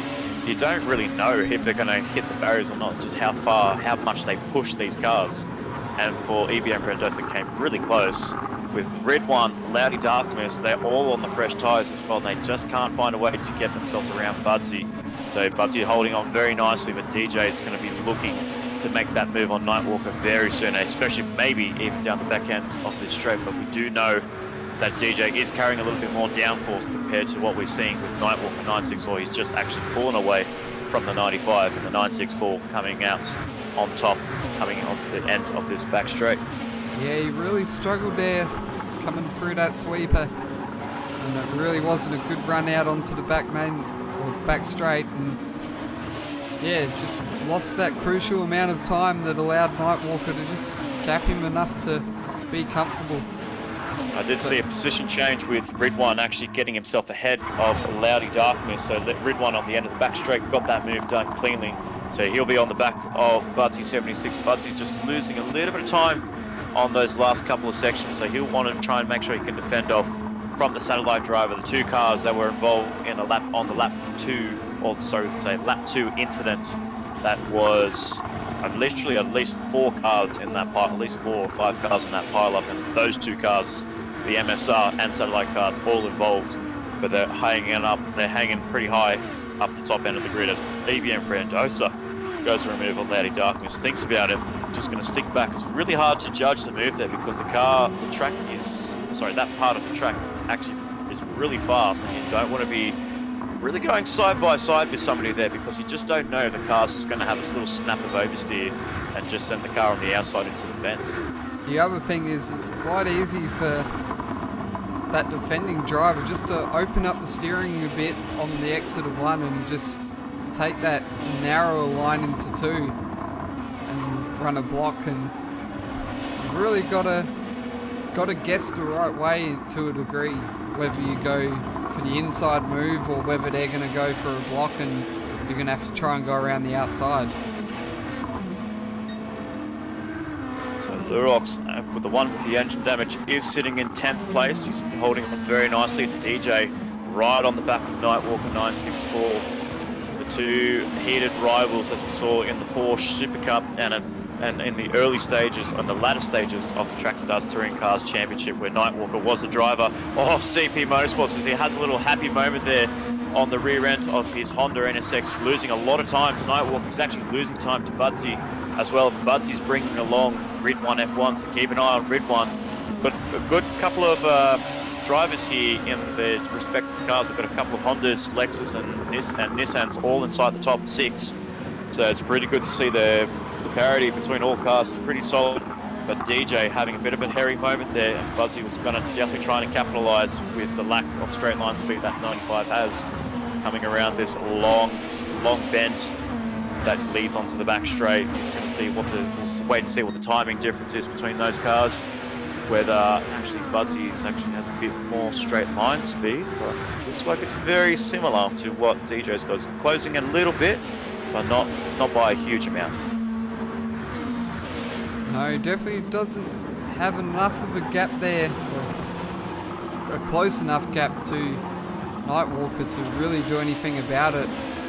He's really struggling through that sweeper onto the back straight, and that's going to be crucial if he wants to make a pass. He might have to look for another avenue around, maybe try and find some extra speed through these last sectors. Maybe get a good exit out of one and shoot himself down that straight between 2 and 3. And maybe get a move done there. One thing I'm noticing a lot of is that Speedy Tyres, the one with the fresh tyres, is not really gaining, but I do see him he's hanging it on to the back end of Jerem 50, so he's waiting. I think he's just going to be waiting for a mistake from one of the CP cars to make a mistake, at least on either on the straights or through the corners, but we know the Honda is very strong through the corners. As DJ goes for a move on the inside, goes into turns 2 in 4th place. Nightwalker holds it on as we see a bit of contact around to the back end of the track there. I feel like Budsy just managed to slam it into the wall there. No damage done to the 32, and Ridwan makes it side by side, as well as DJ going side by side with Nightwalker and DJ into 4th place, and Ridwan looking to get himself into 6th place. If he keeps the car steady, he does. He gets 6th place, just doing a little bit of a block pass on Budsy 76. He takes 6th, Budsy to 7th, and under pressure from Loudy Darkness, but DJ into 4th. So what can he do? Can he get himself onto the podium and catch up to Speedy Tyres with only a lap and 3/4 to go? Yeah, he's got plenty of time to get a move done. And Loudy Darkness will be looking to get himself up into 7th at least. And as far as disappointed is concerned, 4th probably isn't a too shabby result in the end. It certainly keeps his car very much in the front, I'll call it quarter or third of the pack, which is where Mid-Map would like to be, rather than a bit further back fighting for positions. Absolutely, and we definitely want to see what he can do in 4th place. And as we see the likes of Lunacy finishing up his stint, he's going to be finishing up his 47 minimum laps and handing that car over to Dishwood 1 in the lead. And for the number 1 CP Motorsports entry, and then Jerem 50 looks like he'll be handing the keys over to Captain Muffin. So I believe also Jerem 50's completed his minimum lap, so we'll wait and see what happens in stint 5. Speedy Tyres will definitely be giving the keys back to Captain Risky, and DJ definitely will be giving his keys to Matt. Nightwalker will wait and see, and Ridwan, that's his stint done, and he's going to see out Viper throughout the rest of the session in stint 4 and 5. So plenty of strategies amongst the drivers on who's going to be in the car for the final couple of stints, as we have a lot of racing to go, Jarman, and the drivers are looking forward to it, because it's going to be such awesome laps as Speedy just runs the car wide, just keeps it on the track, keeps it on the tarmac, but a lot of laps to go. We can't wait to see what our drivers can do this evening. I'd be interested to see whether it actually is Ridwan or Viper Z that finishes off that race, because I know Viper Z really struggled at the start of that first race, and maybe possibly Viper Z might just jump in for that 4th stint and go, okay, I've done my laps now, I've made sure that you're not exceeding how many stints you do as well, and now maybe hand it over to Ridwan to take it home. Could be an interesting one. That could be, they could maybe make some moves on the fly and decide that Ridwan might be the better option to finish, or maybe Viper Z takes a bit of a break and goes, yeah, I'm feeling good about this, and decides to take it to the end. He did have a bit of a wild night going back to the comments. Going back into the Discord. He did have a bit of a wild night himself last night, so probably that's why he wasn't feeling proper 100%. So he just definitely struggled in that first stint of the St Croix 1500. But we'll wait and see what he can do in stint 4. There's a lot of laps to go.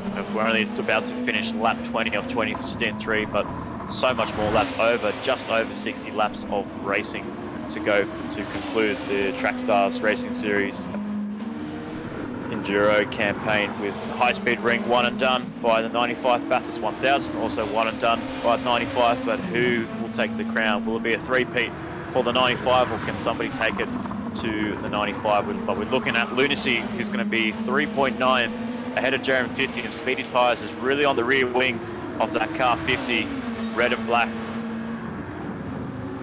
Honda NSX with speedy tyres. Just thinking about a move, try and put a lot of pressure on Jerem 50, make a little mistake through this kink. As we saw with a couple of drivers last time out, they're really struggling to get through with the dirty air.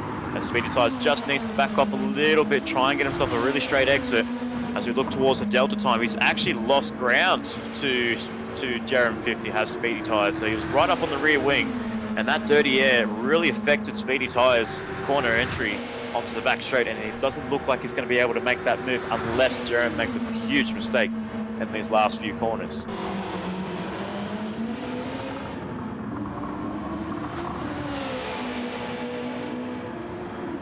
No one's able to stop Lunacy, piloting the King's Care Gold and Black Honda NSX, piloted by Lunacy and Diswood 1, the reigning champion of Trackstars Racing Series Touring Cars Championship, where Lunacy's coming around to the second last corner for the final time. A brilliant job by Lunacy to get the car P2 in stint 2, and now as it comes across the final corner, keep the car nice and steady with on the red bars of the fuel, and he'll take stint 3 and take the victory and give the keys back to Dishwood to bring the car home and potentially win the St Croix 1500. But time will tell.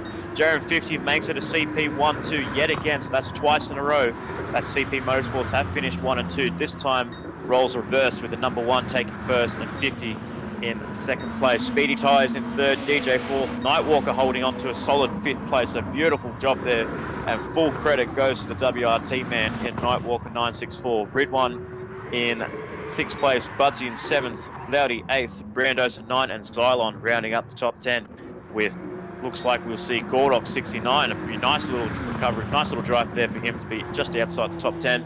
Devlin in 12th, and looks like as well, unfortunately, Lurox and Gaban suffered some late race drama to be 13th and 14th places. We do see Lurox pick up an engine damage. Unfortunately, no safety car for you, Lurox, and another bill to give to Robo Sport at the end of this race. But Gaban's a little bit further back down the field on the back straight in 14th and last place.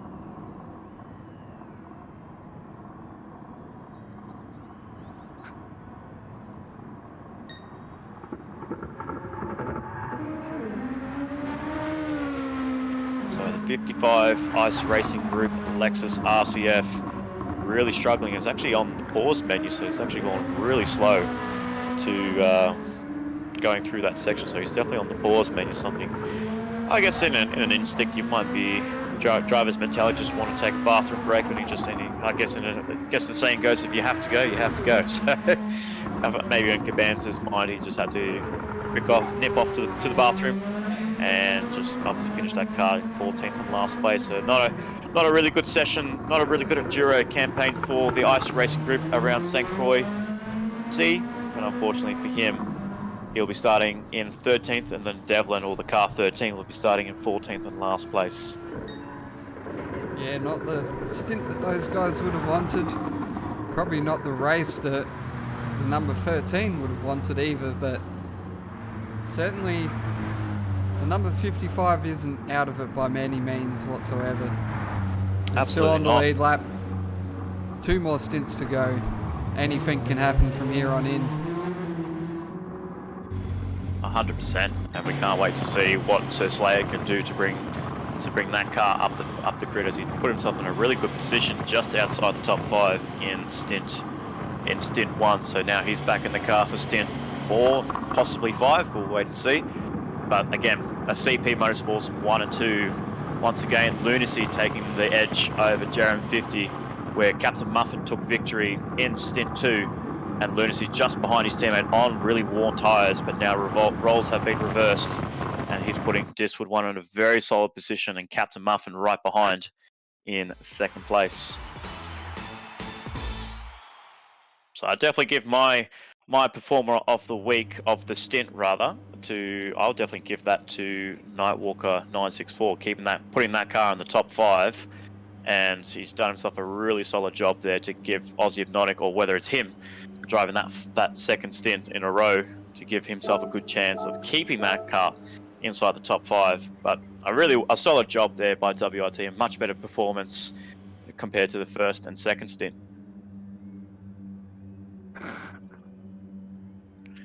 as I jump out of the comm box, because I'll be jumping in my race, I'll be leaving you in the hands of Jarman Dallets, and maybe we might have a special commentator in DJ coming along to join us, but we shall wait and see what happens there. So on my end, thanks for watching. Stick around, grab yourself some lunch, grab yourself a couple of drinks, grab yourself a coffee for us drivers to keep ourselves alert and awake.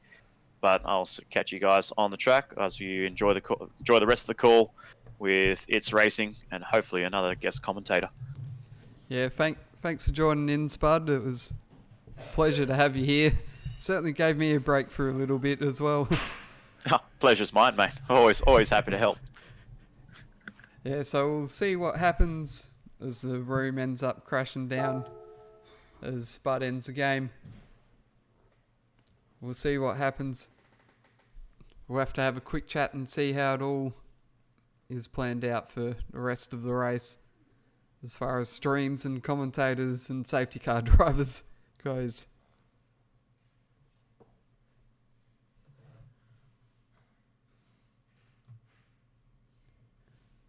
But we'll take a quick break here and be back with the final 2 stints of racing here at the Trackstar St Croix 1500.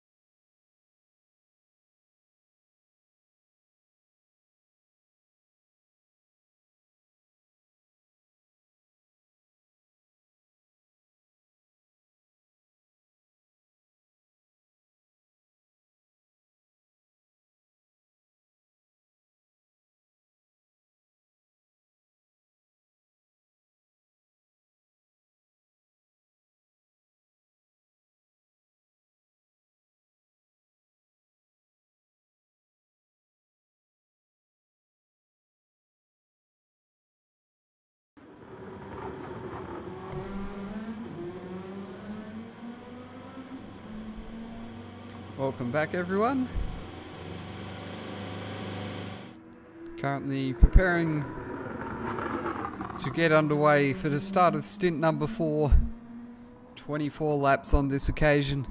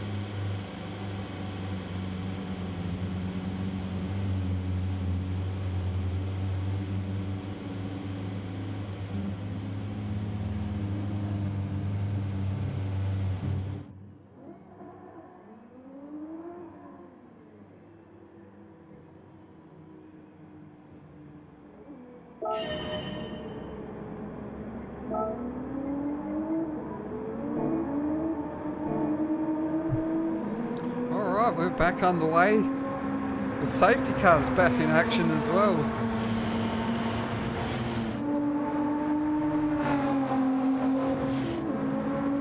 We've got the full liveried safety car back in action after it had to undergo some quick repairs to get it back up and running.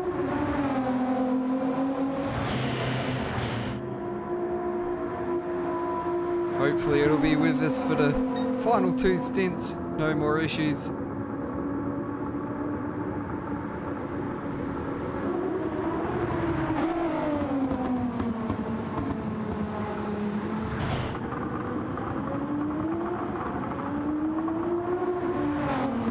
So we have a bit of a look through the field before we go back racing.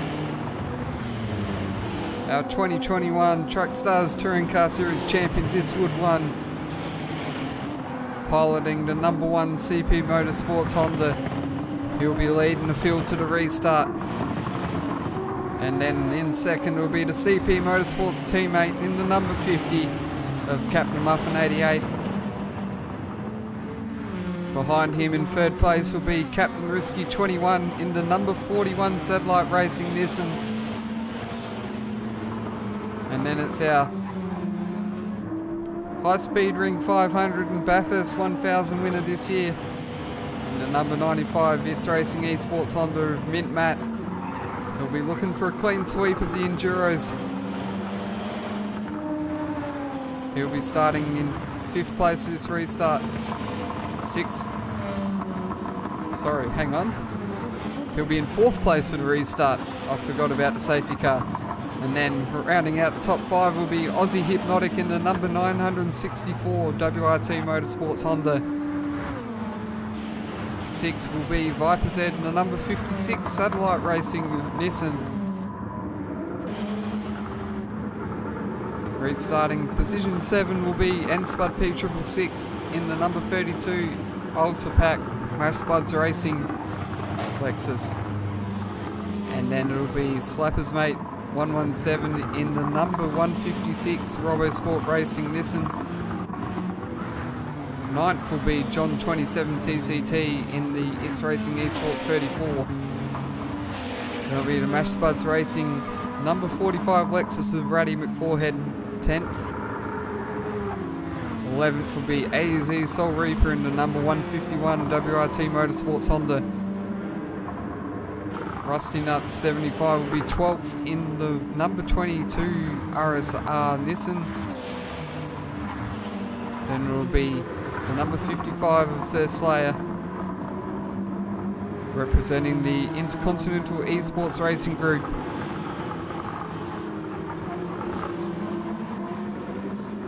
And then finally we have DSR Devlin in the number 13 Intercontinental Esports Racing Group Lexus. They'll be 26 laps down at this stage. Disappointed, driving away from the field. It's all under the control of Diswood 1. We'll bring him around to the restart.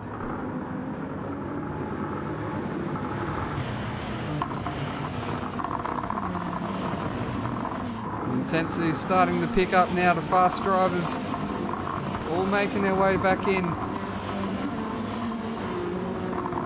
Some of these guys will be going right to the end of the race, double stinting it to the end. As Diswood comes around the final corner and gets on the accelerator, and we're back underway. It'll be lap 2 of 24 in this stint. A great start from Diswood, just a nice little gap to Captain Muffin. Muffin is closing up on the tail.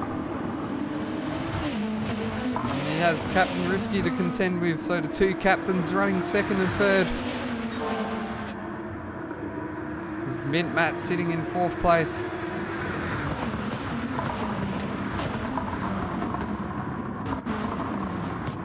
Viper Z looking down the inside of Aussie Hypnotic. Couldn't quite get the move done and try to go around the outside. Aussie Hypnotic getting all out of control. I think the advantage is with Viper Z there. And now N-Spud P666 looking for a way past. Aussie Hypnotic running wide there. That's all the invitation then Spud needs, but they run side by side. Looks like a little bit of contact there, but they managed to make it through the corner side by side still. And John 27 TCT lurking in the distance, looking for a way to get past both of them.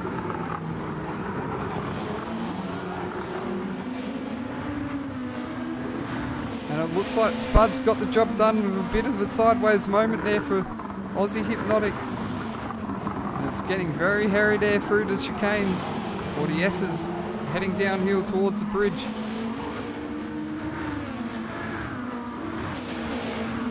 A bit further back, Ruddy McForehead and Slapper's mate running side by side.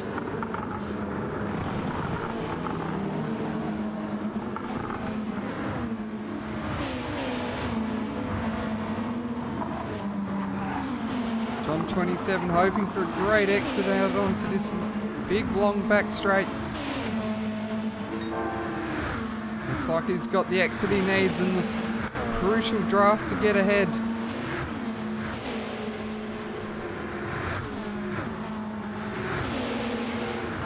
Pulls out of the slipstream, moves alongside, and he should comfortably get the job done. So John 27 moving up into 7th place. And now he sets his sights on trying to hunt down N-Spud. Is that a car run wide there? I think it might have been Spud that ran wide.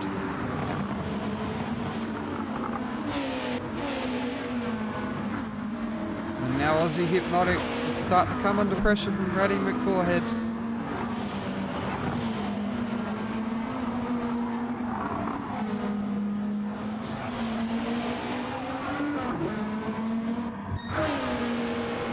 Out in front, Diswood, 1.7 second margin already. Captain Muffin, 88 running in second. Captain Risky, 21 in third, and Mint Matt in fourth.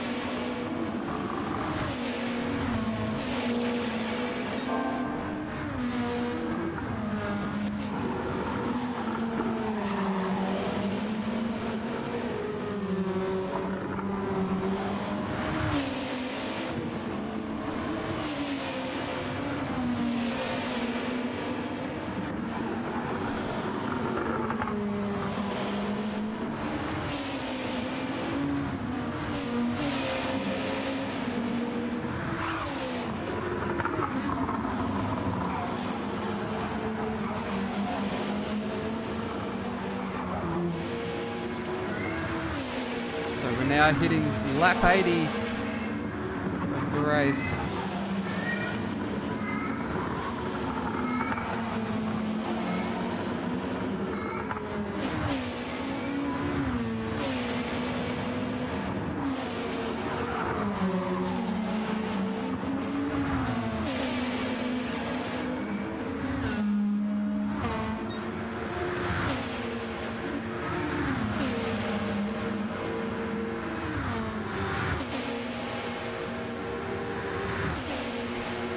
Smith Mac gets a run on Captain Risky. Captain Risky heads back, gets a bit too deep on the brake, so there's a bit of a switchback and then a switchback again.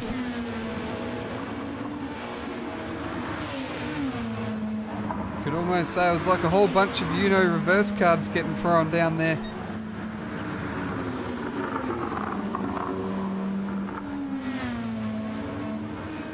Meanwhile, that puts Mint Matt up in the 3rd place. And his next target will be Captain Muffin in the number 50 CP Motorsports Honda.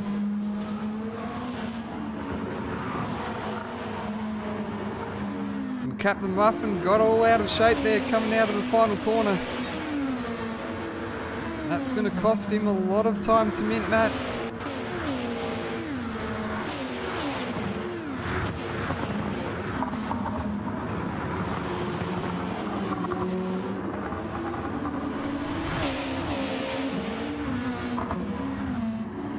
Mint Matt coming down between turns 2 and 3.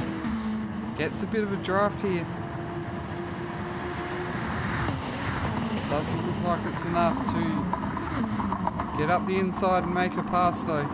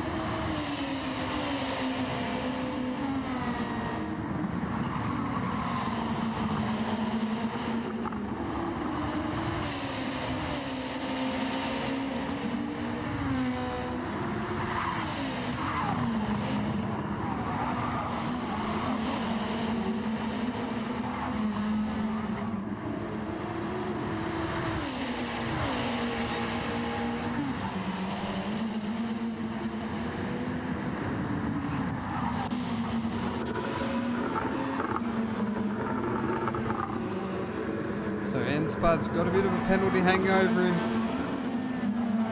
And John 27's caught up to the back of him after getting around Aussie Hypnotic.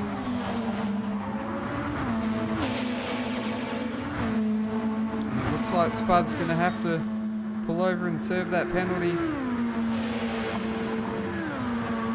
And that'll give John the opportunity he needs to move ahead in the 6th place.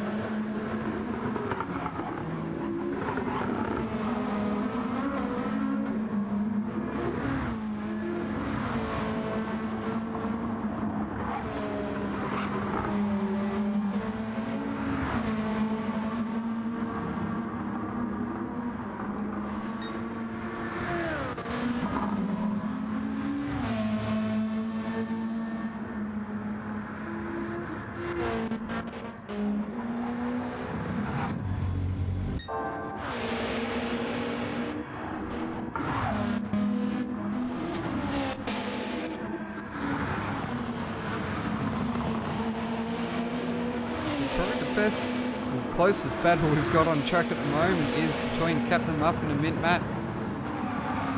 And even then, I think we're really just relying on a mistake from Muffin, which might have just come in that last corner for Mint Matt to close up enough to really do anything about it.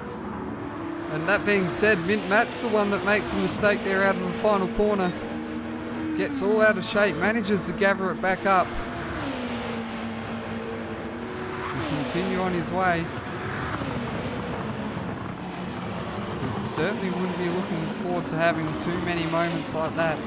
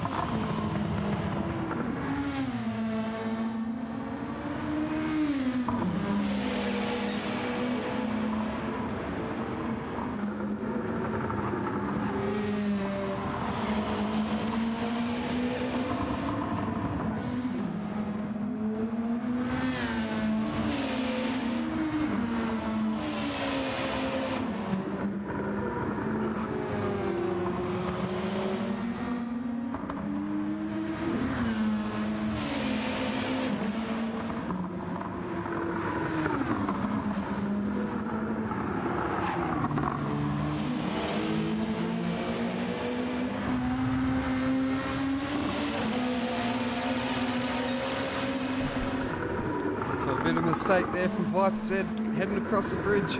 Open the door for John 27 to get down the inside, and he takes over 5th place.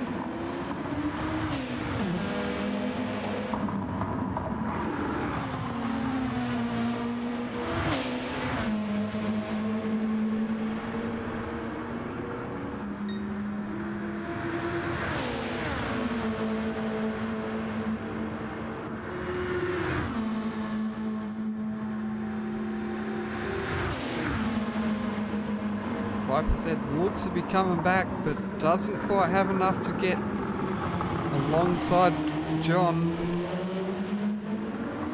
And now this is a great opportunity for John to build a gap,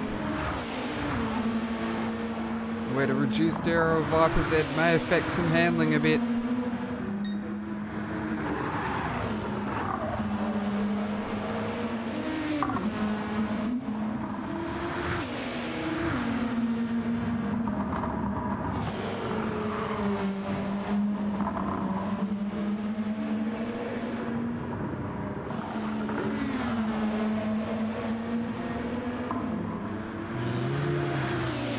Well,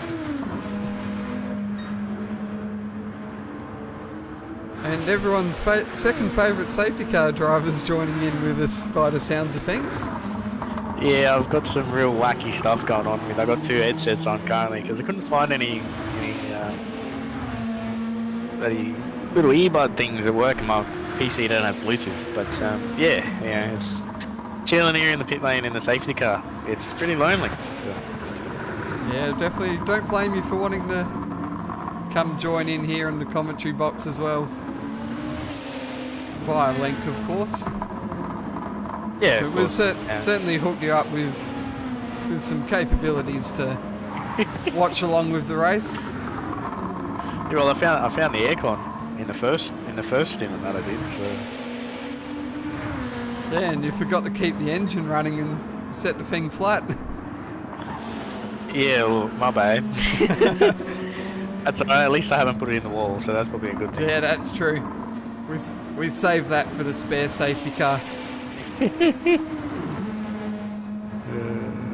Yeah, it's been a long day, I think. Yeah, it was. Well, at this stage we're approaching the 6-hour mark of this stream, so we're actually at 5 hours and 52 minutes.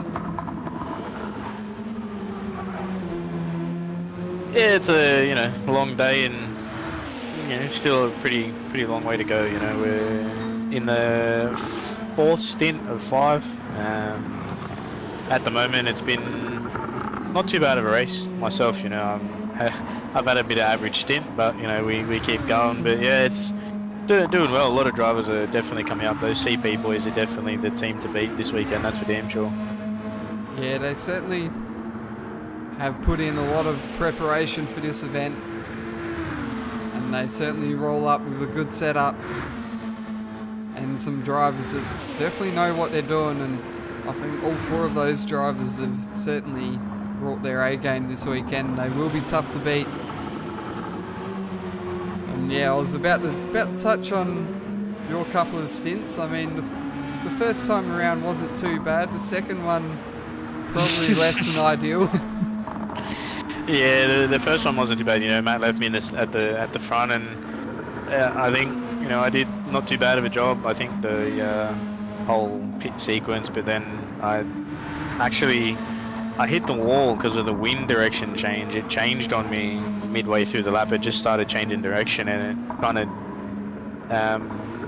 compromised my run onto the back straight. But yeah, I clanged the wall and kind of worked out well eventually. But yeah, I think the second stint that I did, I was not having the best run at all. I hit the wall twice coming around the last corner, and it didn't work out for me. And then I think when I was passing Gabans at one point, I went to go for an over-under, and he just parked the car on the apex, and I had nowhere to go. So it's not, it wasn't ideal.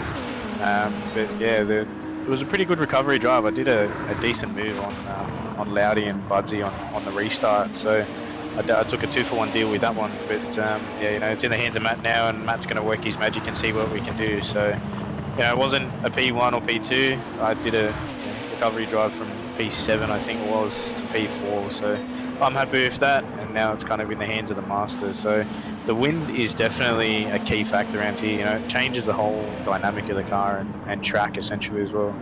Yes, I just noticed that in the last lap or two, Diswood has set a new fastest lap with a 2:52.7, so he's very much matching Matt's pace during this race. So he's certainly stamping his authority as a contender so far, and he'll be a legitimate threat in these final two stints for Mint Matt, that's for sure. Yeah, well, obviously, you know, it's hard as well. Like, we did some running in testing last night, and the cars in the dirty air are not ideal. But yeah, it's, you know, I'm just, you know, he's just trying to do what he can. He's got an aim that he wants to do in this stint and then try and take it in the last stint. But yeah, he's doing pretty well so far. He's jumped up in front of Risky, so by the looks of it, he's on the charge to Muffin. But yeah, as I said, man, those CP cars, they're absolutely incredible this weekend. They've definitely put some R&D into those, and they're really showing. You know, Woodsy's 7 seconds out in front, fastest lap with a 52.7, and you got Muffin behind him. So I don't know. I mean, I'm just, you know, I wish I had a bit of an insight into what they're doing this weekend. But yeah, they're doing extremely well. You know, the TS2 drivers in Lunacy and Muffin, they're stepping up to the plate, and they really are. But I wonder if that's the reason why, you know, they don't want It's Racing to get a clean sweep of the Enduros. Yeah, well, you'd definitely say that probably all 6 other teams would be really gunning to stop It's Racing from taking that clean sweep, but certainly CP Motorsports have stepped up to the plate and tried to deliver on that goal. As I'd say the gap between Muffin and Mint has stayed pretty steady probably for the last 5 or 6 laps. It's just sort of sitting at that 1.4, 1.5 second mark. Maybe just have a quick look between the two. Mint's only marginally using a bit less fuel. I don't know if that's going to be enough to make a huge difference though, so it would certainly be a lot better for Matt if he was conserving fuel and sitting back rather than using the same amount of fuel and being stuck here. But who knows, maybe he's got a trick up his sleeve that he's going to pull out at some point. Yeah, the fuel usage is definitely interesting around here. You know, we're just trying to do what we can and manage it, but then you also got the tyres that come into play as well. But yeah, I think, you know, he knows what he's doing, and he's just trying to bridge that gap to Muffin to try and get him, you know, to try and put some pressure on, maybe make a bit of a mistake. But as we say that, there's a bunch of sand that gets smashed up. So I think, you know, me and Muffin were doing pretty well in the second stint, but the whole day, I think at the moment, it's starting to get to people. But you should see them slowly start to come in for a couple of tyres and fuel. So obviously they're not going to get to the end on these tyres or fuel. Yeah, so we'll see that. Muffin just glanced the wall there coming onto the bridge. Yeah, this new damage model is definitely something else. You know, I was lucky to not get engine damage when I hit the wall. I was only got aero, but yeah, if it was the old damage model, then, you know, we would have been sitting behind the safety car. For what would be, you know, majority of the race. It's probably been a blessing that we have had this updated damage model, really taken the safety cars out of the equation a little bit. And given us a lot more green flag racing, which I think everyone will be grateful for, even though it's spread out a bit more. I don't think we like to see safety cars every few laps either. No, obviously, you know, we don't want to see safety cars every few laps, but we do, you know, enjoy the close racing. So, but I think when it comes to this point where, you know, they've changed the damage model, they've changed the tyre model, you know, it now just really comes down to strategy and what you need to do. So we are refueling at 3 litres per second. I'm pretty sure that's what it was. But yeah, it's definitely an interesting one on what happens, because Muffin actually jumped me in the pit sequence because I pit and I, you know, filled up the tank, which essentially I probably shouldn't have, but, you know, he did a solid job, and he definitely earned that position there. Yeah, I did think these guys had you had the winning strategy in that second stint, but it didn't pan out. I think you made a mistake and got some damage, which proved costly in it all. Yeah, I can't remember where it was. I think it was coming through the sweeper. It just hung out on me. You know, the wind got the car and made it just understeer, essentially nearly straight into the wall. So I was lucky to not get more than what I did. But you know, you can't really carry damage around here because of how long the circuit is. You know, if it was a lot shorter circuit, I think you'd be a bit better off. But yeah. One thing I have noticed is that John 27 has closed up on the back of Captain Risky, so John did move ahead of Viper's Head a few laps ago for position number 5, and now he's closing in on Captain Risky. Try and take position number 4, and I think that might be a bit of a blessing for the 95 car as well, if you're able to get the 34 in between the 95 and 41.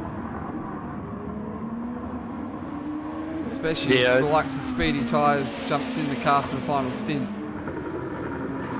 Yeah, well, obviously Speedy's done one stint.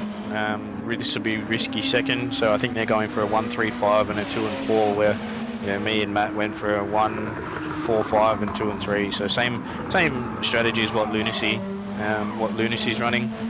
So you know, yeah, Speedy will be back in the car for the final stint, but I do think Speedy is a little bit faster in the car than what Risky is. But yeah, as you said, having John in the middle there is definitely going to make a big difference. But you know, we don't have any team orders at play, so you know, we essentially just send it and see what happens. So yeah, fingers crossed that we have a good race to the end. So that's probably the best thing that we're aiming for. You could probably safely say that John is definitely sending it at the moment. He's really climbed his way up the order in this stint, and he's certainly putting himself in a great spot, and I believe he's taken on the car all the way home, so he'll be looking forward to setting himself up with a good starting position for that final 38 laps. Yeah, Brando's jumped out, so they're running the same strategy as me. I'm tired, but yeah, it's definitely, John will take this to the end, and I think if he gets himself in a rhythm, he'll definitely put that there. But you know, we still got another stint after this, so we don't really want to, you know, go 130% here and then get 70% in the end stint where it all matters. So I don't know. I mean, yeah, you can see there that Spud got really close to the wall, and it's not hard to do at all. You know, you're offline, you get on the gas a little bit too early, bring in the wind. So the current wind on where it is really makes that last sector a massive pain, but it makes coming onto the bridge really nice. So it's kind of a catch-22 there, where you know you've got to take it, brake a bit earlier, carry more, like trail brake through the corners a bit more. You can see him take a second stab at the brake coming into that corner. So yeah, it definitely changes the features and handling of the car and how you set it up. Really, you know, like how I don't know how other people are, but I think the last sector is definitely a critical one. Let's see what's happened here. So John's in the pits. I think he's just doing a pit stop. Full pit stop, but he's picked himself up a penalty. So John's the first one to blink here. Maybe he was going for the undercut. That's not really going to work out now, though. He's picked up that penalty.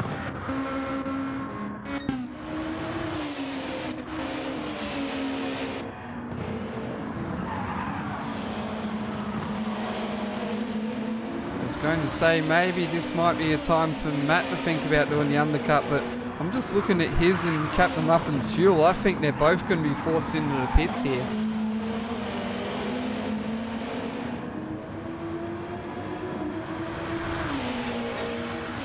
Yeah, it does look very close. Obviously, it goes into the 10% range, and once you hit the 10% range, you've only got 2 laps to.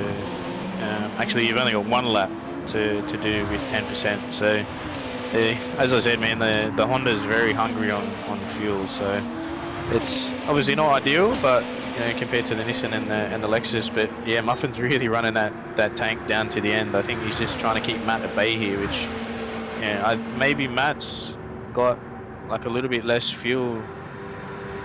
It's only ever so slight, but you know, maybe it might be fuel saving here to try and get a bit of an undercut on the pit sequence, but you know, it doesn't have to fill up as much fuel. But yeah, he's run to the end, so he'll probably chuck another 60 odd litres or so in, chuck a new set of boots on the car and send it to the end. So keep an eye out on Matt and Muffin here at the end and see what they can do. But yeah, Woodsy's really in maximum push here. He's pulled out what would be an 8.5 second lead on Muffin. So he's definitely making it known that he doesn't want the 95 to get the 3 races in a row, I'll tell you that much.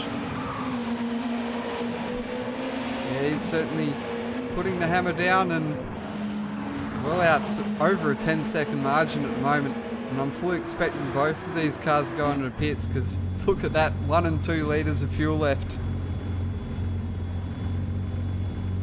Yeah, so even though Woodsy has pulled out that margin, he actually looks to be possibly saving a bit of fuel there. So yeah, he's got one lap of fuel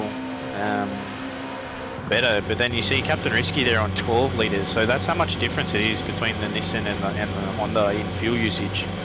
But maybe Risky might have been fuel saving, I'm not overly sure. So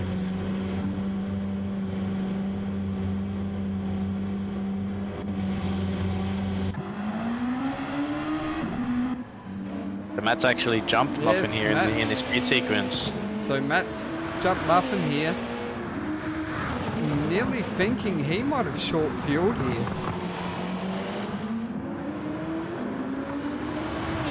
So maybe a bit of the game here is that he's short fueling. Maybe knows he's not going to get to the end, but maybe do a bit of creative fuel saving to get himself to the end and take the track position and make it harder for Muffin to get around him. Yeah, track position's really everything here. You know, Viper's Edge jumped into second, but he's not going to make the end on that fuel. He will have to stop. So essentially, you're going to have Woodsy in 1, Matt in 2, and then Muffin in 3. So yeah, it's definitely going to play out. But I think even if Matt does fuel save a little bit here, he can put Muffin behind him and use Muffin behind and see if he can use a bit more fuel, and while Matt saves. So definitely want to see what he does there at the end. But yeah, it's certainly an interesting one. But yeah, he's 50, looks to be he's got about 52-ish litres of fuel. Yeah, and given that we've started with 60 at the start and they've gone halfway and basically used that whole 60 litres, you would say that he's a lap or so short.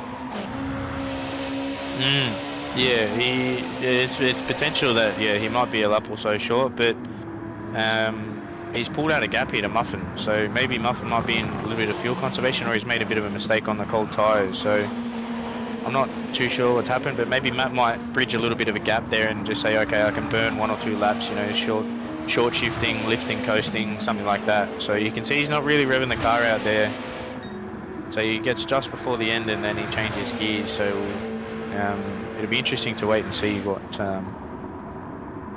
happens at the end of this one. But Woodsy's come in with 2 litres, so he's got 1 more lap extra than what these guys have. So I think maybe when he comes out, he'll be probably about 10 or 12 seconds in front. Yeah, as you can see, Matt is definitely short shifting, trying to conserve fuel as much as possible. He's taken a risk here, something that Triple Eight have done in supercars a few years ago. They used to always try and play this game to try and jump Scotty Mack and maybe put some pressure on him a bit, but never used to really work out for them though. Yeah, what's his gap going to be like? So he's going to be roughly about a 12-second gap, I think, give or take. Yeah.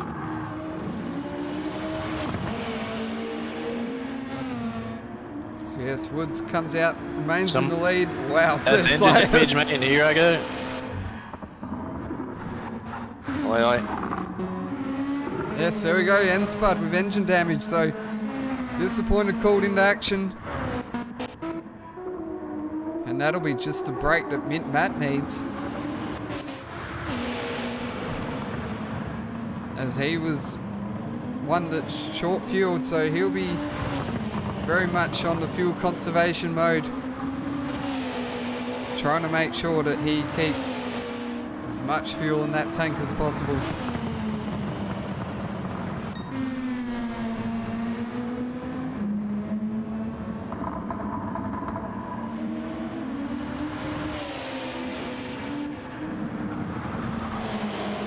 Gee, this sun is really starting to set now. It's getting pretty dark here, so I wonder how this is going to be for the final stint, because we are going to, I think it was sunset. Yeah, we did test it out. It doesn't actually set the sun in the game, so it'll look a little bit dark, and there'll be lights on for the cars, but you'll still be able to make out what the cars look like towards the end.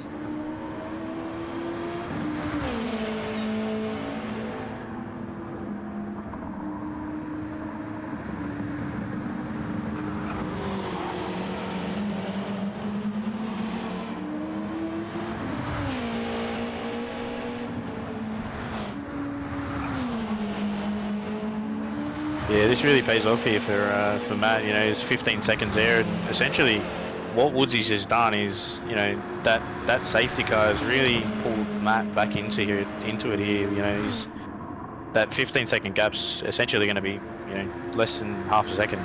So that's maybe not what Woodsy wants, but possibly, you know, may pay off here for Viper too. So yeah, it certainly works out well for Matt, at least, that he gets a fuel conserve while we're rolling around here, and then save all that excess fuel that he's saving and use it for when we go back green flag racing. And as you can see, it's not in a huge rush to get back to the pits. That being said, Captain Muffin isn't really in a big rush either. Probably the only one that is rushing around is John 27.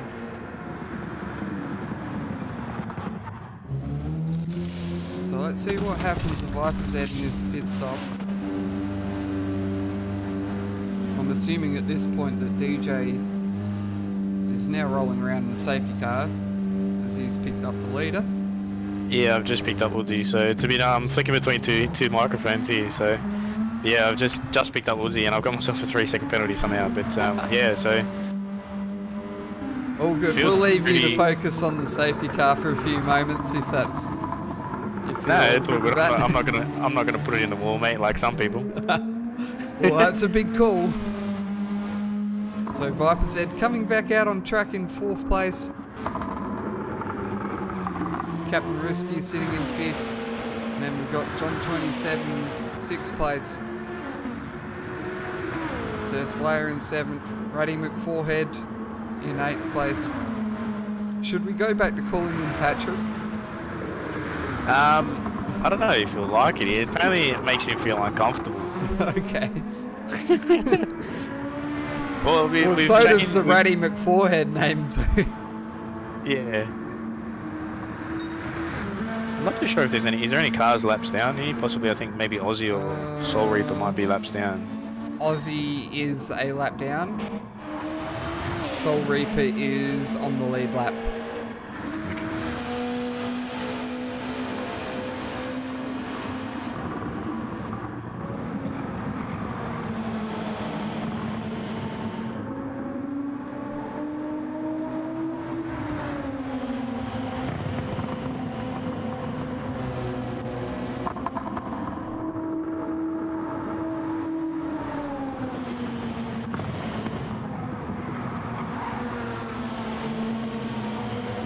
So Mint Matt has marginally less fuel than Diswood, so you'd say that if Diswood is right with his calculations, then Mint Matt's pretty close to being on it as well. Yeah, I'm getting a bit of a bump draft here from Woolsey. So.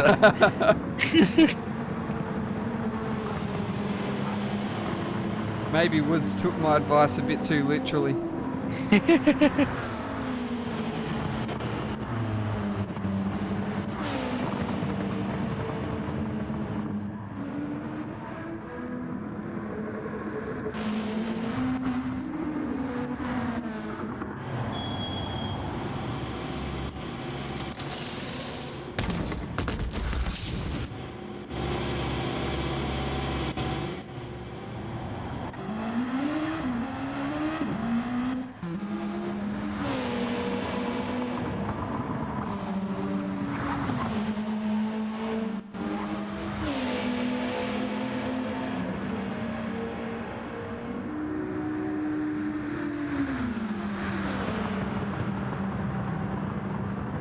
I will say they are all fully spread out here. I've got majority of the train, but there's still, I think, a couple of stragglers. Yeah, so the likes of Spud and Rusty Nuts are coming up behind. Devlin's a fair way back. So what I might say, I'll post a chat to say that Aussie can go around.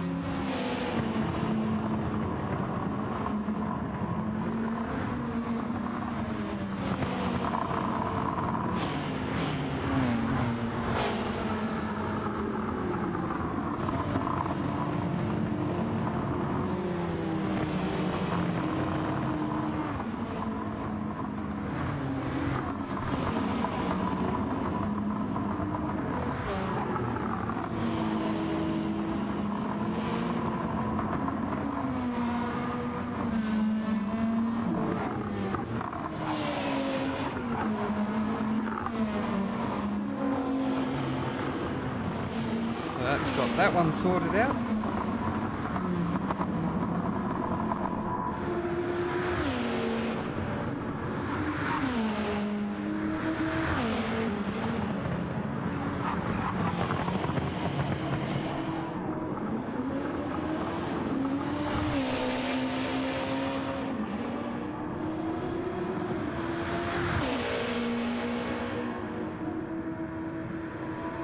Yeah, we'll come in this lap, I think.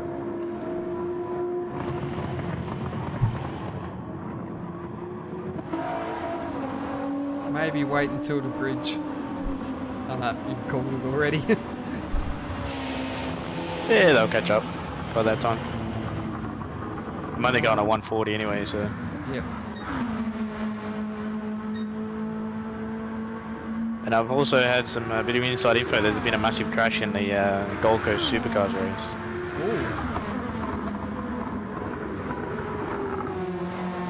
Ooh. Disappointed with the live reports from the Supercars event.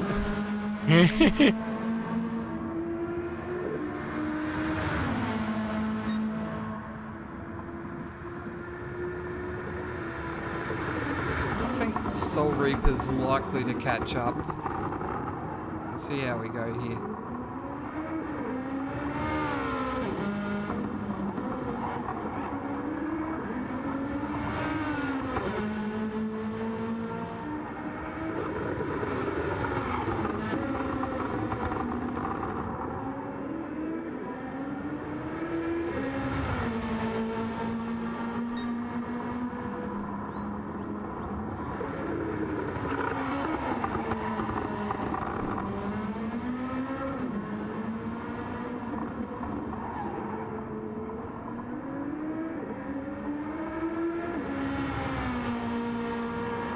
This car with standard suspension is definitely not ideal to handle, I'll tell you that much.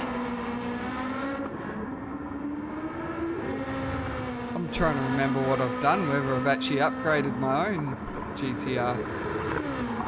Well, I upgraded this one, and I put all the big turbo and everything on it, but I still had the standard suspension, so the car handled like a piece of dirt. So then I had to actually take all the turbo and manifold and all that off. So now it's just got, you know, the intake and muffler, so.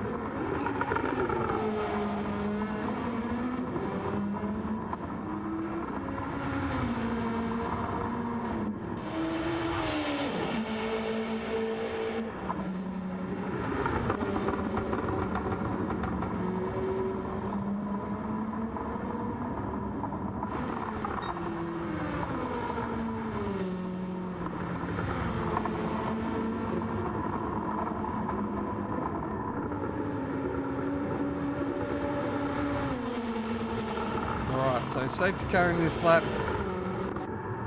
From admin point of view, I'm definitely going to say that we'll just give Devlin that lap back under that one.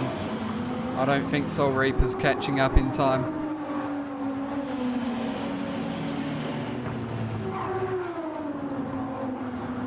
So disappointed pulling away in the safety car. And it's all under the control of Diswood 1.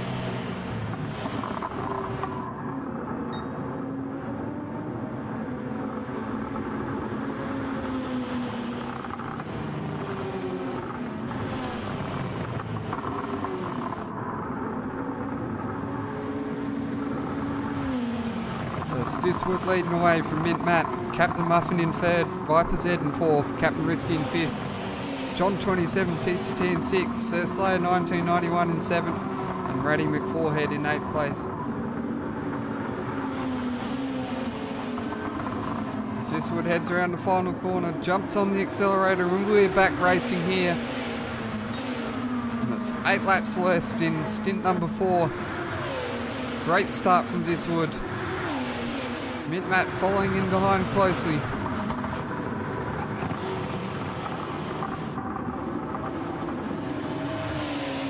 Good exit there from Stisswood, just giving him the gap needed over Mint Matt.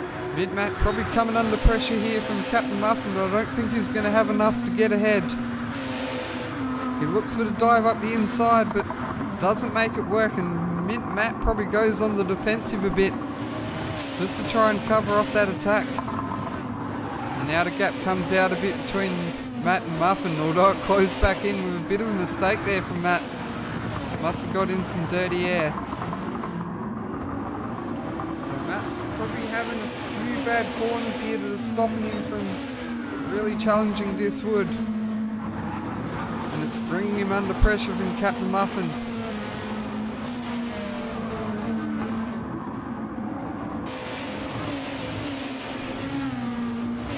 Yeah, wow. I'm just looking back now at the supercars race, and it actually it jammed the track. It was blocked. So Oh wow. yeah, that was massive. I think there's 1, 2, 3, 4, 5, 6, 7, 8 cars involved. So yeah, that's massive. That's certainly going to be one that I'll have to check out in the highlights later tonight on YouTube.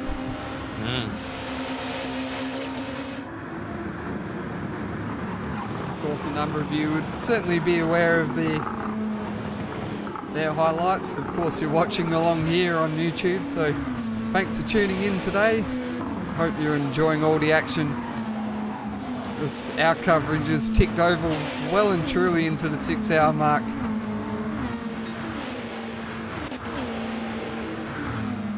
So Mint Matt's managed to pull a bit of a gap here on Captain Muffin, which is quite crucial for him, as it gives him a bit of breathing space to attack Stisswood.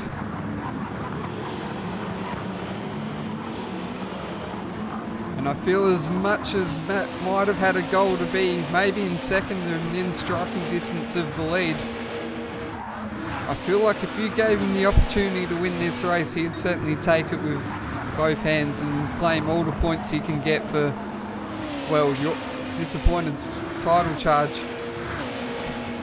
Yeah, you know, he is definitely helping, but you know, everyone, you know, they're all essentially kind of ruling me out. But you know, I'm probably my only bad race that I've had so far is that last stint that I did. So, you know, he's definitely helping to that title charge. But I guess, you know, I'm holding my own as best I can. So yeah, I think Matt's just gonna keep him at bay here and just try and hunt for the P2 at the moment and see how it goes. But I actually changed my setup slightly going into that last stint, so I think maybe that's what kind of helped it. But yeah, it was a lot more stable.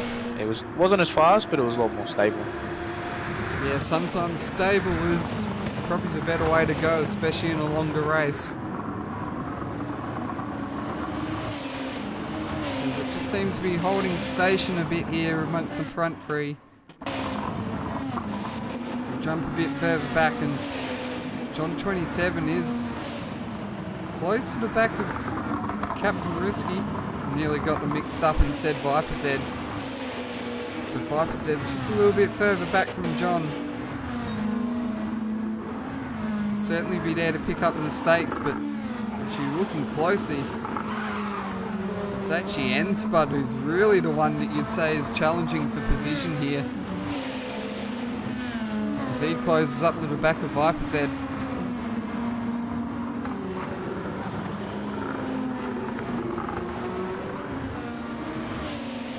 Vipers, no, I don't think Viper's having the best race. You know, I think I did hear that Red One is running his Bathurst setup, so I don't know if he's done a lot of more. Spud gets real edgy there on the exited that chicane section and coming onto the bridge. But And somehow yeah. gains time on Viper's Head. I do not understand that. maybe How? Vipers. Yeah, I did notice those two MSR cars were pretty dominant down the straight, so I do think they're running a little bit less downforce.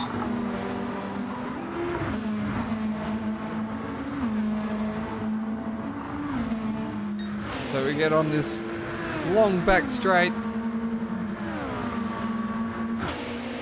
Considering what I just saw 15 seconds ago, I'm not ruling anything out here. Spud could make a big lunge here. But no, he's definitely not close enough to get the job done on that occasion. But a great exit there from Spud. Close gap up a little bit. John's just dropped off slightly to Captain Risky.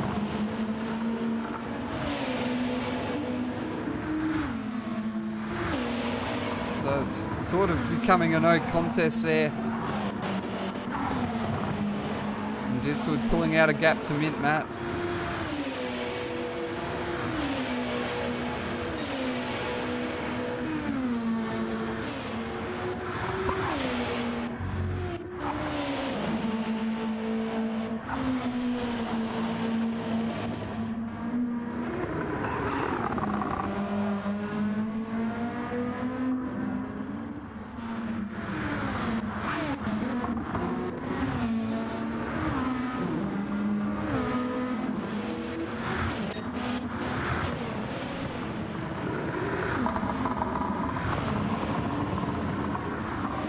Trying to scan the field here for something that maybe might even half resemble a battle, but everything seems to be spread out here.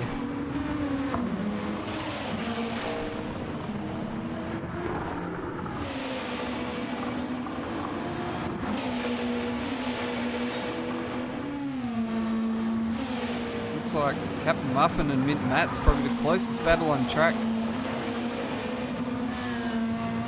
Matt really hasn't got the pace at this stage of the race here. He's losing time to Diswood and probably coming under a bit of pressure here from Captain Muffin, so not sure if there's a setup issue that maybe he tried something and it hasn't worked. Maybe he's just made a slight mistake somewhere. Yeah, maybe, or I don't know. I mean, he's pulled a 10th there back to Woods, but yeah, I think he's just putting around and just, you know, using track position to his advantage. You know, keeping Muffin there. Obviously, Dream isn't essentially in the title race as much as what Woodsy or Speedy is. So I think that car 41 there is probably the more valuable car that you want to see a little bit further up. But you know, we got one more stint to go, so it's no use going all out for this one and killing yourself here and you know, putting yourself at the back for the next one where essentially it kind of all really matters. So.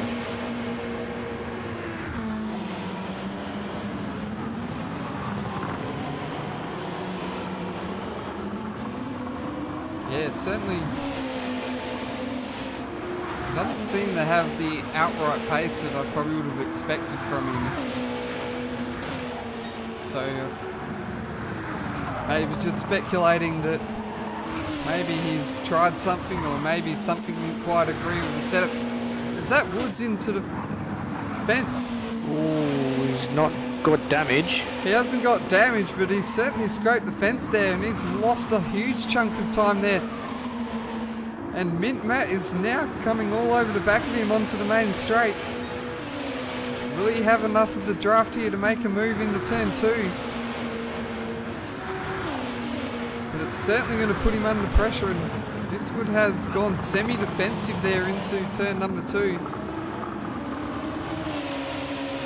And a bit of a nicer run out of the corner there from Mint Matt. It's really close up to the back, so here we were talking about Mint Matt struggling. And then out of nowhere, Diswood's had an excursion into the wall and closed this race back up. Yeah, well, I can take that headset off now because there's no more safety cars for the rest of this race. But yeah, that last section there, if you do get on the grass, it just sucks you in. Like, from me, when I hit the wall, you know, I hit the grass slightly on the right hand side coming into the last corner, and it just sucked me in. Like I don't know, it was really weird, but yeah, it just pulled me in towards it, you know, down where he is. It looks like he got onto the grass, and it just kept him out there. So it's a bit hard when Matt gets real squirrely there, but Woodsy, he's gone purple, so he's definitely thought, you know, I made a big mistake and I just got to really make it where it matters here. But yeah, I think, as I said, you know, Matt might be just keeping Woodsy at bay here, you know, possibly making him push to, you know, maybe tire him out or do something there. But well, obviously we'll wait and see. But you know, they've all probably got their own plans, and you know. Oh, Matt runs really wide. Did he hit the wall there? I think he did. He was out wider than this Wood, who hit the wall. But there's no damage on the car, so at this rate, I think this Wood and Mint Matt are going to crash themselves out of contention here and allow Muffin to come through for the win. It certainly looks like Matt is trying to put a bit of pressure onto this Wood and see if he can get him the crack.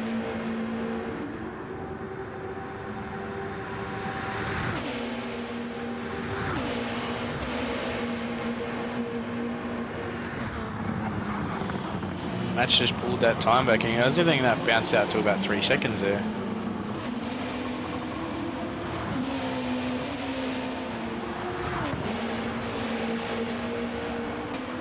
Yeah, there was one point that I was going to make probably a minute or two ago about this Wood pushing on after having that mistake, is that sometimes it's not the thing to do to try and make up time after you've made a mistake, because then you end up making more mistakes again and it just digs you into a bigger hole.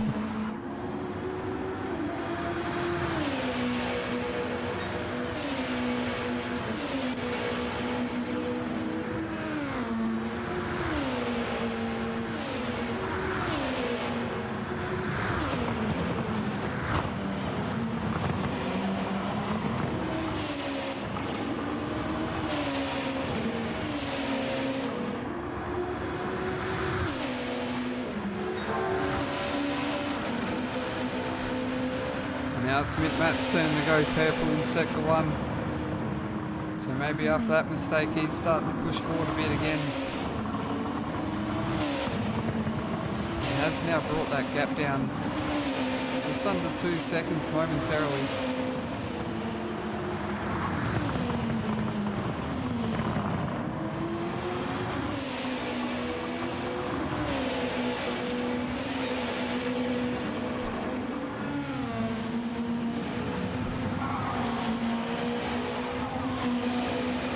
Yeah, what I noticed as well was those CP cars, they're very strong through Sector 2, and that's where they make up a lot of their time, Sector 2 and 3.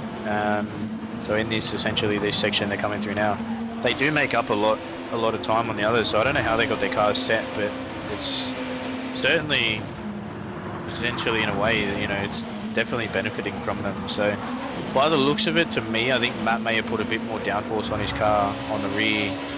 Potentially, I'm not really sure, but just to get it a little bit settled there, as I say that, he goes 4/10 faster than his PB. So yeah, it's probably the only downfall is the qualifying car didn't bounce over to the race car, which is obviously a bit unfortunate. Where myself was, you know, my qualifying car was pretty off the pace, and then my race car is up there. So you know, it was a bit of a role reversal, and as I say that, he goes purple, so he's definitely on for a 52 here, so fingers crossed he can kind of keep it there. But yeah, anything's possible with Levelly on now 21, so we've got 3 to go after they've crossed the line. Yeah, that being said, Diswood has still managed to pull the gap out on this lap.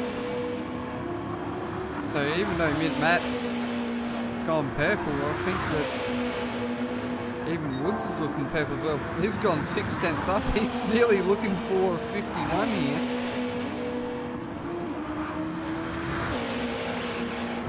Oh, he's running the absolute limit on the track there. That's incredible. It's very much a dangerous game to be playing. One small mistake and it can all come unglued for him. So he crosses the line with a 52.3. Matt with a 52.7. And a 52.6 for Captain Muffin.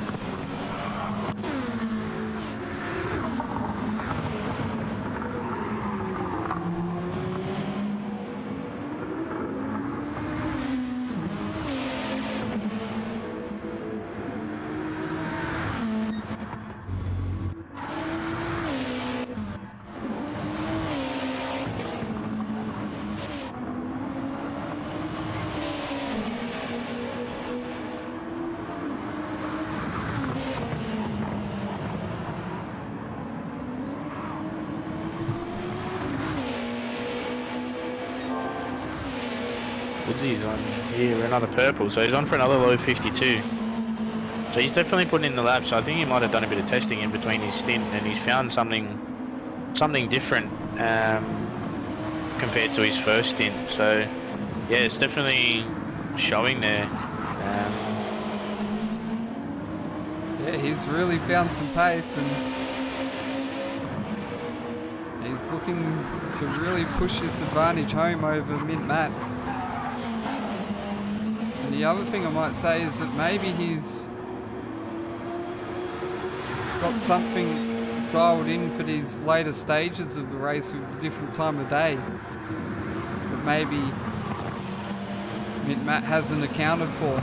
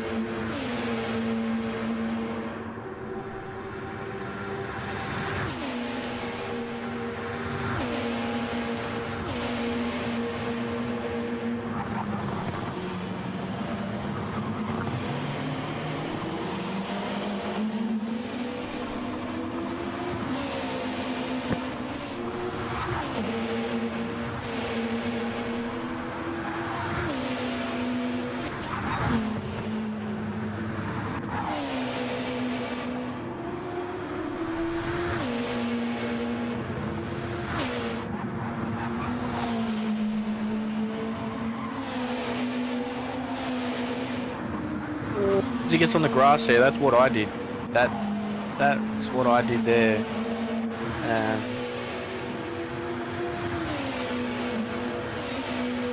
And yeah, as I said, it just sucks you in. But he lost a considerable amount of time through that sector 6. Risky goes PB there with a 54.5, but he's got John on the hunt for him. So maybe he's looking for a top 4 here to better himself for the final stint. But yeah, as I said, it's probably just a endurance game here. You know, for this stint, it's essentially, you know, this stint's setting you up for the last one. So we haven't really seen many big movers here.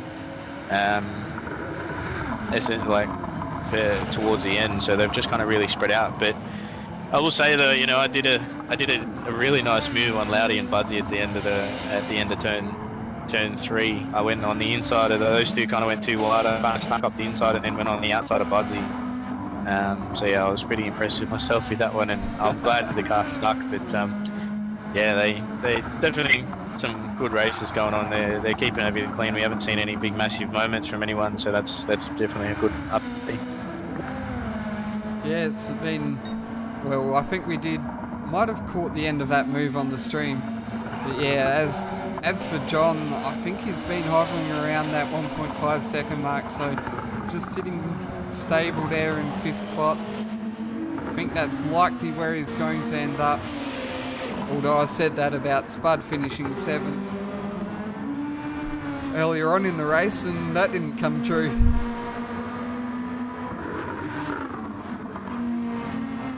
Yeah, I think it's been a long day for everyone. You know, we're approaching what would be 3:53 PM local time here, so you know, it's been a long day. We've been racing since what would be 9:30 this morning. So yeah, essentially been about 6 hours of racing so far. And we've still got another 38 laps to come after this race is finished.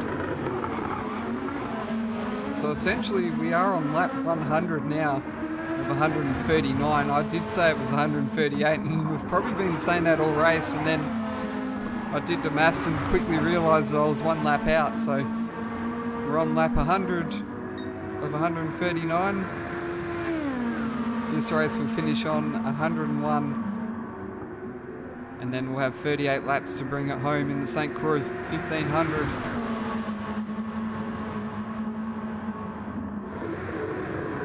Sir Slayer is really closed up on the back of Ratty McForehead, who is suffering from damage, so potentially a change for position here in the closing stages,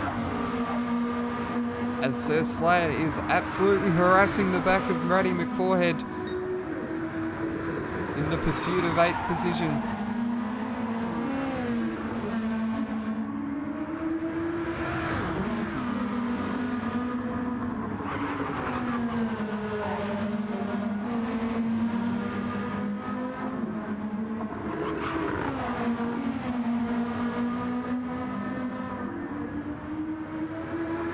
So we come around and start the final lap.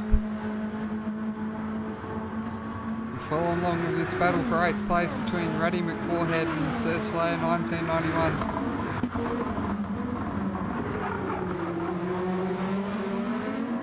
I think Slayer just needs to sort of relax a little bit. I think he might be overdriving it, trying to get close, and maybe just needs to button off a little bit and just allow the car to come to him a little bit.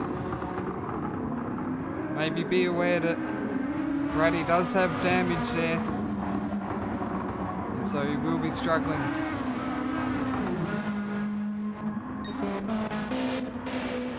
So look up the order.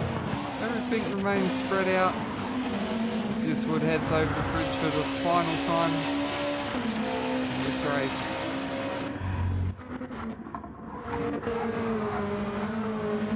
We'll continue to look on at this battle for 8th spot.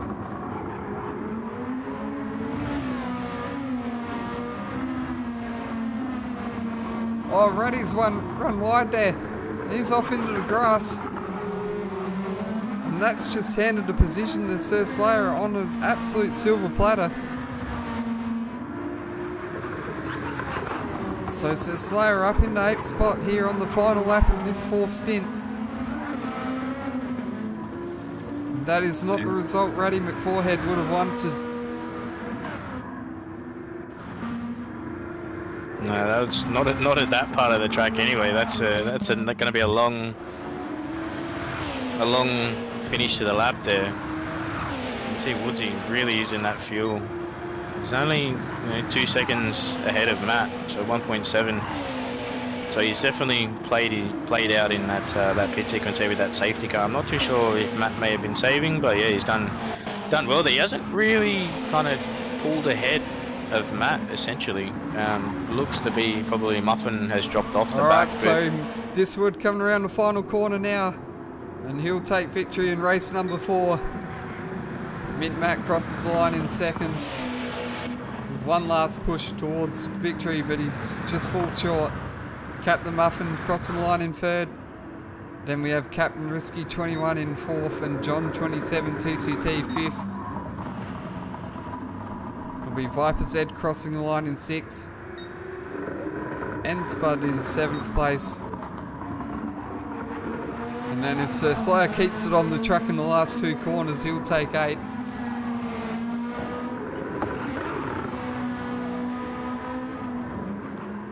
So Sir Slayer comes around the final corner. 8th place for him. 9th place for Ratty McForehead. And then Slapper's Mate rounding out top 10.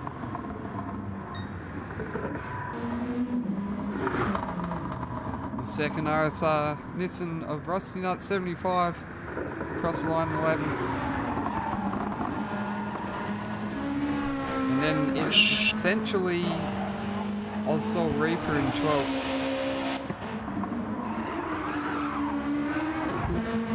As Devlin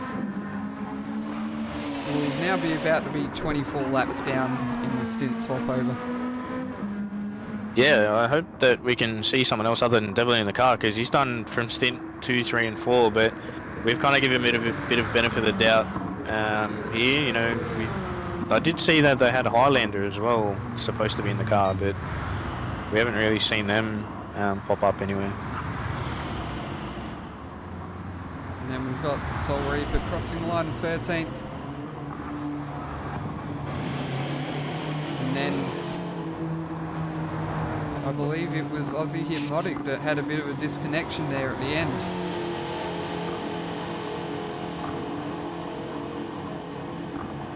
I shall dip out very shortly for a very quick minute. I shall be back. No worries. We'll see you soon.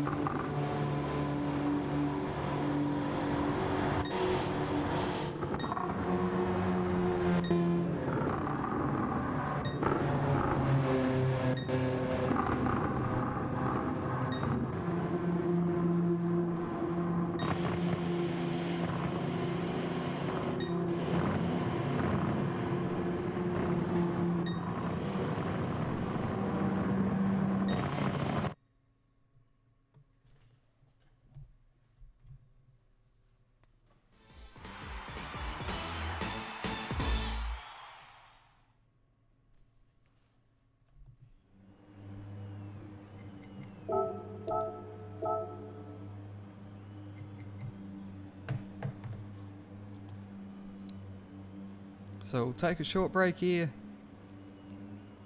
and then we'll be back in a moment for the final stint of the St Croix 1500. 38 laps to decide the victor.